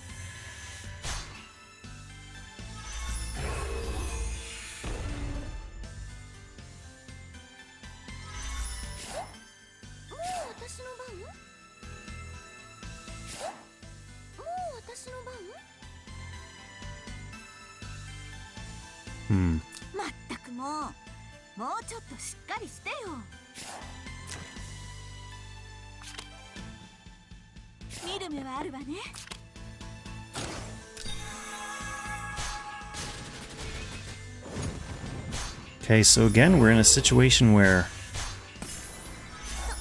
like, T-Jess is going to stun this for sure.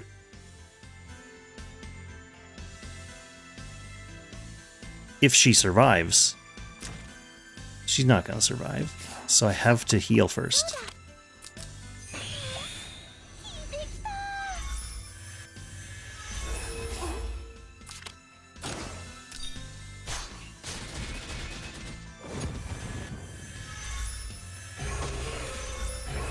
That's fine. I mean, at least it's a stun.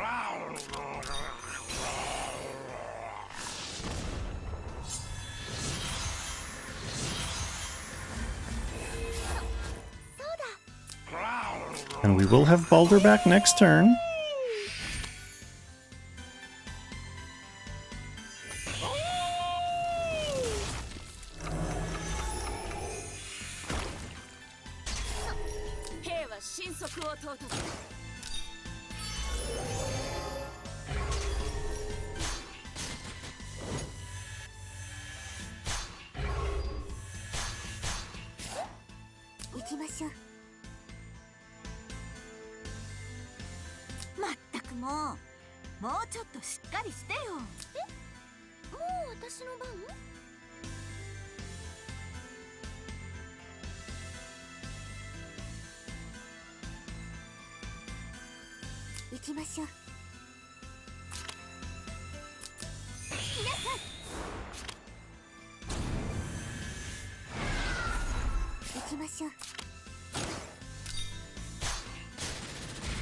Whoa! Nope.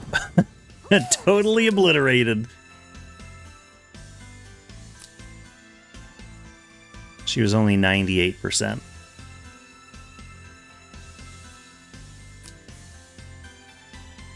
Okay, I wonder if this is a situation where I just straight up cast AB on T-Jess.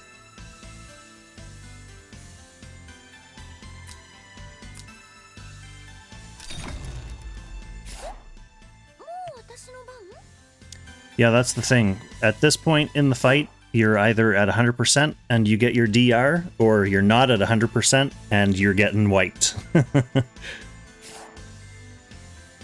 Was ever a time in the Lang games when I really wanted to quit? No, not really. I've had some famously bad summoning luck. But even then, I didn't really want to quit. Stuff like that doesn't make me mad. I don't know. Like, as long as I'm having fun in the game, I don't understand what quitting the game, how it would benefit me, unless I wasn't having fun. In which case, it would be an easy decision to quit, because that's what I play this video game for. Yeah, I think maybe I have to cast AB on her.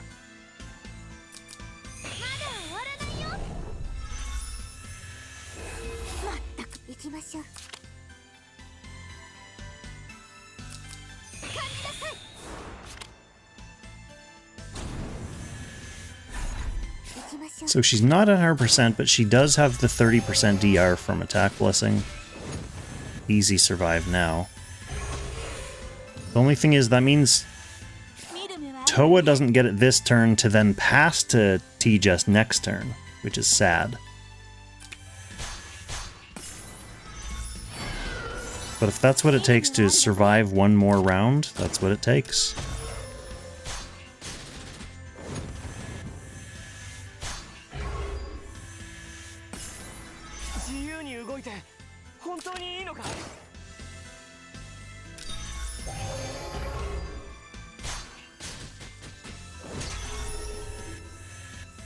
Okay, here we go.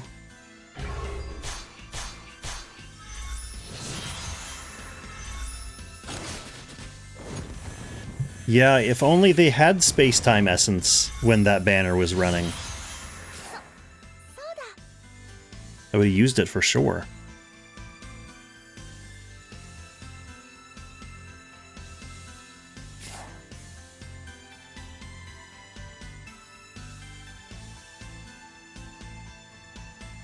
What do I want to do at this point in the cycle?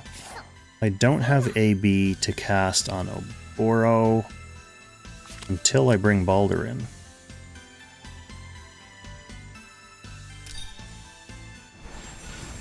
Any upcoming gacha games I'm looking forward to? God, no. I'm not really a gacha fan. In fact, I think it's fairly toxic as a model.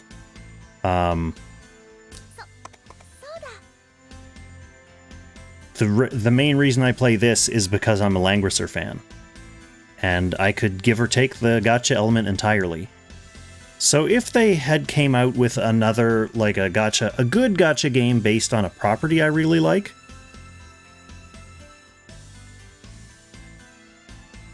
like if that Shining Force game ever got made, I would have considered playing that for sure. But it also has to be good. Like, it can't just be based on something like a cash grab, because I don't like any of the Final Fantasy gacha games, and I'm a huge Final Fantasy fan, so like, the games also have to be good. They can't just be gachas.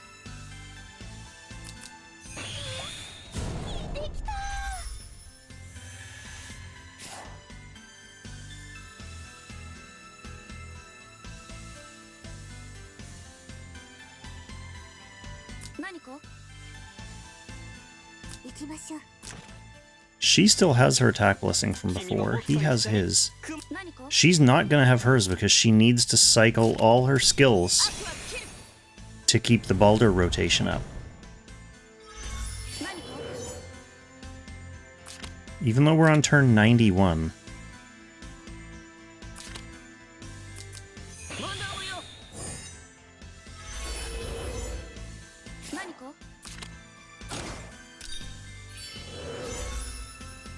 But that means I do get to summon Balder one more time, so it is important to keep my skill rotation going. That said, in this run, I'm definitely not taking first place. Definitely not taking first place, because my score is so far behind right now. With only 8 turns left, it's not happening. But that's because I made those mistakes in the beginning of the run, sadly.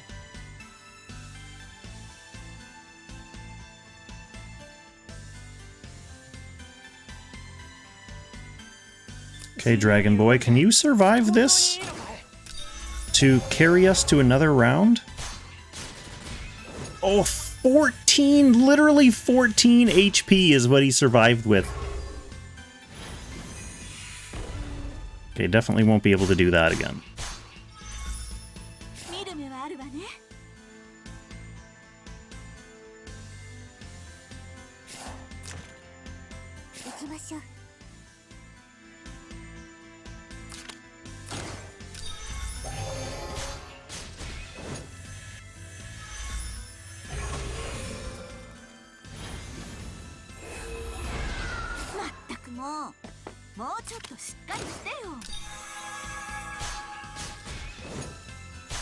Some decent damage.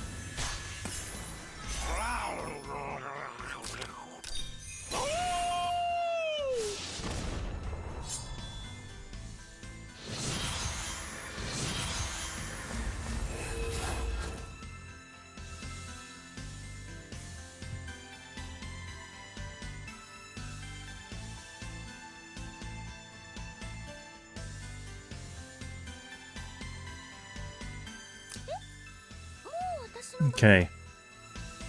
No attack blessing, so that's not an option.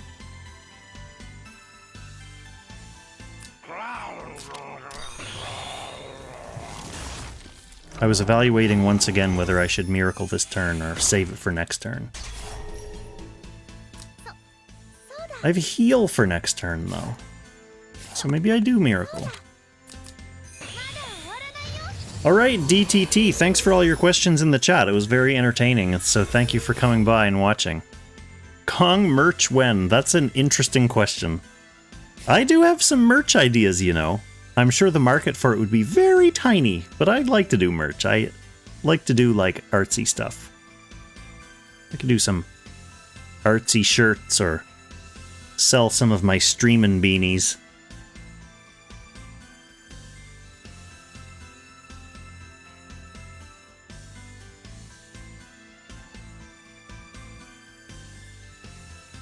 Hugo, am I still playing Arkland? No, I'm not.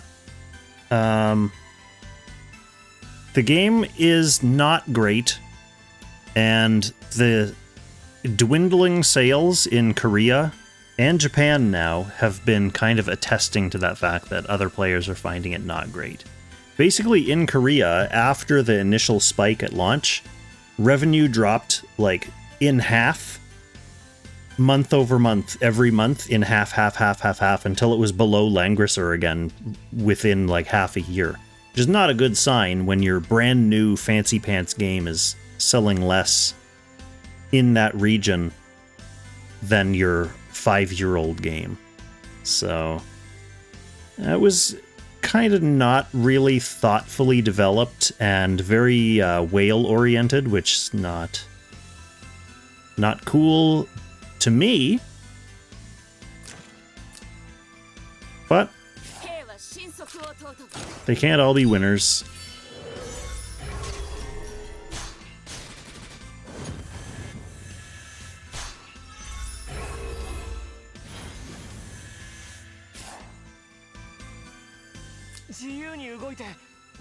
Wait, are we in shield mode again? We are. That's okay. Let's throw down some dragon damage.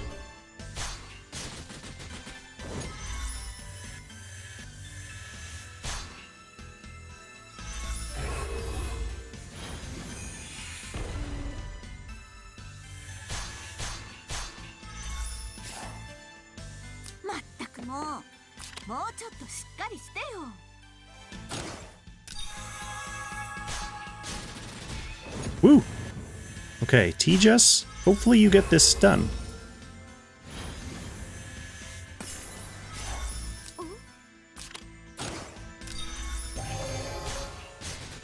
Good. That's a fine round.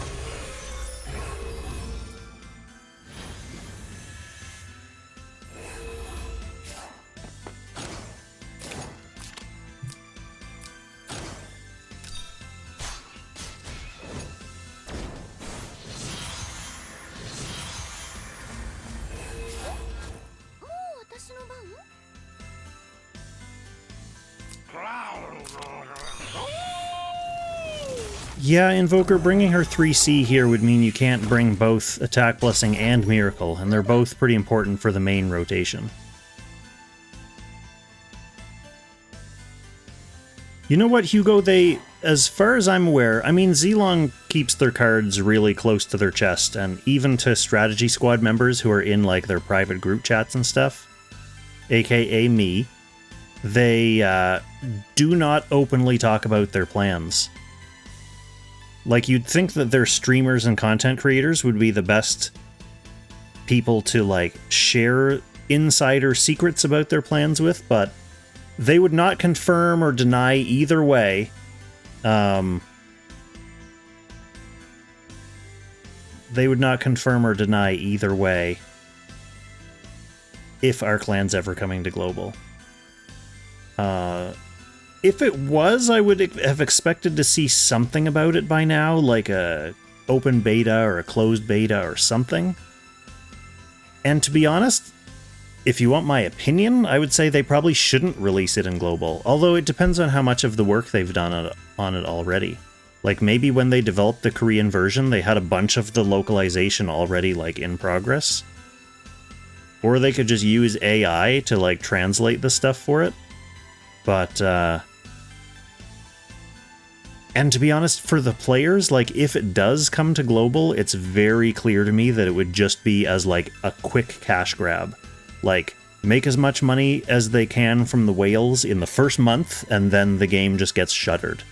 So, even if it did come to global, I'd be very confident in avoiding it.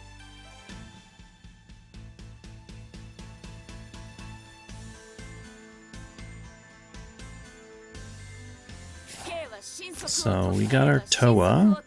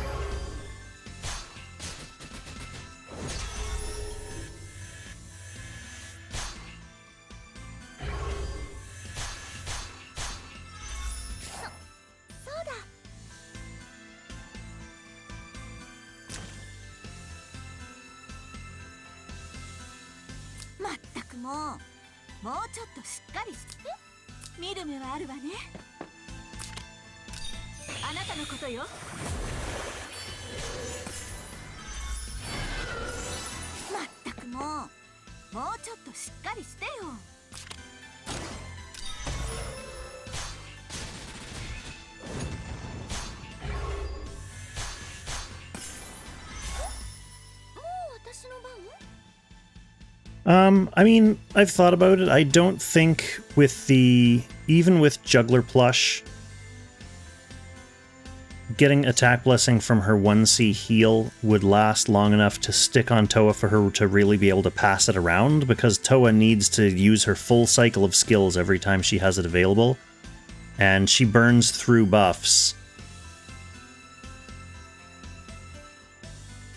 I'm gonna need to cast heal this turn.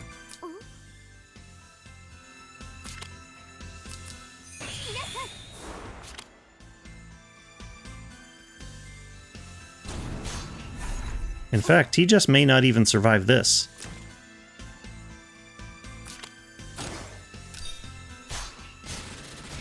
Okay, that's fine. That's fine. But I'm gonna need to cast heal or she's getting melted by this explosion, so we will AB next time.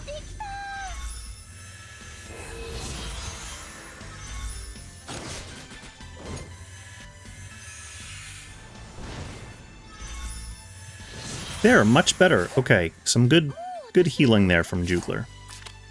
We only got 5 turns left, which means we only have 1 Baldur appearance left. She did not get AB.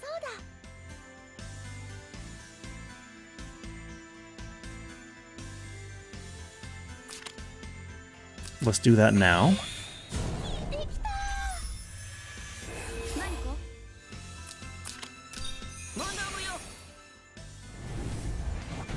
Basically, the play is after my next Balder summon. There'll only be a couple turns left, so I don't care about strategy anymore. All I care about is fast damage. So after Balder comes out, we're basically just going to be hitting into the boss until we die. It sounds very unglamorous.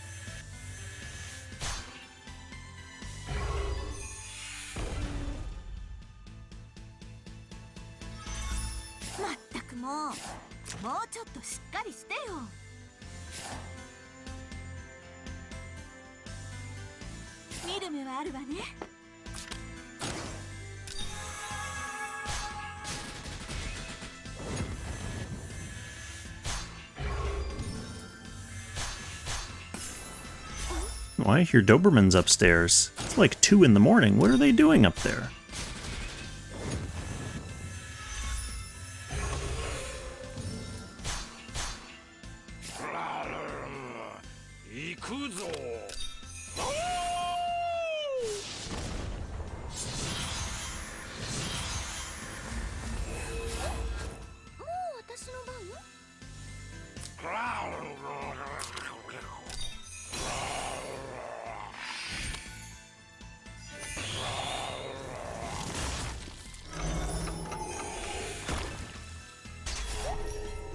Oh good, she does have heal available. I'm gonna need it.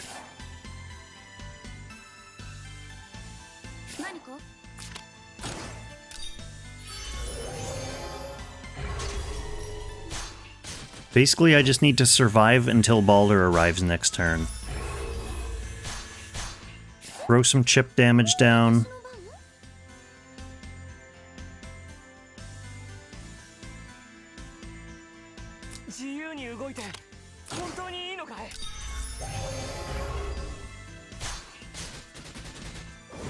Ooh, hang in there, Oboro.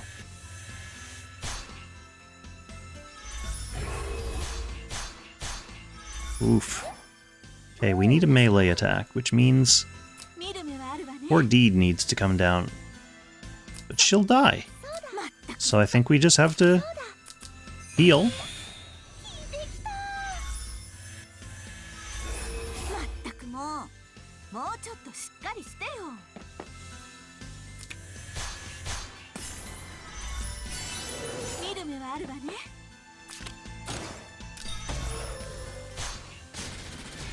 Hang in there, Deedlet. Hang in there.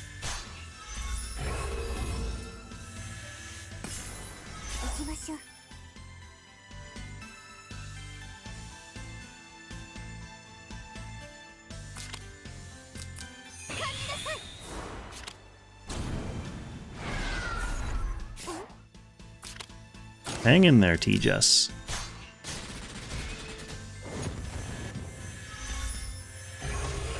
Okay.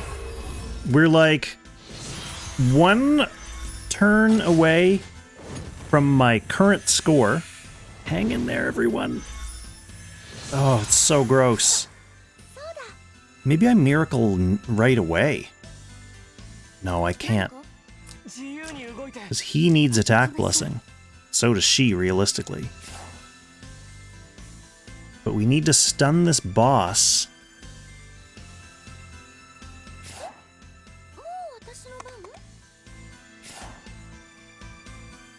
Interesting.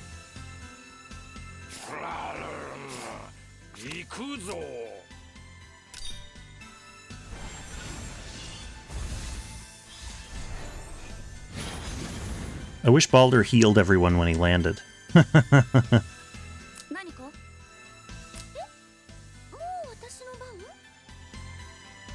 Uh-oh. Maybe I do just miracle and hope that that keeps my guys alive long enough to stun this.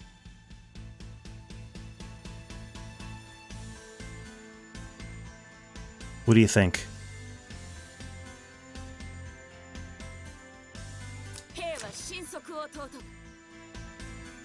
Because I know if I try to, like, attack with Toa right now, she'll die. But if I try to attack with him without attack blessing, he'll die. So let's... no, I am number 2 in Jormungandr with this score. My current score is like 90 million point something, like 90.6 million.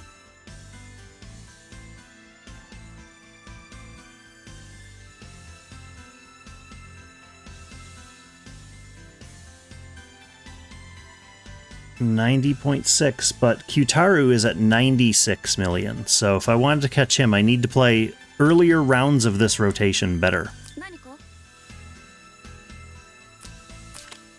Which I could. I may run it again off stream before it goes away. Oh, I don't need to do this because I'm not trying to stack up skills for to get Baldur back. Because Baldur's not coming back before this match is over. So if I die and have to reset, I'll come back here and not cycle her skills.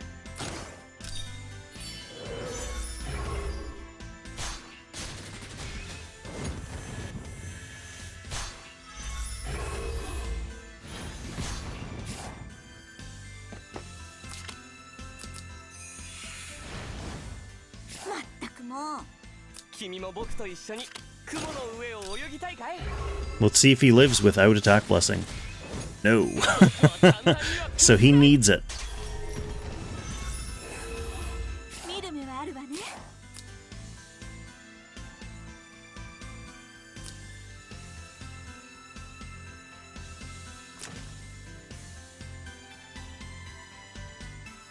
I wonder if the others live, though.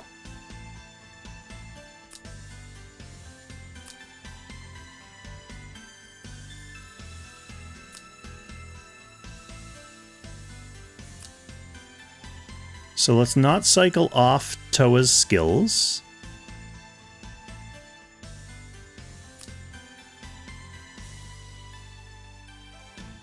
That's Miracle there. Cast Miracle. Let's just go with Toe.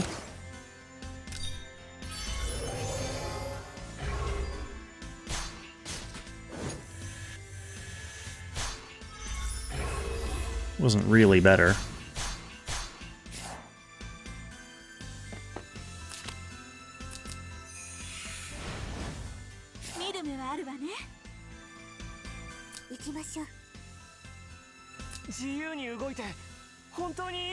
I mean, he's gonna die. He's gonna die, period, so it needs to be stunned.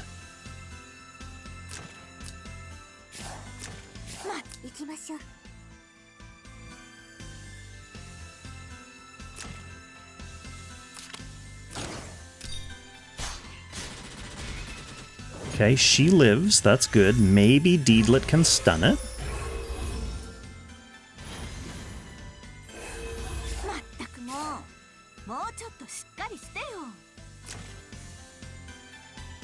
Has to be melee.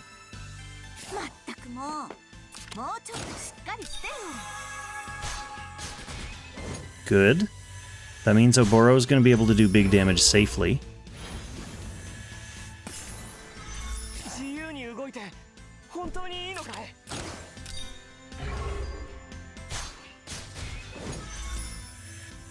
Man, I'm not even going to beat my own score.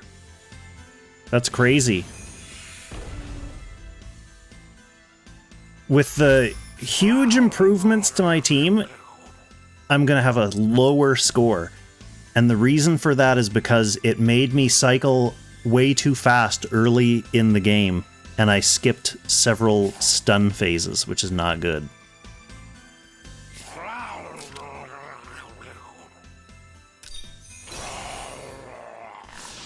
Very interesting. I'm going to have to figure out a good way to slow down my DPS for those earlier stun phases and take thorough notes. So post Baldur summon, we definitely still ice, even though we only have like 2 turns left. Ice is important.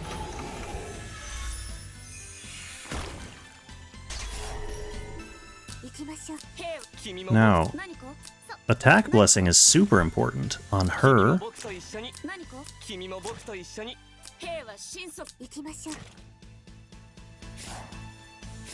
Well, she'll pass it to him. He just can just die.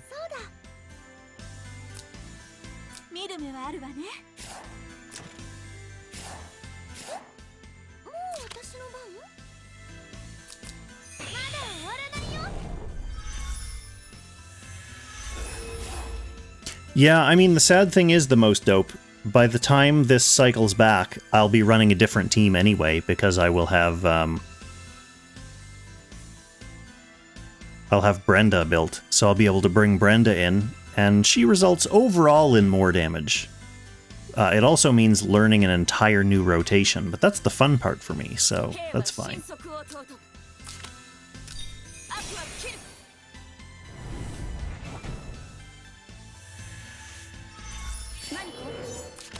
Okay, this is for you, Oboro.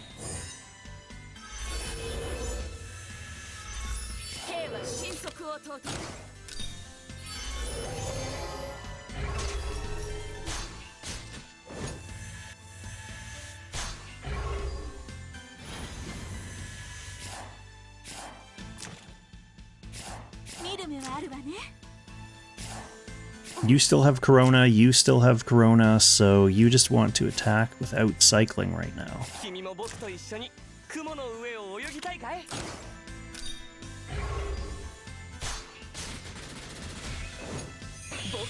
To be perfectly honest, that doesn't really matter.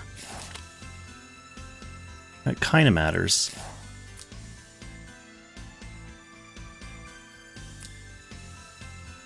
That's with attack blessing.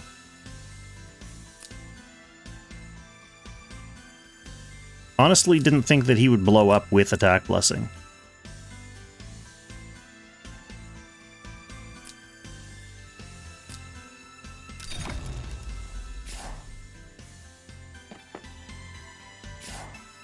Did not think he would blow up with attack blessing, so I guess that means we go with someone else first.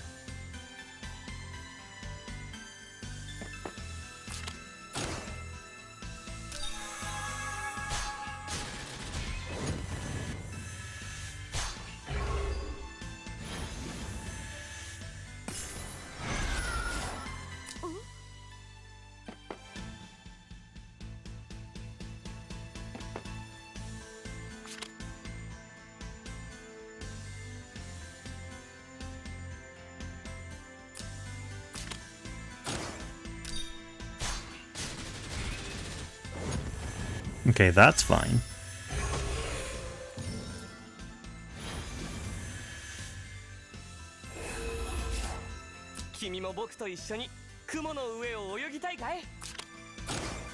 This is the definition of insanity, expecting something different to happen this time.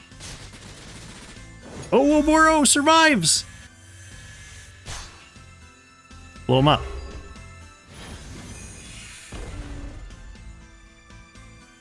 Okay, well, I have beaten my score at least. Barely.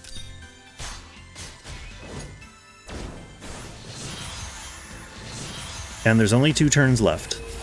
So now that means we're basically just pounding out as much damage as we can. We don't care about the rotation anymore because we know Baldur's not coming back. There's no time to get him back.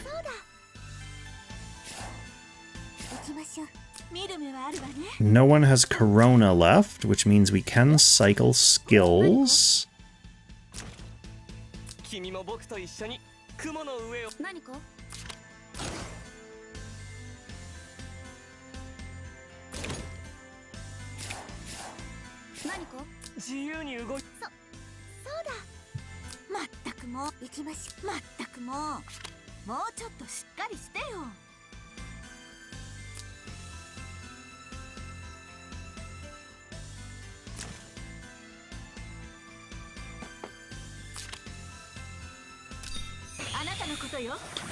Yeah, I would say it definitely wasn't for naught, because I learned a lot about how the rotation works with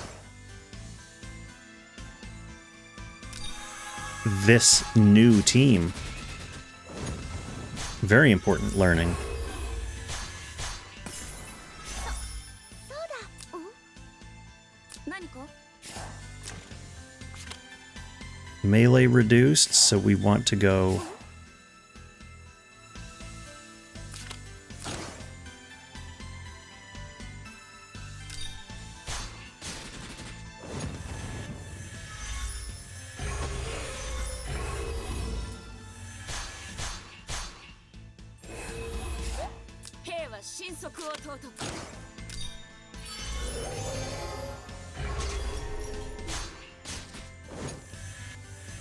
Way to go, Toto.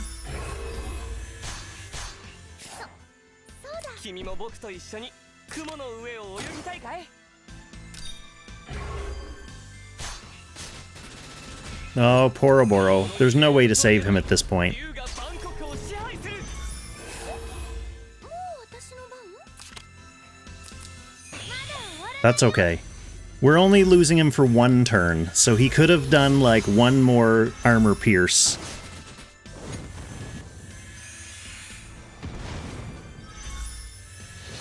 Here we are, last turn. もう私の番何かまったく行きましょう She has attack blessing already. 見る目はあるわね No one else really has great skills. He's already iced, so Jugler can just attack, although that'll only do like 20 damage.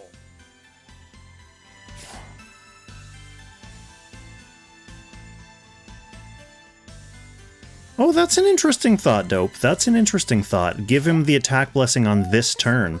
So, like, not do anything with him last turn, and attack blessing this turn. Let's try it. I mean, I have 3 clocks and I'm on the last turn, so we might as well just see what happens, right?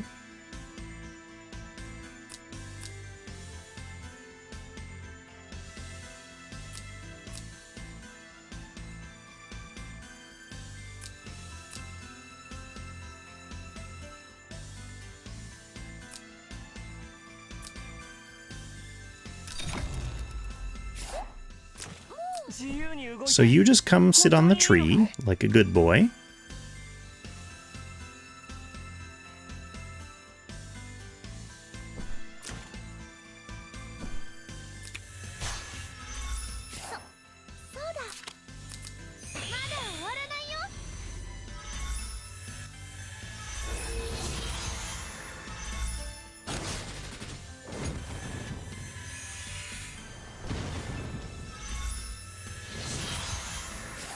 Okay.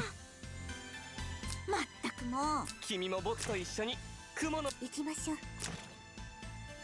見る目はあるわね見る目は何かそうだ行きましょ So attack blessing for you. できた何か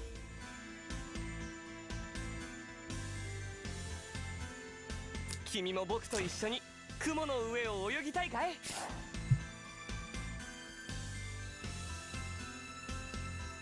That's a thought too, yeah, the motherly love, that's a thought too. So if I don't like how this goes, I guess I could rewind and just use mass heal from Tiaris, like over here somewhere to put it on him before he attacks.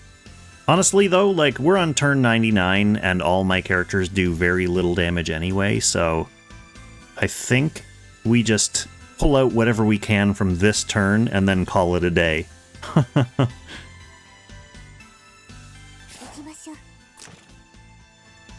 And my turn order really doesn't matter, because I was thinking like, oh, if I go with Tijas first, then she will heal, but she's not going to heal because she's going to die.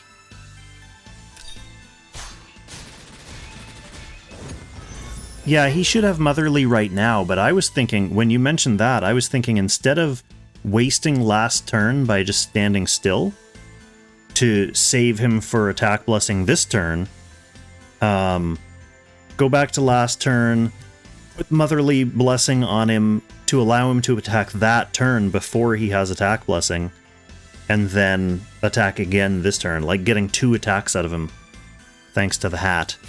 That could potentially also be a thing.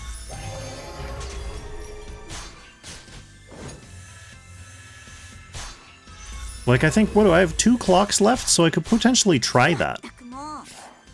And then if I don't like it, rewind again and do it the normal way. So melee damage is reduced, so we'll go range with him.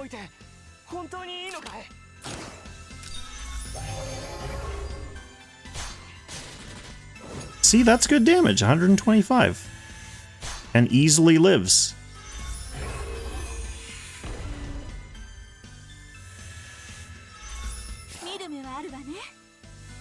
So now I need to do melee. I'll just do it with Jugler. That was actually surprisingly good damage, Jugler.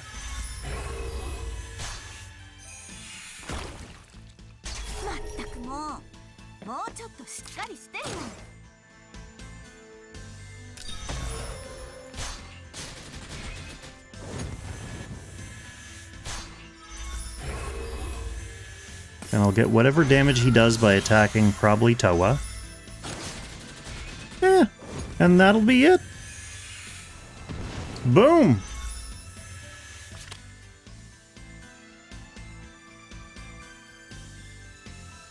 Do you think I should? Should I nickel and dime it that much? I don't think I should. I think I accept my current score.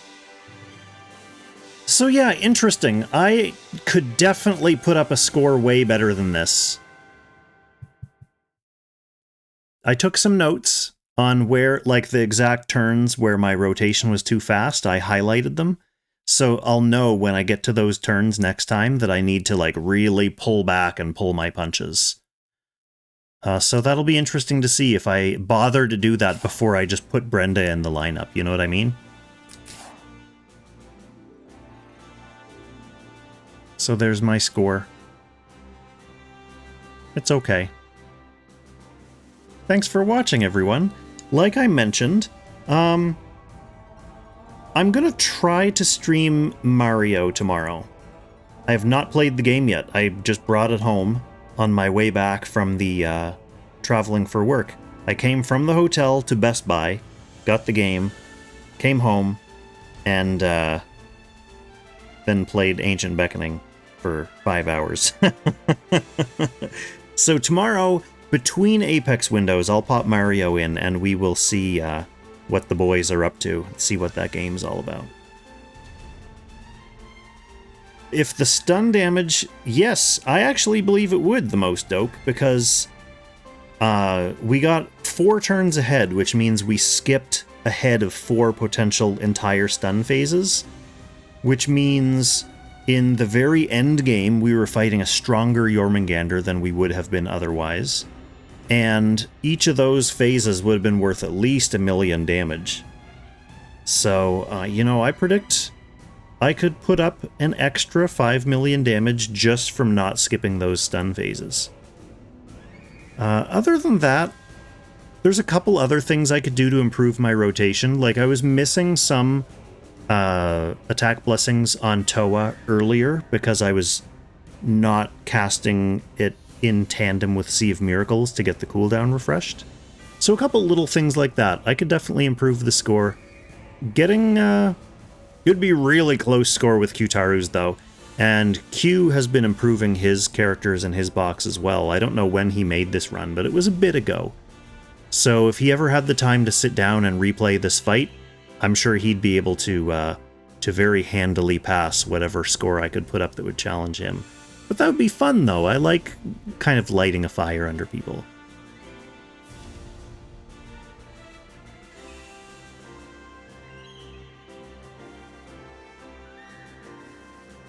Well, I'll show you what I'm up to on Fenrir.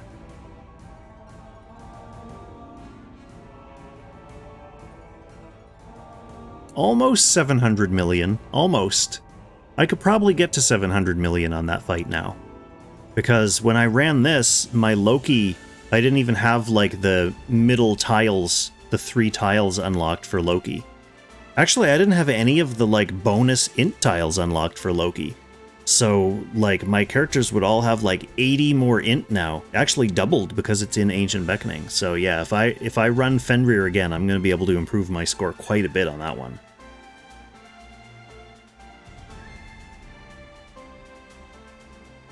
Eternal Youth, how long do these runs usually take to get that high? I would say 4 to 5 hours. Yep. That's what this run was. And my Hugin and Munin run that is already a VOD on my YouTube channel, that one's about 5 hours long. I did not record Fenrir because when I was setting this score, that was when I was actually learning the rotation, so I was taking notes the whole time. And the run actually took like closer to 8 hours because I was doing it really slowly and taking notes. And I didn't want to record that because there'd be so much like dead space in between every turn, and no one wants to watch Fenrir for 8 hours. But if I rerun it, it'll probably be 4 hours. So that's coming. Next time Fenrir comes around, I am going to record it because I do want a VOD of each of these bosses for people. But we'll cross that bridge when we come to it. In the meantime, another bridge that we're going to cross is the bridge that goes straight to my bed, since it is 2:15 a.m. here. And I need to sleep if I'm going to have my my Mario reflexes ready for tomorrow. So tune in then if you're interested in seeing Kong play something totally different than what I usually do. But thanks for coming out and keeping me company during this excessively long Ancient Beckoning run. I'll catch you in the next one, everyone. Happy Langrissing.